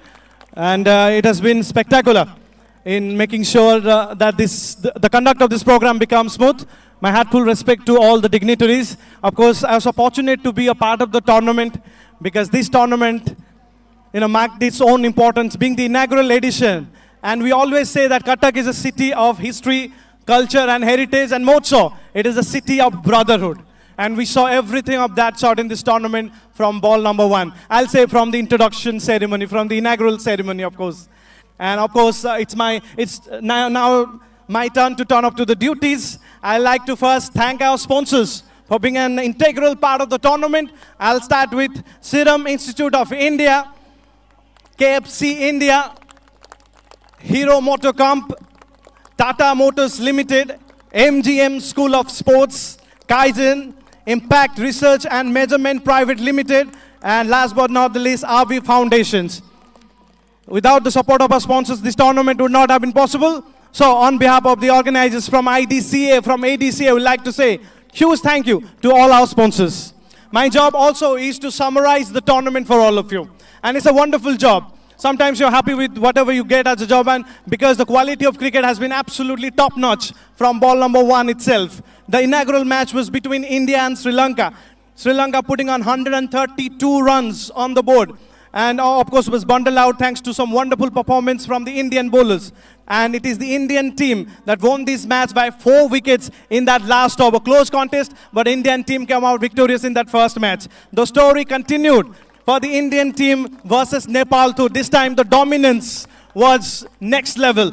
Nepal 57 all out. India chased the target down inside 6 overs with 10 wickets in hand. Well done, India again. They were the table toppers.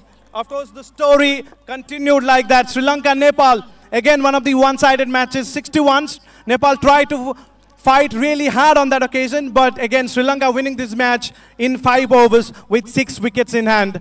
And then, of course, Sri Lanka versus Nepal. Mammoth total by the Sri Lankan side, the biggest of them, 204 for 4 in the end. Nepal bundling under 147 and marks a 57-run victory for Sri Lanka in a league match, which made sure that India and Sri Lanka plays the final. But not before a match between India and Sri Lanka, which also was like a practice match for both the sides. They went once again neck and neck, and it is just a 1-run victory for India. Made sure they still become the table toppers. Of course, coming back, India versus Nepal, 53 for 10. Nepal and India winning this match, of course, by losing just 1 wicket. It's a 9-wicket victory for Nepal yesterday. And today was the big final, the best of it. Both the team took pressure, but with the pressure of expectations, they made sure that this tournament deserves a final like this. 144 for 7 for Sri Lanka. And of course, the Indian team managed to get 145 with the loss of 4 wickets, winning the match by 6 wickets. So congratulations to Team India for winning the trophy. I have to say, well done Team Sri Lanka for fighting so well. The team that came second in this tournament. So big round of applause for Sri Lankan team too. And I have to say, Nepal team for their fighting spirit. Well done, Nepal. May this tournament grows. May the tournament, the kind of history that it created in this historical land, and it continues and add more chapters, more glorious chapters. Thank you so much, everyone. You can also recognize, acknowledge the other sponsors. Yeah, so you can please say that. Okay, fine, all right. Thank you very much, sir. I would also like to thank some of the sponsors that are Indocount Industries Limited, Shiv Naresh Sports, Odisha Cricket Association, Jindal Foundation, Bharat Masala, Dion, Ashwini Group of Hospitals. Thank you. Ladies and gentlemen, with the stage now perfectly set, we move forward in our program. We proceed with the felicitation ceremony as a mark of respect and appreciation. I invite the hosting team to kindly come forward on the stage. Ms. Roma Balwani, CEO of ADCA, Mr. Sumit Jain, President of ADCA, Professor Dr. Sarmila Subramanian, CEO of ODCA, and Mr. Sagar Kant Senapati, VP of IDCA and General Secretary of ODCA. And now, last but not the least, Commander Dwiti Mishra sir to please come on the stage.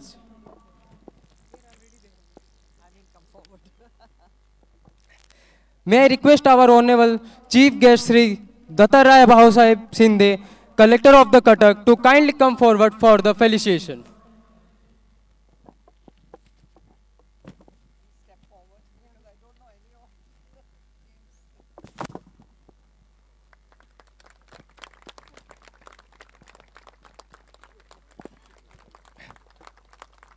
Thank you very much, sir, for joining us in this competition.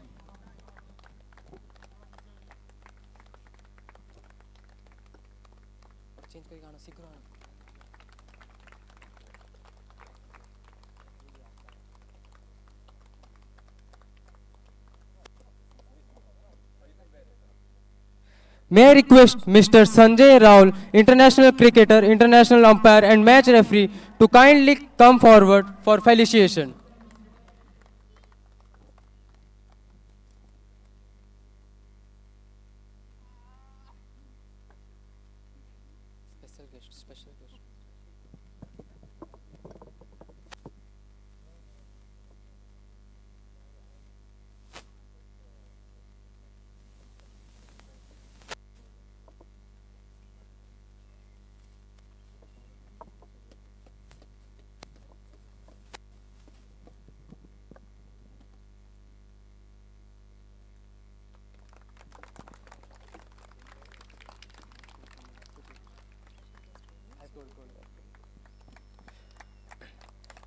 Thank you very much, sir. May I request Commodore Vikram Singh, Deputy Director General of NCC, to kindly come forward for felicitation.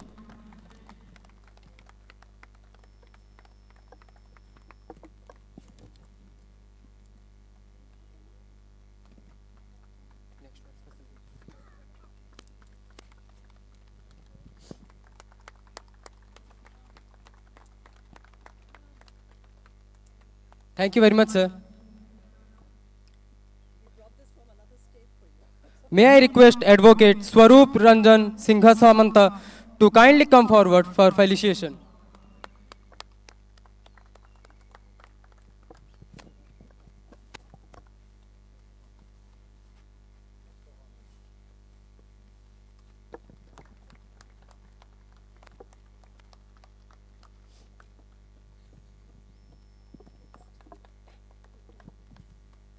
Thank you very much, sir.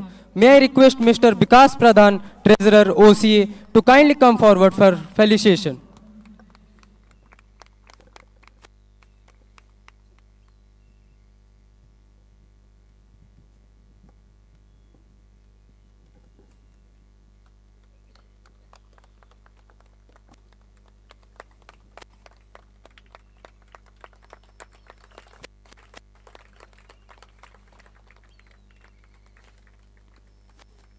Thank you very much, sir. Now may I request Dr. Bankim Mahanti, Executive Director cum Secretary, Asta School of Management, to kindly come forward for felicitation.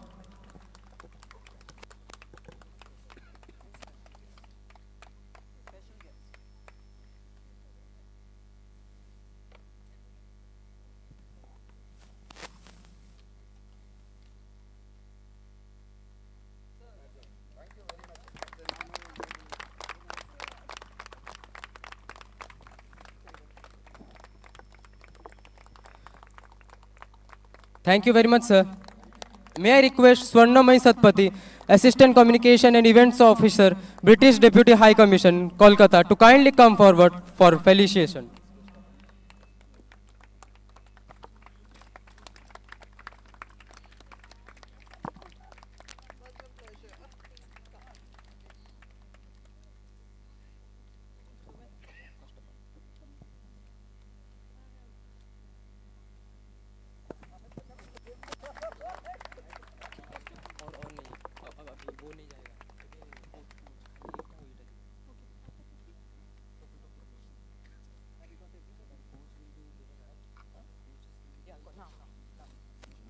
Who's the gentleman?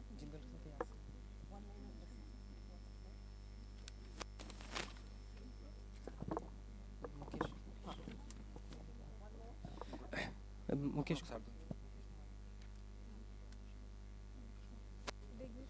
May I request Mr. Mukesh Kumar, Institutional Sales, Shivnare Sports Private Limited, to kindly come forward for felicitation.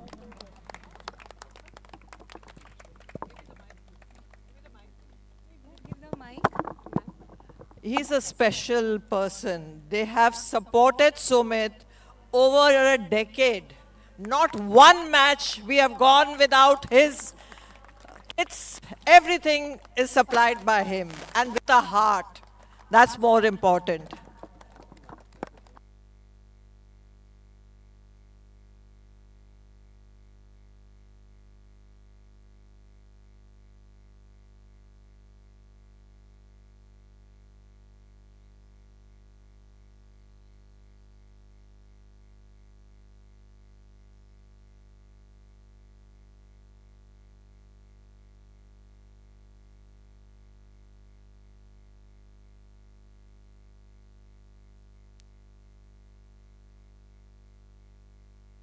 Now, may I request Mr. Tapas Mahanti, Deputy Manager of Jindal Foundation, to come forward for the felicitation.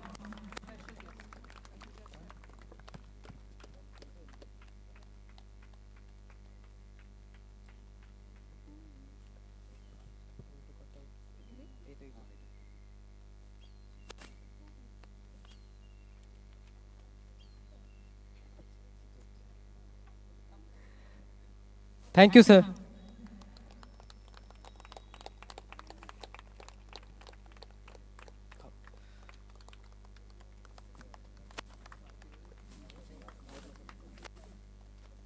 May I request Mr. Sushant Kumar Panda, Managing Director, Bharat Masala, to kindly come forward for felicitation.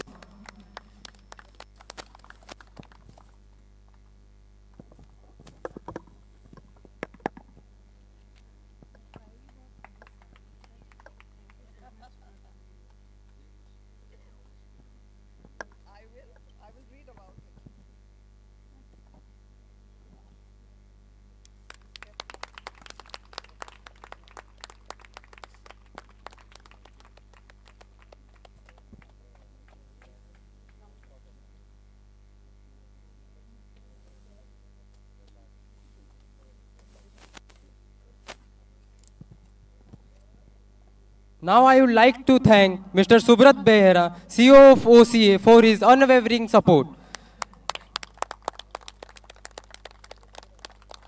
May I request the coaches of Indian team, Devdutt sir, the head coach, and coach Ravikant Bhatt, to come on the stage for the felicitation.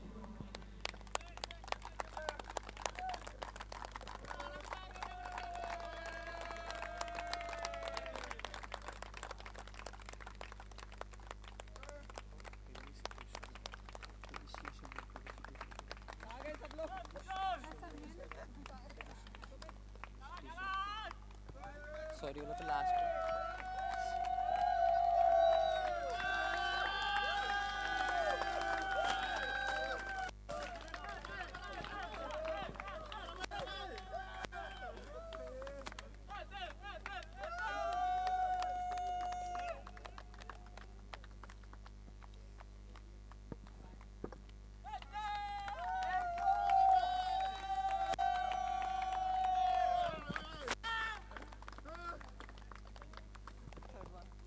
Now may I request the coach of Sri Lankan team, Mr. SGR Sajid, to come forward for felicitation.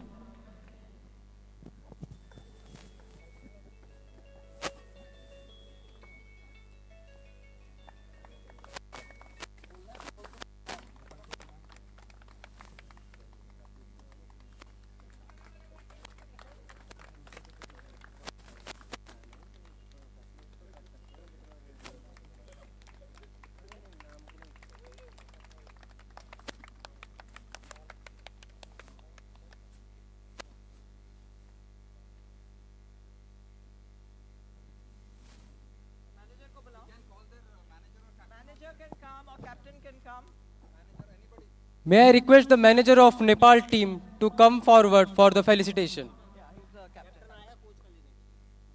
Okay, we have the captain of Nepal.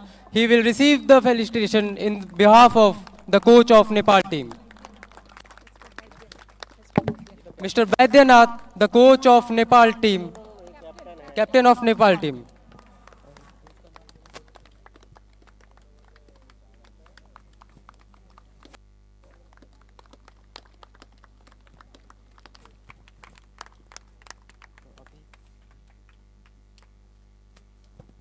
Thank you, sir.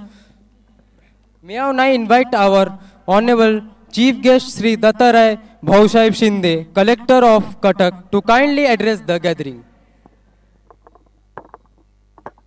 Good afternoon, everyone. First, let me welcome all of you, especially the guests from Nepal and Sri Lanka, to this historic city, Cuttack.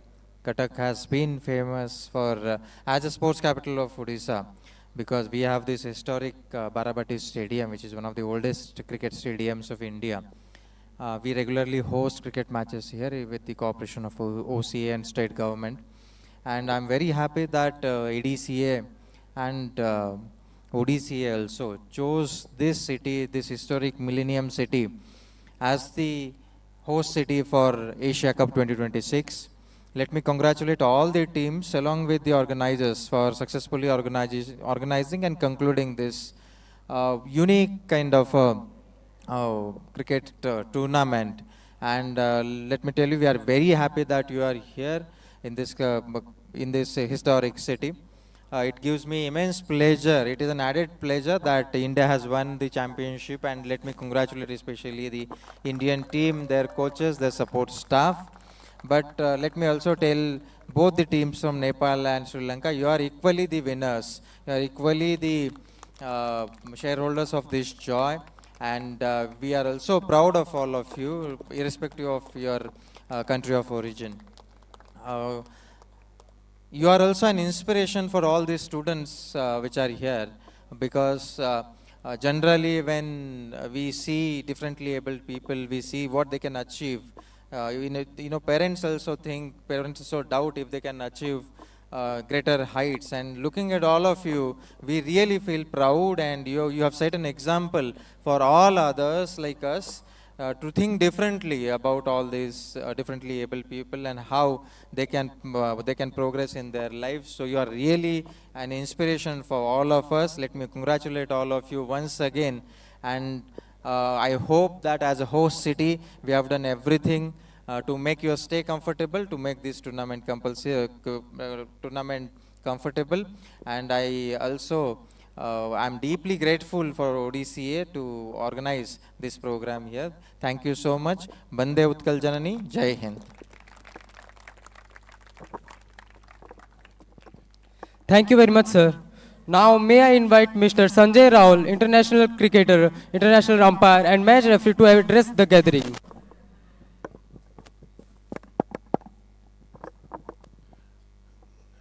Respected dignitaries on the dais, all the players from India, Sri Lanka, and Nepal, and all the students and teachers present over here.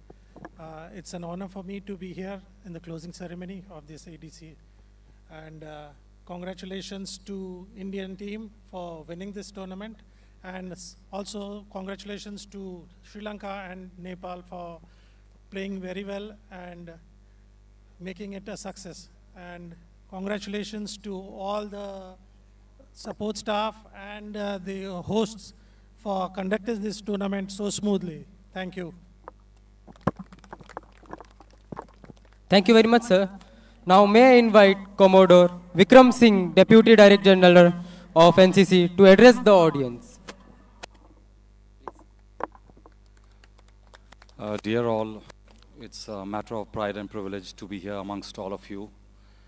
At the outset, I will congratulate the winning team along with all the players who have participated in this prestigious match. As the DDG NCC of Odisha State, we have a motto: unity and discipline. Anushasan, Ekta, are the bedrocks of our lives today. And to keep it short and simple, what a better way to play, keep ourselves in a disciplined manner, and which brings in unity for this entire country. Having said this, I congratulate one and all, and most importantly, the organizing team, which is doing behind the curtains the important work to make everybody comfortable, to invite, to have this prize ceremony going. Thank you once to all for inviting me. Thank you. Thank you very much, sir. Now, may I invite Advocate Swaroop Ranjan Singha Samanta to address the gathering. Good afternoon. First of all, I would like to congratulate the Indian team on the match, and the Sri Lankan team and the Nepal team. And especially thanks to the ODCA. I'm being the part and parcel of the OCA from the beginning of the formation and their constitutional body. I am there being a legal advisor. And being an ex-cricketer also, I have a fond of memory in Baravati Stadium with Sanjay Rao and Subrat Behra. And it's a great tournament and nicely organized. And once again, I'm thanks to Samila Madam and Dutti to take such a part to invite me to this August.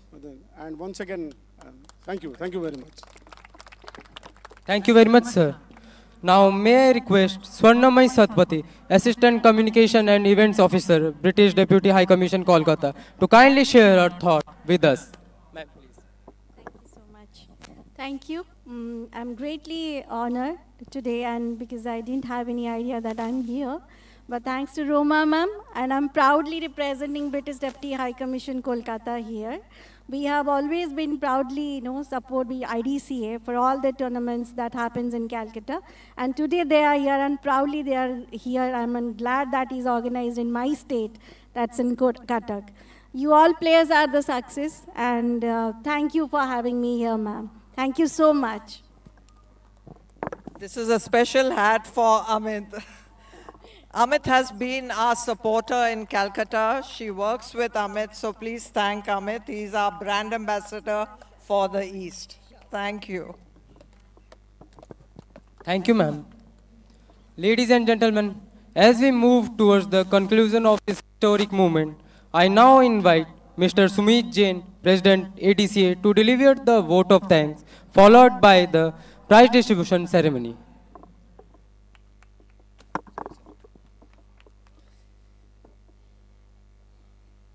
Good evening, all of you. It's my pleasure and good surprise for all members coming here, all dignitaries, and thankful for all staff, OCA member, ODCA member, umpires, scorer. If without your support, I can't do anything. So I thank so all support member, ODCA, OCCA, umpire, scorer, and Nepal team, India team, Sri Lanka team. Today have a very good fight matches in the final. Or it's not a problem who will win runner-up or third position. But let's say we want the depth cricket is going more and more. Also thankful all about sponsor partner for Serum Institute, KFC, Shiv Naresh, Deon, LIC, and ODCA, OCA, all are grateful. Thank for all members. It's a first time. I have no experience. It's a good for Baramati Stadium. Hopefully we will again host the many matches.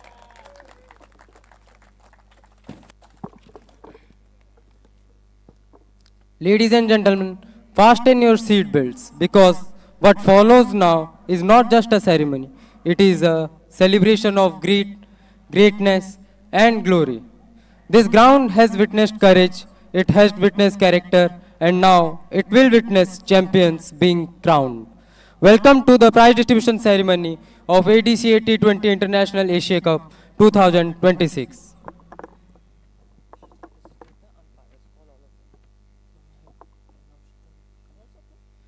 Okay, before that, let's felicitate the umpires. I will request all the umpires to come on the stage for the felicitation. All umpires, please come forward, whoever's here. All umpires. They have left? Okay. Go ahead.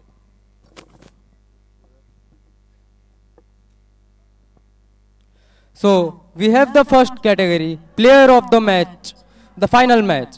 When the pressure was sky high, when the stage could not have been bigger, when every delivery mattered, one player stood tall, calm under fire, fearless in execution, ice in veins. I would like to request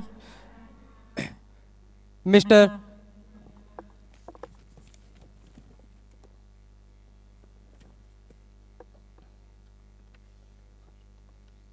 Mr. Sushant Kumar Panda, MD, Bharat Masala, to kindly come forward and felicitate the player of the match, who is Sai Akash from Indian team. He has scored 27 runs in 14 balls and take 2 wickets. Ladies and gentlemen, put your hands together.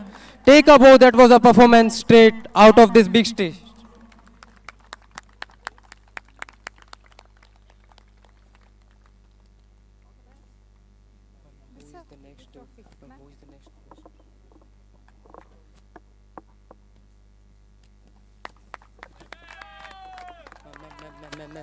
Who is the next guest?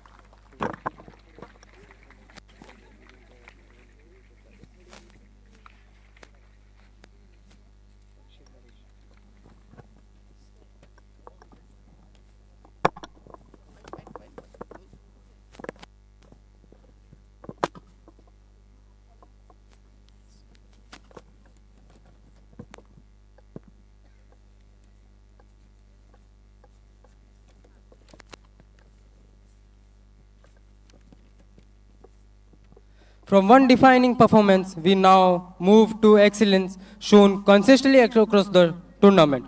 The best batsman of the series. Timing that thrilled the crowd, temperament that won matches, run that spoke louder than words. I would like to request Mr. Mukesh Kumar, Institutional Sales, Shiv Naresh Sports Private Limited, to kindly come forward to felicitate.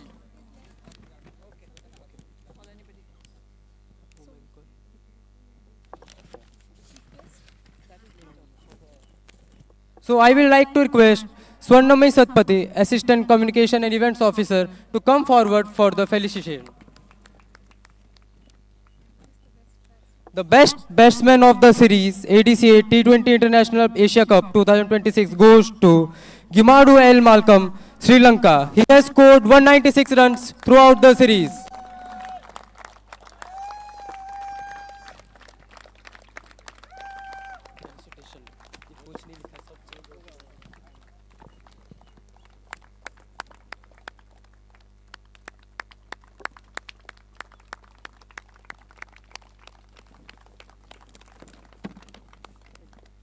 Thank you, ma'am.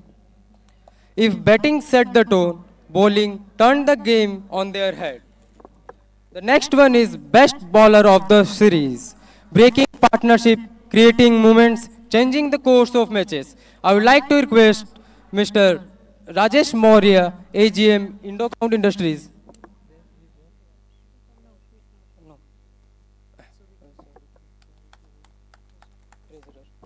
So I would like to request Mr. Vikas Pradhan, Treasurer OCA, to kindly come forward for felicitation.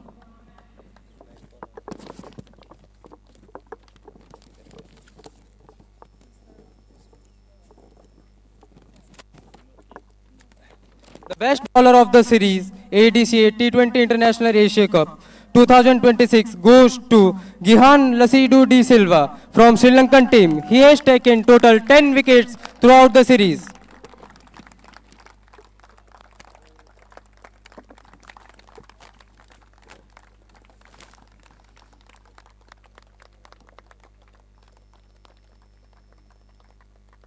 Thank you, sir.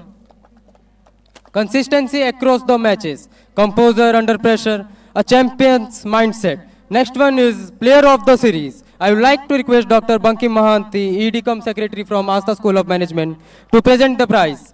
The player of the series, ADCA T20 International Asia Cup 2026, goes to Gimadu L. Malcolm from Sri Lanka. He has scored 196 runs, taken 7 wickets. Outstanding, simply outstanding.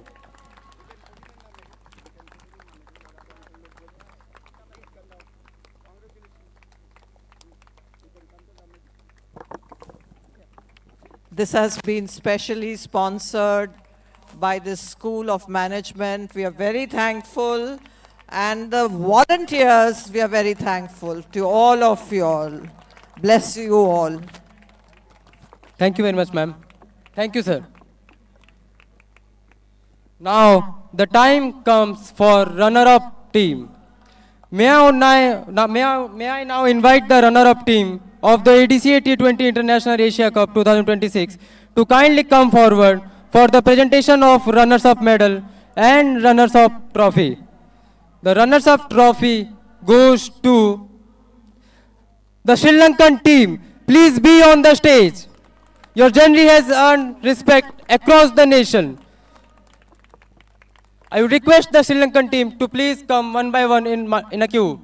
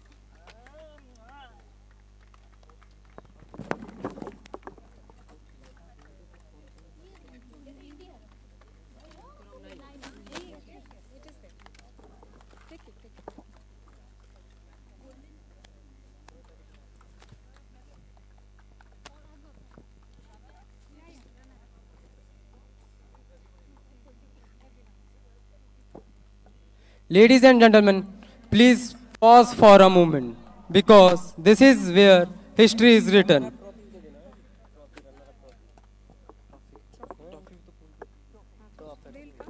So now I request the whole team to take the runners-up trophy, please.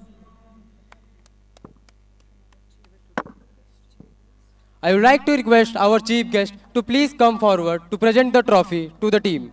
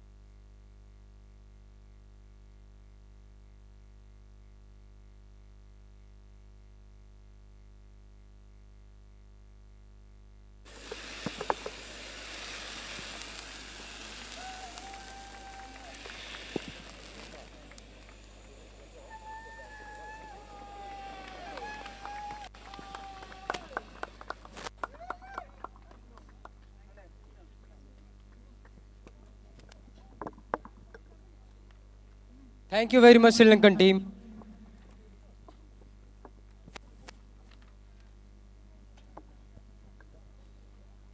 Now comes the movement we all are waiting for. Ladies and gentlemen, please rise to your feet. I request all the students please stand up. This is the moment. As we present the Champions Trophy to the winners of ADCA T20 International Asia Cup 2026. They are none other than the powerful, the elegant, the Indian team. I request everyone to please come on the stage and receive your medals.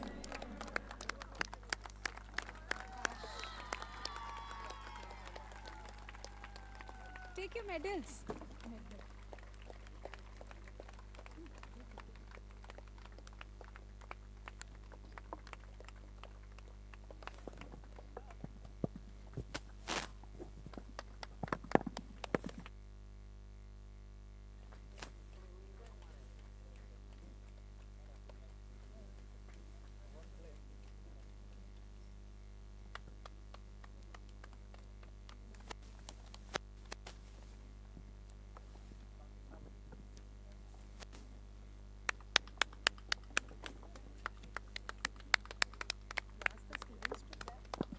Students, please give a big round of applause. This is the champion team. This is the Indian team waiting to be champion. They are now crowned as champion. Please show your josh.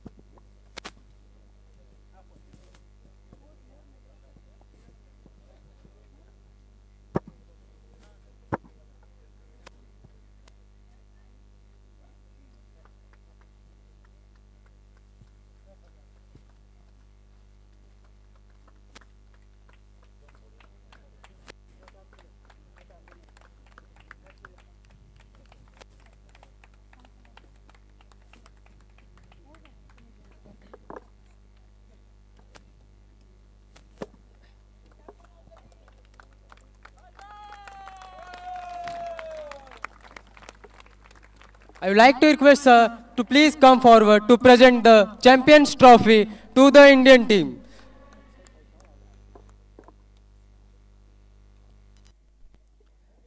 I would like to request whole Indian team to come on the stage to receive the Champions Trophy.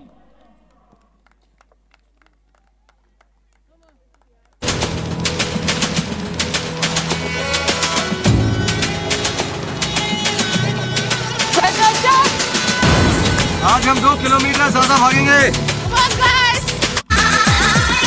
कुछ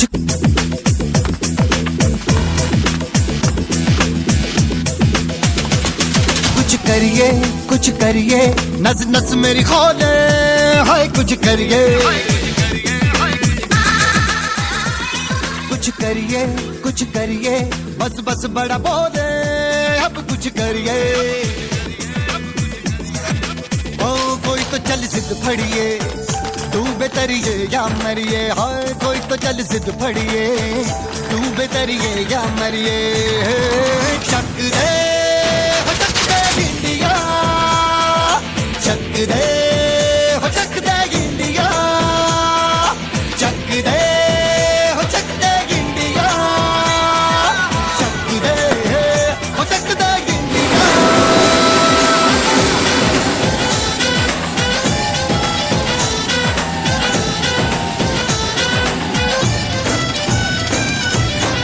लड़ती पतंगों में भिड़ती उमंगों में खेलों के मेलों में पल खाती रेलों में गन्नों के मीठे में खद्दर में छींटे में ढूंढो तो मिल जाओगे तपता वो गीतों में रंग है समाज निखरे और खुल के आज बिखरे मन जाए ऐसी होली रग रग मचल के बोली टस है ना मस है जी जिद है तो जिद है जी किसना यूं ही पिसना यूं ही पिसना यूं ही बस करिए कोई तो चल जिद फड़िए तू बेतरिए या मरिए हाय कोई तो चल जिद फड़िए तू बेतरिए या मरिए चक दे हो चक दे इंडिया चक दे हो चक दे इंडिया शक्ति दे हो शक्ति इंडिया शक्ति दे हो शक्ति India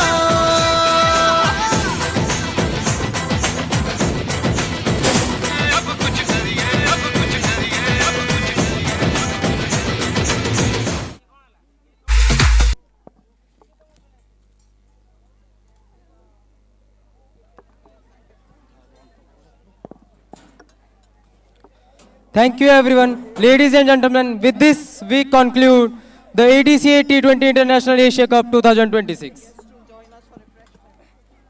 I would like to request all the dignitaries to join us for the refreshments.